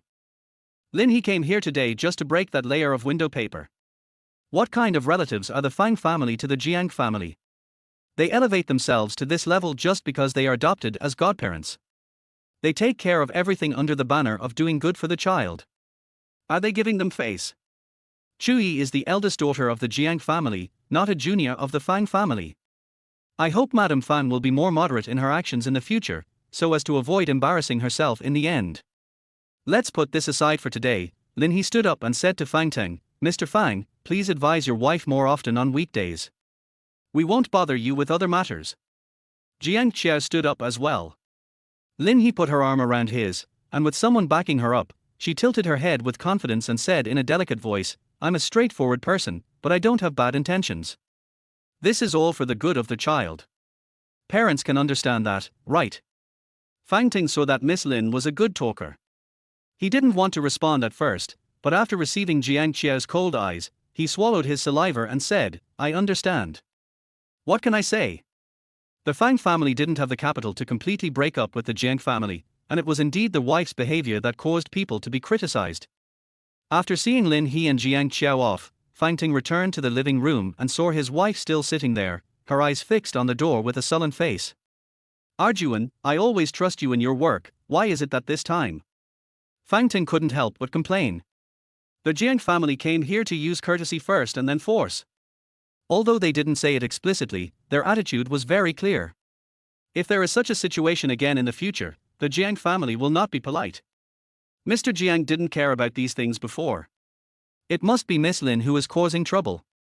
From the moment they entered the room, apart from Mr. Jiang's introduction, the rest was all done by Miss Lin, who was so talkative.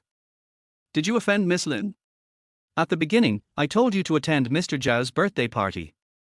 If you had established a good relationship that day, maybe there would be no problem today. But you insisted on going to some charity party." Minute Jun stood up suddenly. After being married for so many years, this was the first time she felt that her husband was such a waste. Not only did he not defend her, but after she left, he blamed himself for being incompetent. Minute Jun felt nauseous when she thought of the way her husband nodded and fawned when he finally said he understood. You. She raised her arm and pointed at her husband, her fingertips trembling with anger. No, Minute Jun's whole body was shaking. She was bullied at home. After becoming Madame Fang, Minute Jun, who prided herself on being a lady with grace in everything, felt extremely humiliated. She was lectured by a little girl. With the air stuck in his throat, Minute Jun's breathing became heavier and heavier, and finally he rolled his eyes and leaned back. "Someone come quickly. Their wife is having a seizure." Mr. Jiang's girlfriend, Miss Lin, went to visit the Fang family. Not long after she left, Mrs. Fang, Minute Jun, was so angry that she fainted. The news spread quickly. So, it was Miss Lin who was angry. It's probably because of the kiss. Mr. Jiang doesn't care about these things, and the new wife can't stand it and feels uncomfortable, so she just came to the door and made it clear. I think so too. Mrs. Fang was probably just trying to embarrass herself because she had a heart attack. The wives of each family discussed the matter privately. Although they all had different opinions, they all agreed on one point. Mr. Jiang's new girlfriend is not an easy person to deal with. It's only been a short time since he appeared in the circle, but is already in charge of everything at home and outside. Sometimes, people have to show off a little bit. Before, everyone might have thought that Mr. Jiang had found a new girlfriend, and they would forget about it after hearing this. But after this incident, many wives became curious about Lin He and wanted to make friends with him and get to know him. Hu Dai, who heard about this incident, saw Lin He's style of doing things and became more certain that the post, "I'm not familiar with you, thank you," on Weibo was done by Jiang Qiao's new girlfriend. Lin He didn't have time to care about what others thought of her. After leaving the Fang family, she was busy. Chapter 30, Enemy. A love rival. The purpose of going to the Fang family is to find trouble. As long as I am here, Minute Jun can forget about taking advantage of the Jiang family. After today, no matter what happens in the future, the Fang family will not be associated with the Jiang family as a matter of course, and will simply sever all ties. The news of going to the Fang family spread, which was within Lin He's expectations. The only surprise was probably that Minute Jun was so angry that he fainted. The servants of the Fang family are not tight-lipped at all, otherwise how could there be so many news reports in the past saying how close Chuyi was to Minute Jun, and how good Minute Jun was to Chuyi? These were all spread by the servants, and Minute Jun deliberately let it go. The news spread so quickly today, she reaped the consequences of her own actions. I guess Mrs. Fang never thought that her own bad news would be spread one day. Minute Jun has been pretending to be ignorant all these years, and has been using Chuyi in every way to get benefits from the Jiang family. It's really disgusting. I can vent a little today. On their way back, Lin He kept looking down and fiddling with his phone. Beside him, Jiang Qiao entwined his fingers around Lin He's hair, rubbing his fingertips back and forth slowly, looking so focused as if he was making some top-notch handicraft. The two of them didn't speak, and the atmosphere was unusually harmonious. The road the vehicle was passing was lined with sycamore trees. Sunlight filtered in through their half-open car windows, casting images of the branches and leaves across the two of them like a movie. While waiting for the traffic light and looking at the distance to their vehicle behind, the driver inadvertently saw the two people in the back seat. He has worked for the Jiang family for 8 years. Mr. Jiang is either handling work or taking a nap in his car. His expression is always tense and serious, as if he is an emotionless working robot, without any interests or hobbies of his own. He felt that even those who hated the rich would not be jealous of Mr. Jiang's wealth after seeing his condition. It was really too hard for him. Squeeze all your energy to the extreme every day as if you will never get tired. But now Mr. Jiang is different. In the past 8 years, he had never seen such a sense of comfort in Mr. Jiang.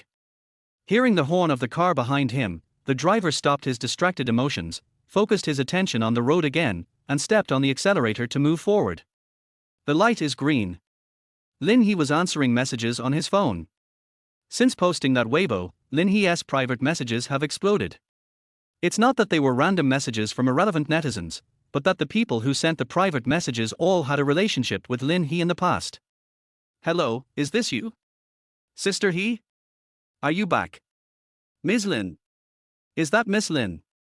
Every private message is from people who follow Lin He on this account. As Jiang Xiao had thought, Lin He's Weibo post had alarmed her old friends. Some asked if Lin He was the real person, and it was obvious that they suspected that the Weibo post was posted by someone else. Someone even sent a voice message, asking her in a tearful voice if she was back. The reason for Lin He's disappearance for 15 years was that he accepted Jiang Qiao's suggestion and said that he was recuperating in a place with green mountains and clear waters, and that he did not contact the outside world because his physical condition did not allow it. No one questions this, nor do they need to question it. After receiving Lin He's reply, they all said they wanted to visit Lin He and ask about her health.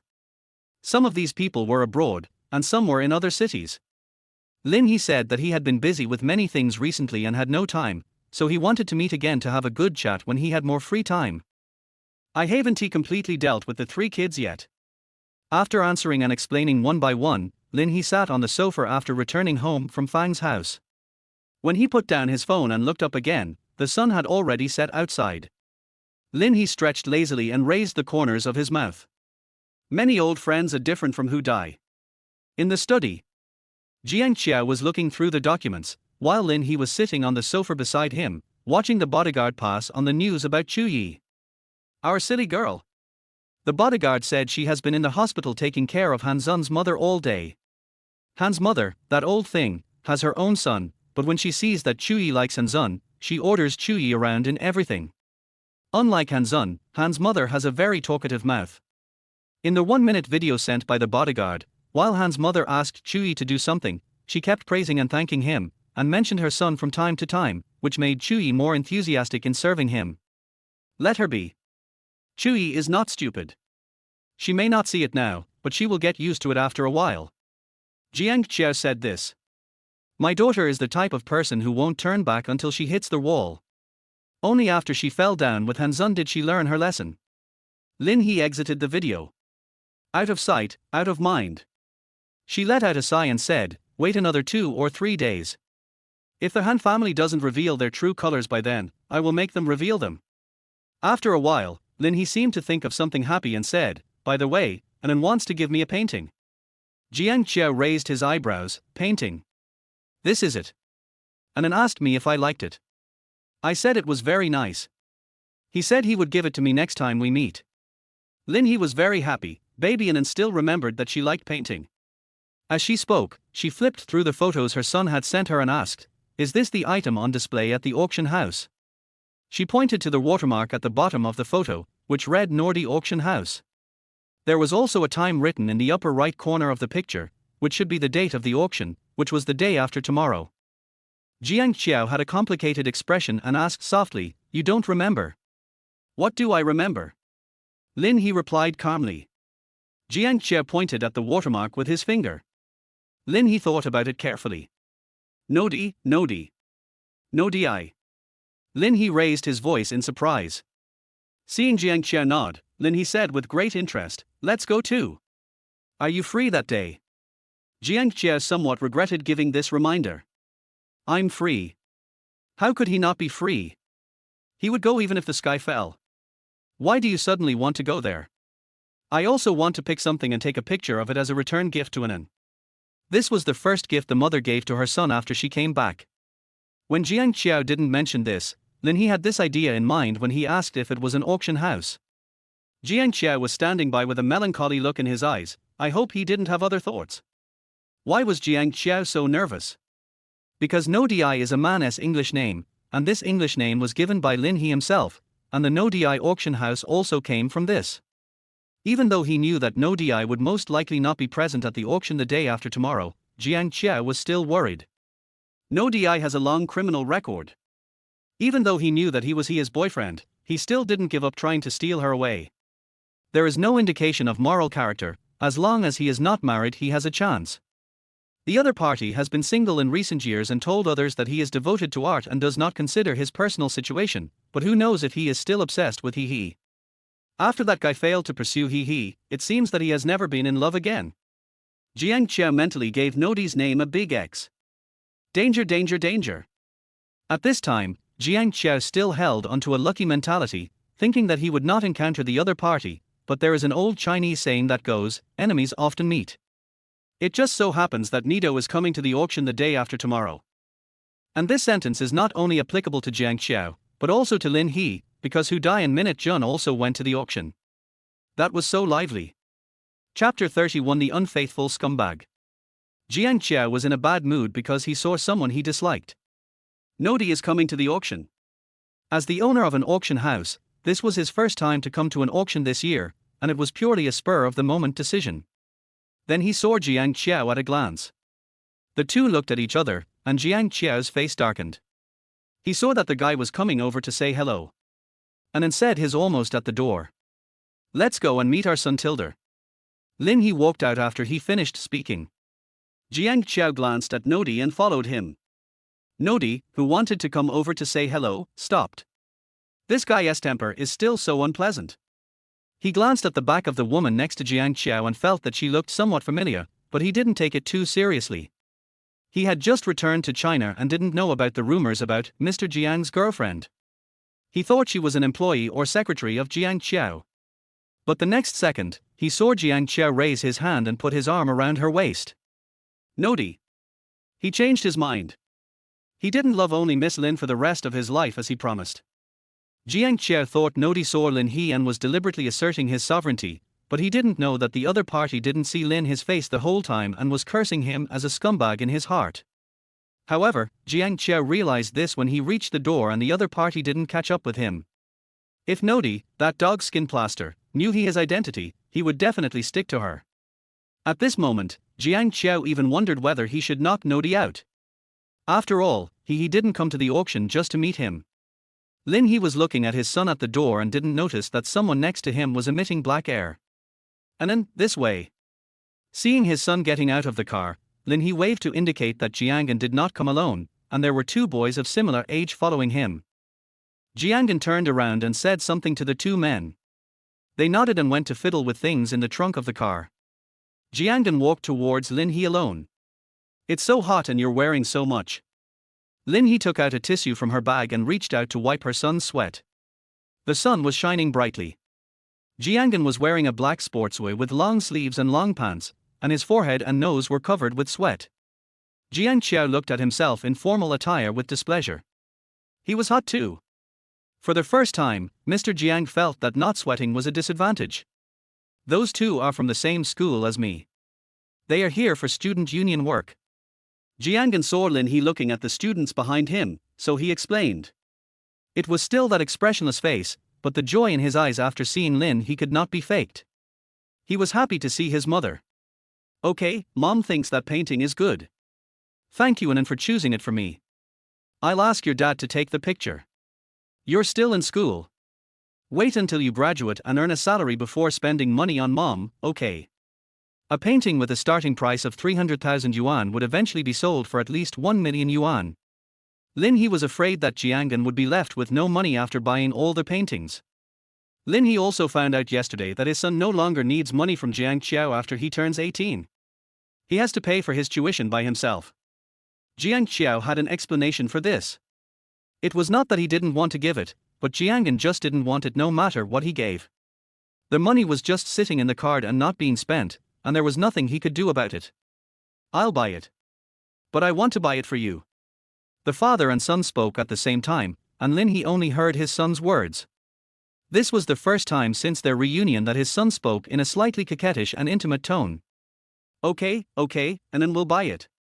Lin He thought that after getting the painting, she would find a way to subsidize her son. She definitely couldn't let her son become poor. The corner of Jiangen's mouth curled up slightly, and he stretched out his little finger and said, "It's settled." This is the ritual that the mother and son would perform every time they made an agreement when they were young. Pinky promise. Lin He hooked his fingers together and said with a smile, "Okay, Tilder." Jiang Chia was unhappy and felt he was isolated. Fortunately, Jiangen left very quickly. He and the two classmates went through another door. Seeing his son leave, Jiang Chia tugged at the collar of his suit, looked up at the sky and said unintentionally yet deliberately, "He, I feel a little hot." Lin He knew what Jiang Chia was thinking. He hadn't made any progress over the years. When she kissed her son's little face when he was a child, Jiang Chia would come over and kiss him when he saw it. With a hint of evil interest in his eyes, Lin He fanned his face with his hands and said, "Well, it's a bit hot today. Let's go in quickly. There's air conditioning inside." Jiang Chia caught Lin He's snicker when he turned around, and he smiled too, his eyes full of doting as he quickly followed. They didn't notice Hu Dai and Minute Jun standing at the escape stairs. The two of them got together. There was still half an hour before the auction, and most people had already taken their seats. Those in the hall were ordinary guests, most of whom were wealthy people looking for help in bidding, or people with little financial verification. Jiangen and his team are on the first floor. As a member of the student union, his task today is to solicit investment for the upcoming activities prepared by the school. What if you can meet a CEO who is willing to invest? This is more reliable than going to the company and waiting endlessly for an appointment but still not being able to meet him. There is a partition space with a leather sofa on the second floor, where important people stay. For example, Jiang Chia was placed in the best position. Jiang Chia poured tea for Lin He, peeled the orange, and picked out a few of Lin He's favorite snacks and placed them on the table. Then he said, He, I'm going to the bathroom." Lin He agreed. She was looking through the brochure of the auction to see which one would be a better gift for her son. Less than a minute after Jiang Chia left, Hu Dai came over. "Ms. Lin, right?" With a casual tone and a bit of contempt, Hu Dai walked over and sat in the seat where Jiang Chia had just sat, her eyes falling on Lin He's face. There was no expression on Hu Dai's face, but she was quite shocked in her heart. She couldn't see any flaws even at such a close distance. Hu Dai, who thought she would see some traces of plastic surgery on Lin He's face, was very surprised to find out that they really looked exactly the same. No wonder Jiang Chia was obsessed with her. Do you really think you have captured Mr. Jiang's heart? Do you know why Jiang Muhua reacted to you like that? Aren't you afraid that everything you have now will suddenly disappear like a mirage?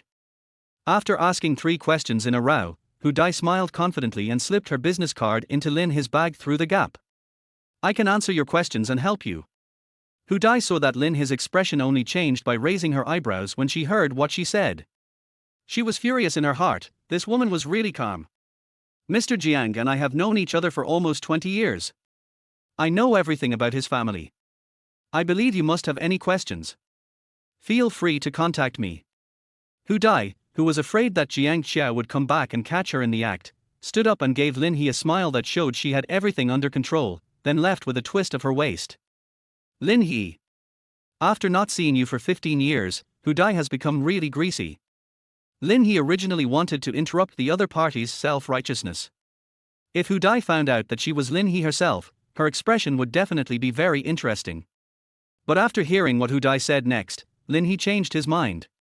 According to Hu Dai's personality, she must have been paying attention to the Jiang family all these years, and she and Chu Yi had always been in contact. Maybe the other party will know the conflict between the children. Lin He had a plan in mind. At the same time, Jiang Qiao also encountered some problems. "You actually brought your new girlfriend to my territory. Do you believe I will kill her?" Chapter 32. Your son is being bullied. At the bathroom door, Noid roared angrily. People passing by looked at him when they heard this. There was nothing they could do about it. Gossip is human nature, and besides, this sentence was too ambiguous. Jiang Qiao's face darkened again. It was rare for him to have a good expression when he saw Noid. You betrayed Miss Lin. Even if she is gone, you still have to protect her. Don't you Chinese have a chastity badge? Why don't you establish one? Shut up. Jiang Qiao frowned. 15 years have passed, and his Chinese has not improved at all. His speech is a mess. What does my wife and I have to do with you? Ms. Lin gave birth to 3 children for you. She. Don't you always want to see Anan? Jiang Qiao interrupted Nodi. He didn't intend to explain to Nodi, nor was he too lazy to argue with him. He was still waiting for him on the second floor. Jiang Qiao didn't want to waste any more time with Nodi. Sold his son readily. Anan is here today, on the first floor of the auction house. Nodi met Anan when he was 3 years old. He wanted to be Anan's godfather, but was rejected by Jiang Qiao. Over the years, Nodi would occasionally ask Jiang Qiao how Anan was doing. Of course, Jiang Qiao never replied to any of his emails. Nodi's eyes lit up when he thought of the little boy whose nose and mouth were the same as Miss Lin's. That was Miss Lin's son. Just as he was about to ask a few more questions, Jiang Qiao had already walked quite far away. Nodi didn't have the energy to chase after him and condemn him, he wanted to go see Anan. By then, he can tell Miss Lin in his dream what her son will look like when he grows up. However, Nodi's steps to find Jiangan were stopped by his special assistant, who called from overseas, saying that there was an urgent matter to be dealt with at the head office. Nodi glanced at his watch and said, "I'll give you 10 minutes to finish." He also wants to go see Anan. As the saying goes, if you are not from the same family, you will not enter the same door. Lin He and Jiang Qiao were both found here, and Jiangan on the first floor was no exception. Oh, the campus hunk Jiang is really here. The young man in a white suit looked Jiangan up and down, and said smugly, "You're not even wearing a formal suit. If you didn't have the invitation letter I gave you, you would have been stopped at the door." "Oh, yes, you may not know this yet, but Wang Hui borrowed the invitation letter from me." The 2 classmates behind Jiangan looked at Jiangan worriedly. Zhengku came with bad intentions. The man in the white suit, Zhengku, is a student at the same school as Jiangan. He really dislikes Jiangan, or to be more precise, is jealous of him. I was jealous of Jiangan because he was handsome and a good student. I was jealous of the girl I liked who rejected me because she had a crush on him. There were so many things I was jealous of. Since his sophomore year, he had been making trouble for Jiangan everywhere, but Jiangan was too lazy to pay attention and did not take the other party's methods seriously. This time Jiangan came here purely at the request of Wang Hui, the vice president of the student union. He was the only one in the student union who was fluent in French. Although it was a matter of chance to attract sponsorship, there were still a few target persons. 2 of the directors who could make the final decision on sponsorship were French, so they wanted to let Jiangan give it a try. To enter this auction, one must either find a way to get an invitation letter or sneak in as a part-time college student. Zhengku offered the invitation letter on his own initiative, and Wang Hui accepted it. She knew that the 2 did not get along, but she did not think much about it, thinking that Zhengku wanted to contribute to the school. Now it seems that he thought too highly of the other party. Zhengku clearly wanted to insult Jiangan with this. Jiangan stopped spending Jiang Qiao's money since he started college. He worked part-time during his freshman year, and after his sophomore year, he began to use the money he earned from working to manage his finances and invest in stocks. Now, his savings are enough to buy gifts for his mother at auction houses. Of course, Jiangan is the type who makes his fortune quietly, and he is not someone who likes to show off. A person's first impression is very important. Everyone knows that Jiangan went to work when he had no classes during his freshman year. In the eyes of his classmates, Jiangan was just a person from an ordinary family. After Zhengku tried to embarrass Jiangan in various ways but failed, he came up with this trick today. Let Jiangan see the gap between the rich and the poor between them, and feel inferior in his heart. The cruelest way to destroy a person is to destroy his heart. Although they studied in the same university, life after graduation was a watershed like a natural chasm. Jiangan was now proud of everything, but without a background, he would be nothing after graduation. You're sitting here quite comfortably. Do you have any items worth bidding for? Let me give you a suggestion. Why don't you stand on both sides and observe the people present carefully to see which one you can attract to invest? Zhengku's tone was condescending, and his malicious advice was very harsh. The people around him looked over here vaguely. Hudai came down from the second floor, walked to Minute Jun and said, "Did you find this person?" Isn't she a girl? No, the one I'm looking for is still stuck on the road. Who die going to find Lin He was just plan 1. Plan 2 was for Minute Jun to arrange someone to deliberately insult Jianghan. Now it depends on Lin He's reaction. If she tries to persuade them, the person Minute Jun finds will embarrass her and make Lin He lose face. If the other party does not try to persuade her and just stands by and watches, Minute Jun and Hu Dai will find ways to alienate them and let Jianghan know that she is not her biological mother and will not care about anything when something happens. In short, no matter how Lin He responded, Minute Jun would always find a way to take advantage of it. But what made her angry was that the people she arranged were stuck halfway. When she was anxious, a young man in a white suit passed by. Although the person he was looking for didn't show up, someone took over that role. It all depends on how Lin He reacts next. Minute Jun now hates Lin He so much that he wants to contact Chuyi and use her to deal with the other party. However, Chuyi seems to have disappeared in the past 2 days. In the end, I unexpectedly got in touch with Hu Dai. One of them became a laughingstock in the circle because of Lin He, and the other one became a joke on the internet because of Lin He. The two hit it off immediately. Lin He, who was on the second floor, noticed the movement on the first floor. Sound naturally floats upwards, and the private room on the second floor is designed with partitions and no glass, so it can be heard more clearly within the same space. In addition, Jinku wanted to embarrass Jianghan in front of everyone, so he spoke in a deliberately loud voice. Lin He listened to every word. Jiang Qiao came back and didn't see Lin He sitting in his seat. He found someone looking down at the railing. He walked over and asked, "What's wrong? Your son is being bullied." Lin He pointed to the left. The one in white insulted your son, mocking him for not being worthy to sit here, and hinted that your son was poor. Hearing Lin He calling him son repeatedly in a flat tone, Jiang Qiao's hair stood on end. Oh no, he is angry.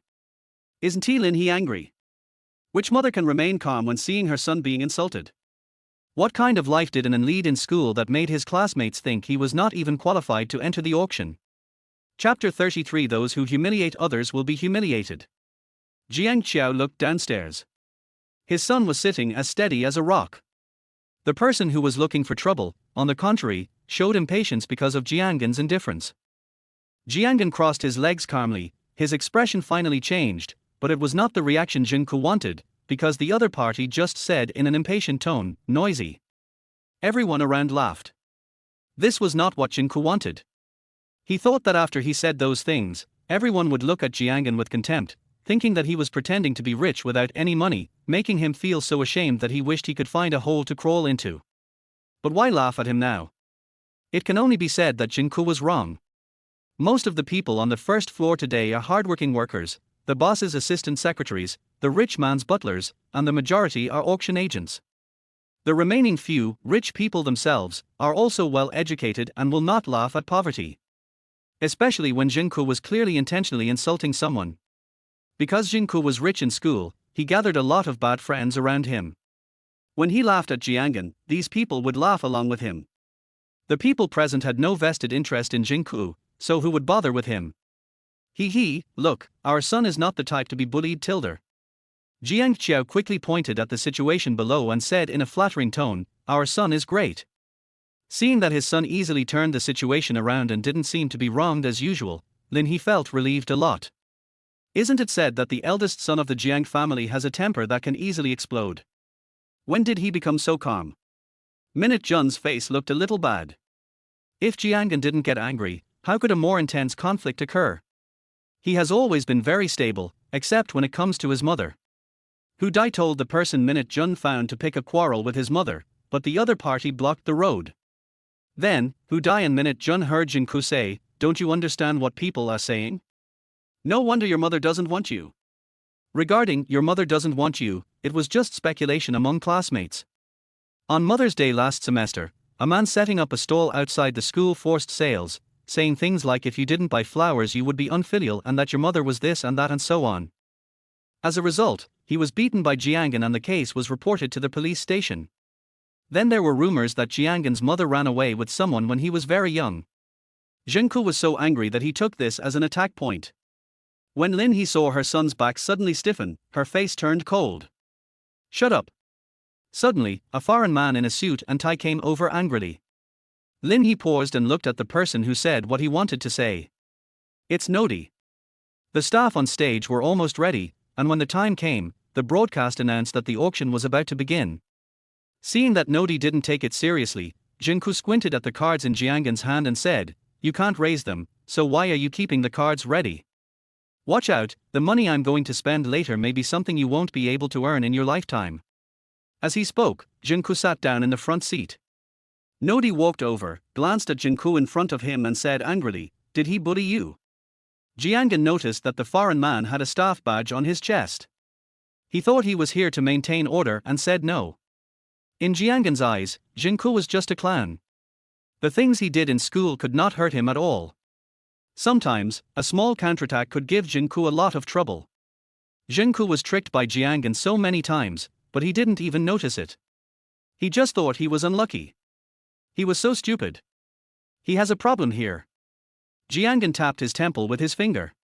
He really thought Jinku was an idiot. Nodi thought that since this was the case, he would not bother with the fool.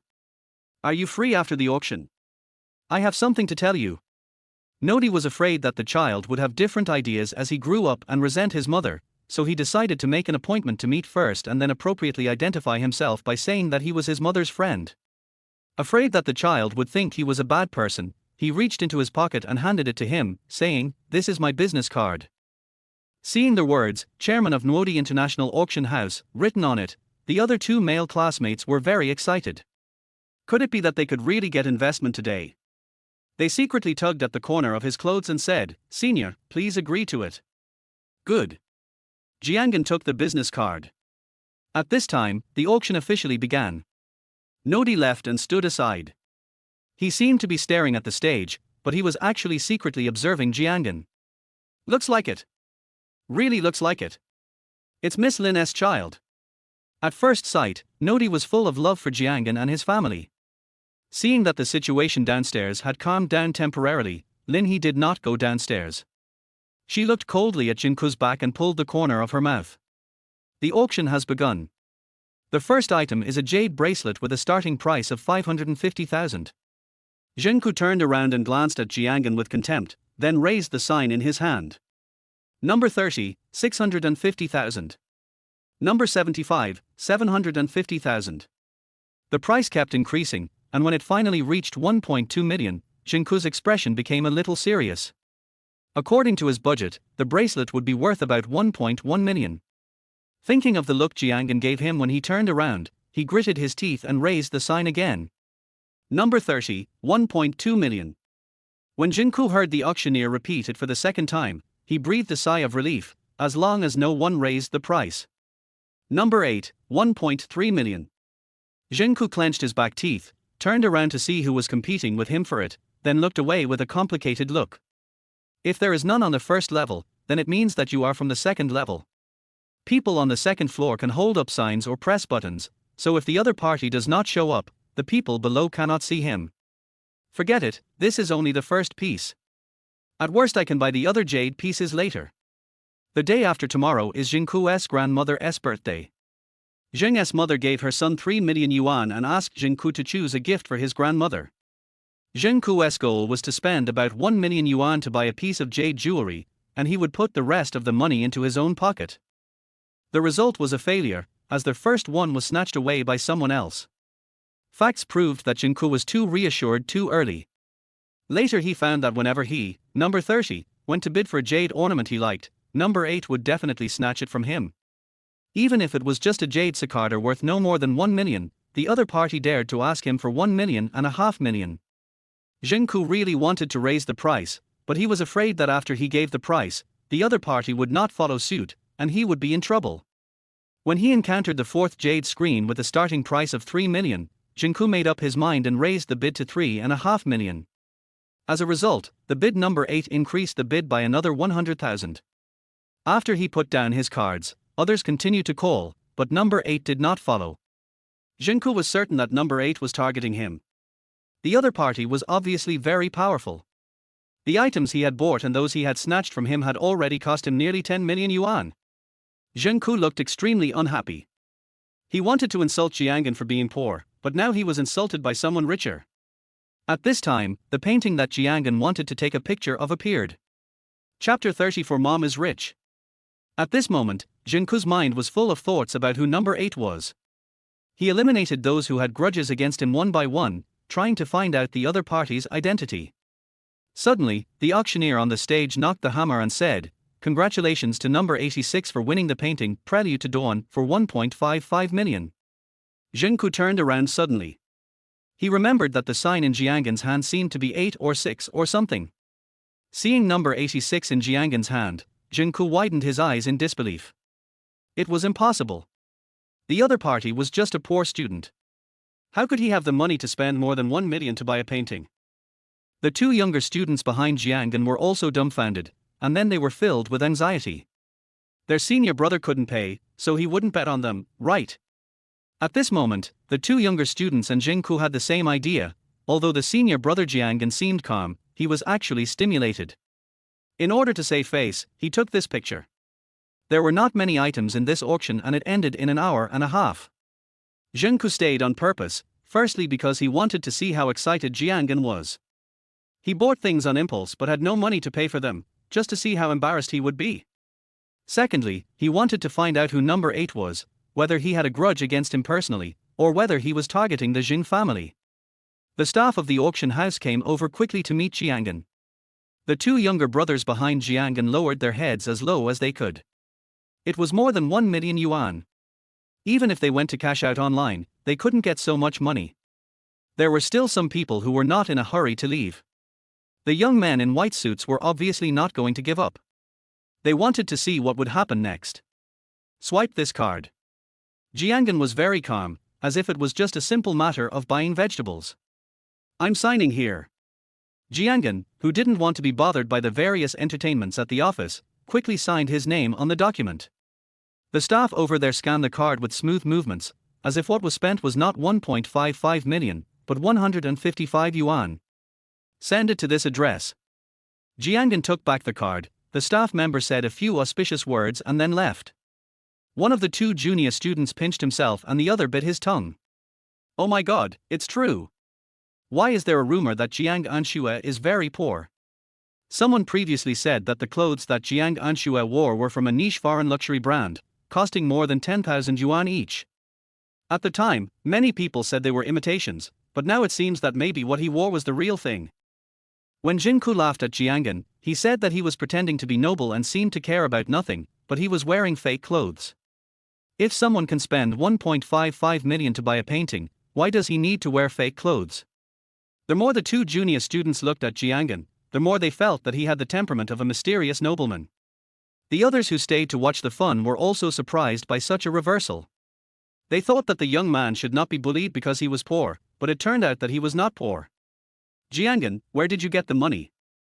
Jinku didn't believe Jiangan had money. He said, you don't even have an invitation, which means you don't meet the capital verification requirements. At this point, Jinku paused. You didn't get this money easily, did you? I heard that a rich woman has been very kind to you recently. This rich woman is the aunt of Jinku's rich second-generation classmate. She likes young handsome men. Jinku deliberately let her notice Jiangan a few days ago.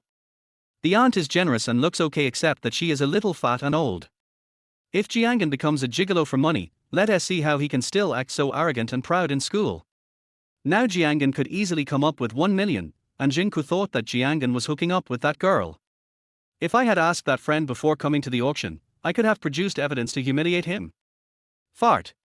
Before Jiangan could get angry, Nodi on the side got angry. You are a guy with a brain full of shit, what are you talking about here? Who are you? Oh tilde, Jinku winked and said obscenely, so I hooked up with someone like this, you are really. Shut up. Jinku can be said to be hated by everyone today, and now someone comes out to tell him to shut up. When Jinku turned around to retort in dissatisfaction, his expression froze when he saw who was coming. The other party slapped him hard on the face. Dad, why did you hit me? Jinku felt like his face was shattered into pieces. This is the chairman of Nordi Auction House. What nonsense are you talking about, you idiot? The Jing family's company has a cooperation with the Nodi Auction House, which is why Jinku was able to get the invitation letter easily. He also knows that the cooperation between the two families is because the Jing family needs this resource more.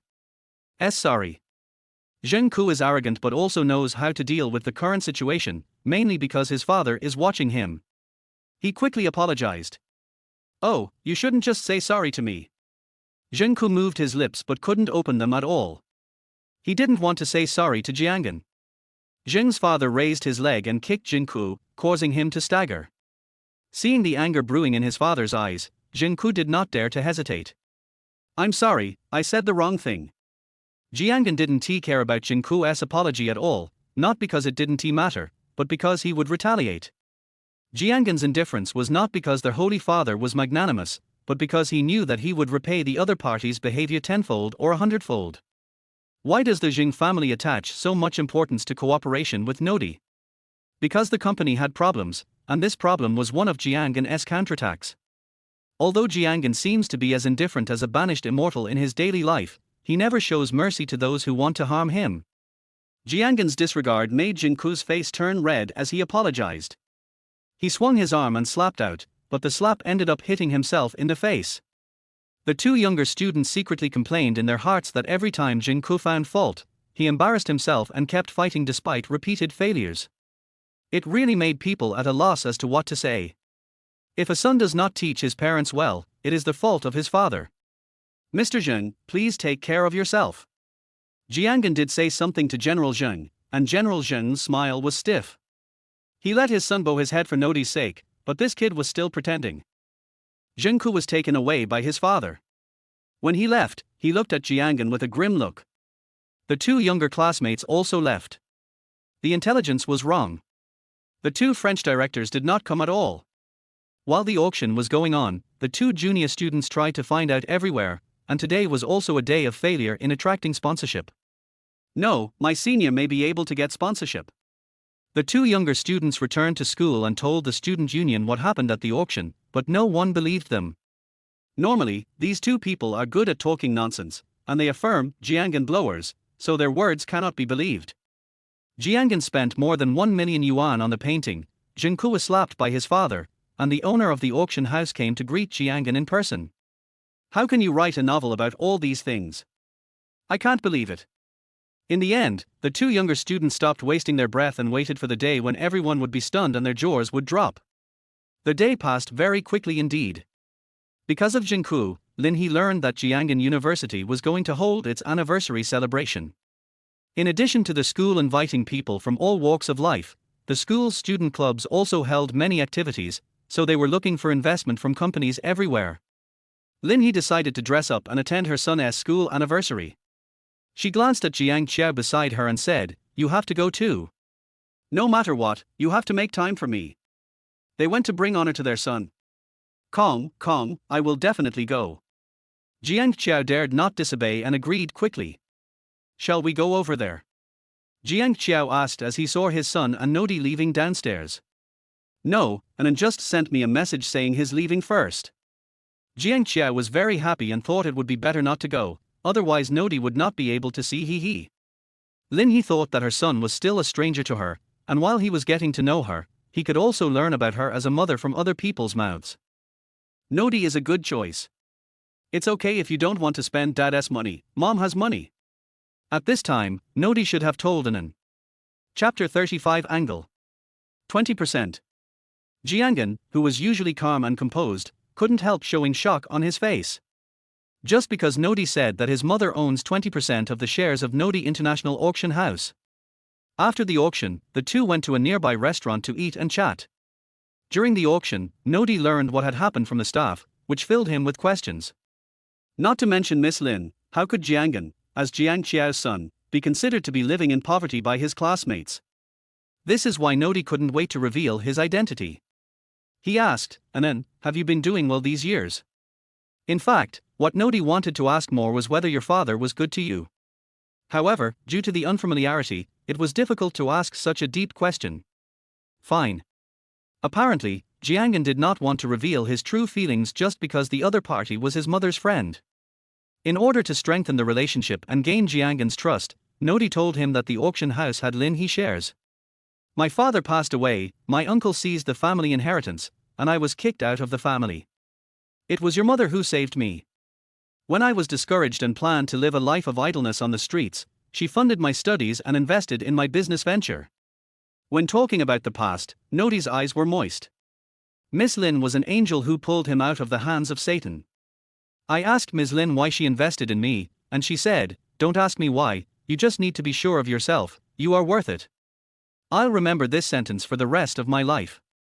The Lin He that Nodi described was a side of him that Jiangan had never seen before. Can you tell me more about your mother? Of course, no problem. Miss Lin is a principled person, but she is also very protective of her shortcomings. Jiangan thought back to the auction scene. He didn't know which number his mother was, but his intuition told him that number 8 was his mother. Nodi talked a lot, and finally mentioned Jiang Qiao. He said, "I saw your father today. Did you know that he was here too?" Jiangan said he knew. Nodi was a little depressed. He took a sip of champagne, shook the glass and said, "He loves your mother very much, but it is also true that he found another woman." Jiangan suddenly raised his eyes. He found another woman. But he doesn't think much of this new girlfriend. Today's auction is not valuable.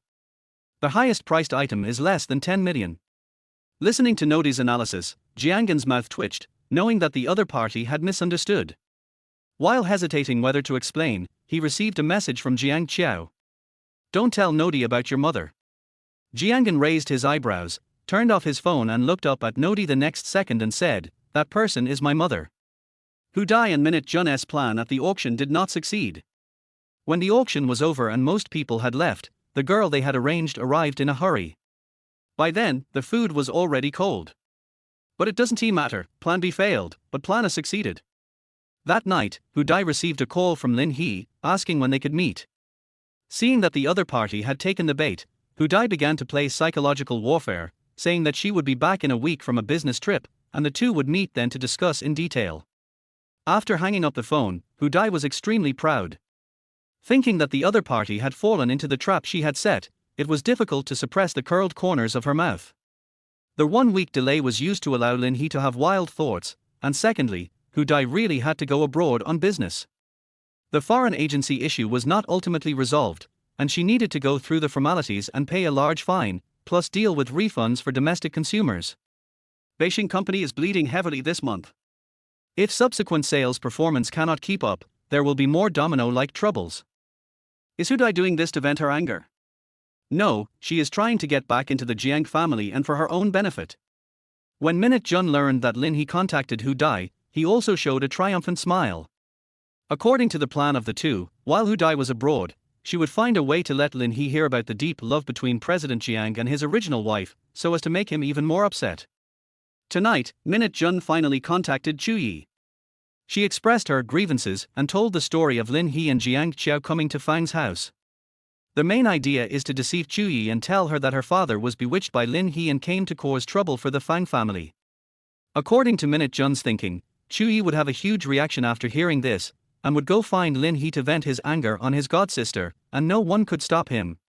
What? She went to your house? The sudden increase in volume made Minute Jun very satisfied. This is the attitude he should have. But the next sentence took a sharp turn, and the other party said as if there was something urgent, "Sister Minute, I will definitely give you an explanation when I get back. I have something else to do here, so I won't talk about it for now." Beep, beep, beep. There was a busy tone on the phone and the call was hung up. Minute Jun. Why did she feel that this was so perfunctory?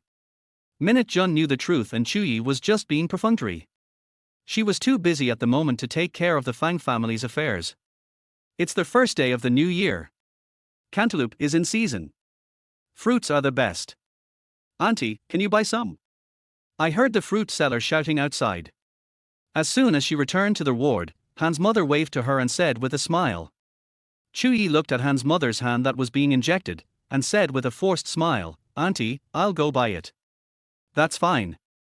Weigh the melons and buy 20 kilograms. I'll share some with the nurses later. They've taken good care of me during this period." Mother Han took out some money from her pocket and muttered, 5 yuan a pound, 20 pounds for 100 yuan. After taking out a 100 yuan bill and handing it to Chu Yi, she added, "Xie Xuan also likes to eat. He won't have to work overtime tomorrow, so he will definitely be very happy when he comes back and sees it. Han-sun started school late, so when he became an adult he found a summer job to earn some money. He has been working overtime day and night these days just to get more overtime pay. On the first day of the new year, I became the one who stayed in the hospital with the patient. There was a whole bag of 20 kilograms of melons. Chuyi's palms were red from being squeezed by the plastic bag and her forehead was covered with sweat.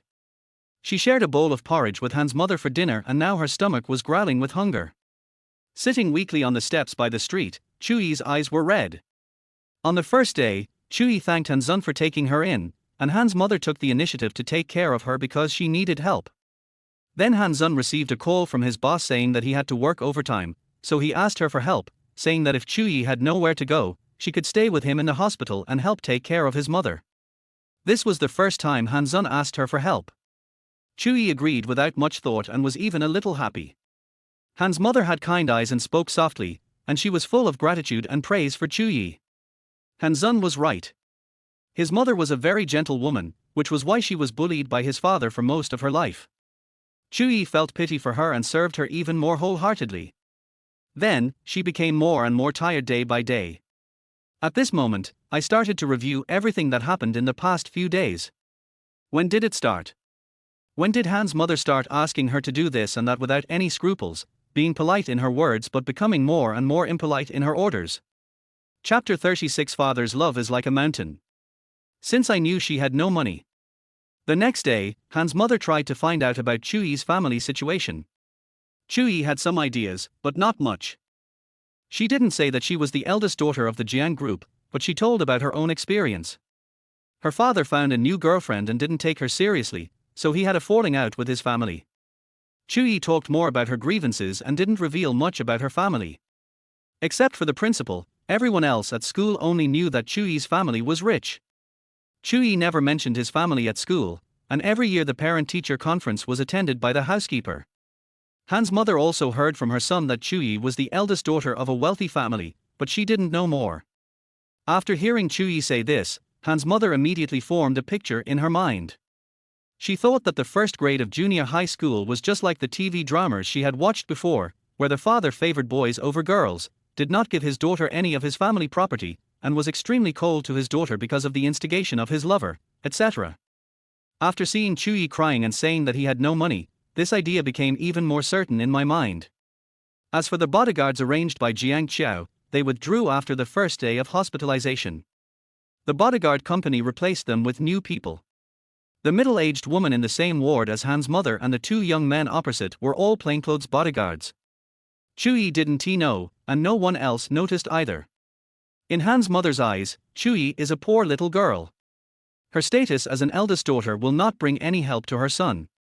She is lazy and ignorant, and will only drag down her ambitious son in the future. Chuyi thought that her crying could win the sympathy and understanding of Han's mother, but what she got was contempt. Han's mother acted nicely on the surface and said nice things, but her actual actions were full of disrespect for Chuyi, who had no value. She didn't consider whether Chuyi, a skinny girl, could lift 20 kilograms of melons. She took out exactly 100 yuan, which was a concrete manifestation of her attitude that Chuyi's labor was worthless.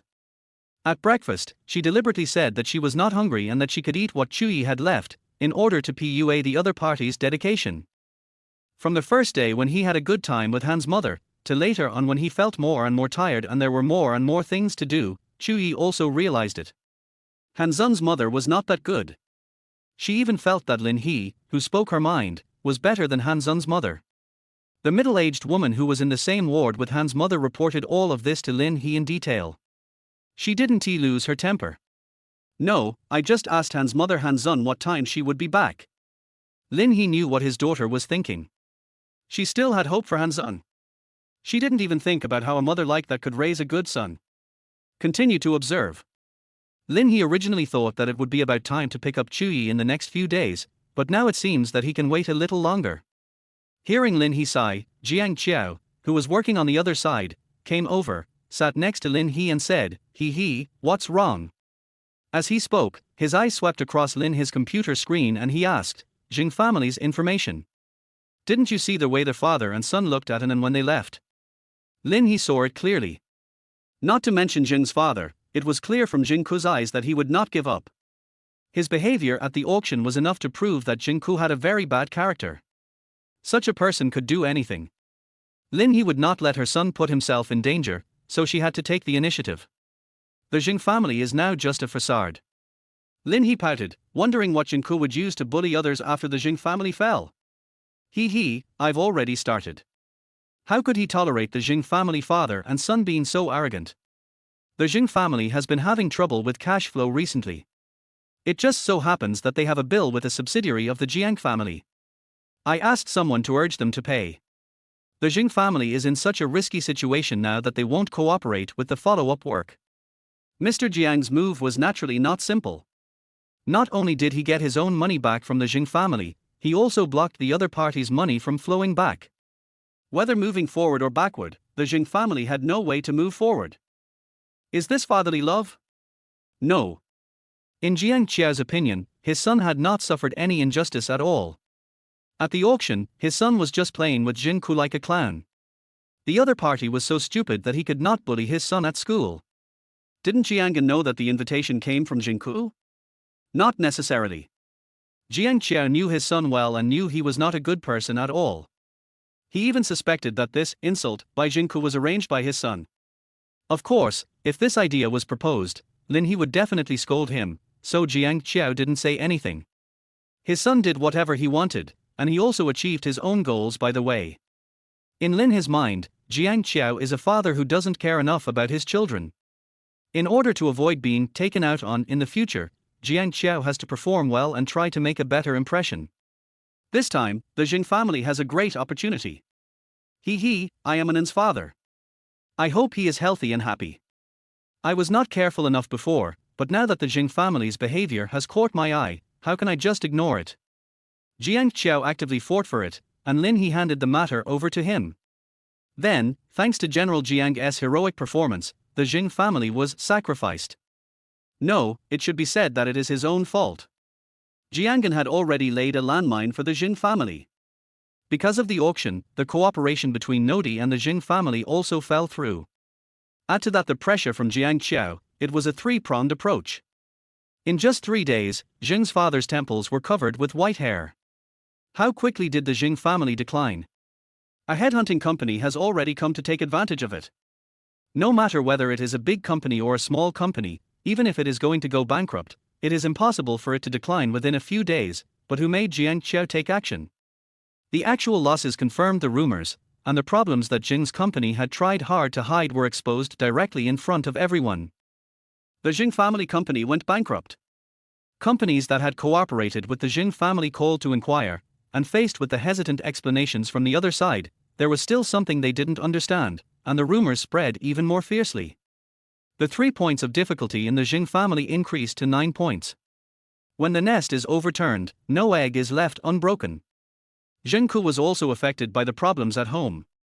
Jing's father has already started selling off his properties, including valuables like the sports car under Jingku's name. The Jing family's disaster was coming in waves. There were already rumors that the eldest son, Jingku, went abroad to gamble and lost all his family fortune, leading to the collapse of the Jing family company. It's really because the Jing family fell so quickly and so violently that people can only think in this direction.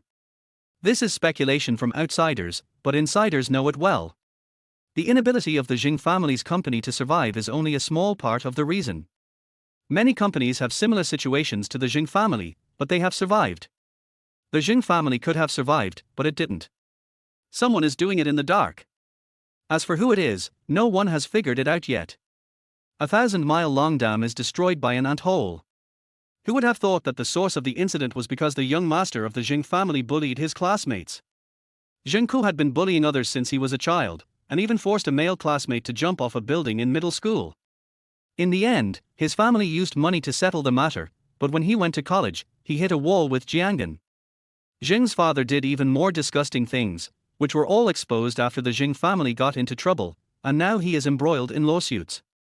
It can be said that he totally deserved it. In the living room, Jiang Qiao hugged Lin He and talked about his results, mainly showing his fatherly heart. While standing up for the child, he also dealt with the scumbag's family.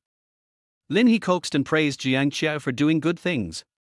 My Qiao Qiao is awesome, he's the best husband in the world. How can you be so amazing? I admire you so much. My, your whole body is glowing. Jiang Qiao was very happy to hear this kind of words, which are suitable for fooling children aged 4 or 5, but may not work for children over 6 years old. As long as the target is Lin He, Mr. Jiang will fall for it. But he soon stopped laughing because the housekeeper reported that Nodi came to visit. Chapter 37, Embarrassing Things Between Husband and Wife. Noid was a little bit unconvinced about Jiangan's words, but when he thought carefully about that familiar figure, it really looked like Miss Lin. This matter cannot be thought about too much. The more I think about it, the more problems I see. In Nodi's eyes, Jiangan is still a child, an ignorant, simple and kind-hearted young man. He thinks the child has been fooled by his own father. I felt this way in my heart, but at the same time, another voice was saying, is it possible, what if, Miss Lin is back? Then he took notice of what was happening online. Nodi, who was supposed to go back to country A, stayed for a few more days. After tossing and turning for several days, he finally decided to visit the Jiang family. He showed up and caught everyone by surprise. He won't be in the mood to do anything else until this matter is sorted out. When Nodi arrived, Jiang Qiao had 1,000 objections in his heart. If possible, he wanted to close the door and not see the guest, but he didn't dare to because Nodi was Lin his friend. It is up to Lin He to decide whether to meet or not. Then Nodi came in. From the entrance to the living room, Nodi was so nervous that he kept swallowing his saliva. Nodi, long time no see. When Nodi saw Lin He's face and heard that familiar voice, he said my God 3 times in a row. He walked up to Lin He and wanted to give her a kiss on the cheek, but as soon as he stretched out his hand, Jiang Qiao pushed it back. Nodi fell down on the sofa at the back due to the force. He didn't care about Jiang Qiao at all. He was stunned by the surprise. The actions are all subconscious. Ms. Lin. It's really you. You're really back. Woohoo, that's great. Nodi was a man of temperament, a strong man about 1.9 meters tall with a full beard. At this moment, he was crying with snot and tears. Ever since defeating his uncle and regaining the family business rights, Nodi has not shown such a vulnerable side. He cried without caring about his image at all. In the end, Jiang Qiao couldn't bear to watch it anymore, so he took out a piece of paper and said, wipe your nose. Lin He was the one who extended a helping hand to Nodi when he was in the most difficult time. His feelings for Lin He are very complicated. They are more than love between men and women, but more like family, the one he can rely on and be a safe haven for his soul. Inevitably, Nodi asked where Lin He had been all these years and why there had been no news from him, and he did not forget to flatter him at the end. Ms. Lin, you are still as beautiful as you were back then. Time has not left any trace on your face. For Lin He, the last time she met Noid was 3 months ago, when he shared with her the good news that he had defeated his uncle. Nodi at that time seemed no different from now, with the same Shakespearean style, except that his beard was more luxuriant. Lin He used the excuse he had prepared earlier, saying that he had been recuperating from the damage done to his body by the plane crash. Nodi immediately asked how Lin He was recovering and if he needed any help. He said that he had always remembered Lin He's words over the years and that he was doing very well in his career. There are so many things he wants to say, and Nodi's mouth is never idle. Jiang Qiao crossed his arms, with one corner of his mouth slightly raised, and the murderous intent in his smile became more and more intense. 15 years have passed, and he still dislikes Nodi. The puppy is furious. Lin He picked up the grapes from the fruit plate, put one in her mouth, and then put another one in Jiang Qiao's mouth. It's smooth sailing. Jiang Qiao, although I was talking to Nodi, he was still thinking about me. Nodi didn't stay long. He was supposed to stay for lunch, but he suddenly got a call saying that something happened at home and he had to go back to take care of it. He reluctantly said goodbye to Lin He and said he would come back to reminisce after he had sorted out the family issues. Jiang Qiao hummed beside him, there is nothing to talk about the past. After Nodi left, Jiang Qiao hesitated to speak beside Lin He. Lin He saw it, but did not ask. Finally, Jiang Qiao could not help but said, he, I can also help you contact those private sellers. As the owner of an auction house, Nodi has connections with many private collectors. Just now, Lin He asked him to help find out if anyone wants to sell antique porcelain. Everyone has their own specialty. This is a piece of cake for Nodi. You've been so busy with work lately, I want you to spend more time with me. Isn't that good? Lin He raised her hand to tuck the hair on her cheek, her eyes moving like rippling green waves, disturbing the clear spring in Jiang Qiao's heart. Simply put, someone got an electric shock. Lin He just felt her hair was a little itchy, so she played with it casually, but in Jiang Qiao's eyes, she was full of charm and temptation. Jiang Qiao no longer wanted to be jealous of those things, as his soul was already hooked. I plan to update the comics and continue with the previous plan to start a new unit with porcelain anthropomorphism. When the time comes, the United Nations treasure will return to the country to carry out. Lin He was flipping through her phone, trying to find the outline that seemed to be from last month but was actually from 15 years ago. She didn't notice at all that the person next to her was staring at her with burning eyes, as if he wanted to swallow her up. Lin He thought she was just acting like a spoiled brat, but to President Jiang, it was a huge thrill. Before he could find the files in his phone, Lin He found himself being lifted into the air. By the time she picked up the phone again, it was already the next day. Lin He. Beast. Isn't it said that most men become powerless when they reach middle age? How come this guy is even more demanding than when he was young? In response to someone's request for sex, Lin He, who was suffering from back pain, said he would restrain himself, and Jiang Qiao readily agreed. He, I can control myself, as long as you don't seduce me. Lin He was confused, how could he be hooked? Jiang Qiao explained. Just like yesterday, Tilda. This bastard should just say no. What she did yesterday was called seduction. Qiao, do you think I'm trying to seduce you by talking to you now?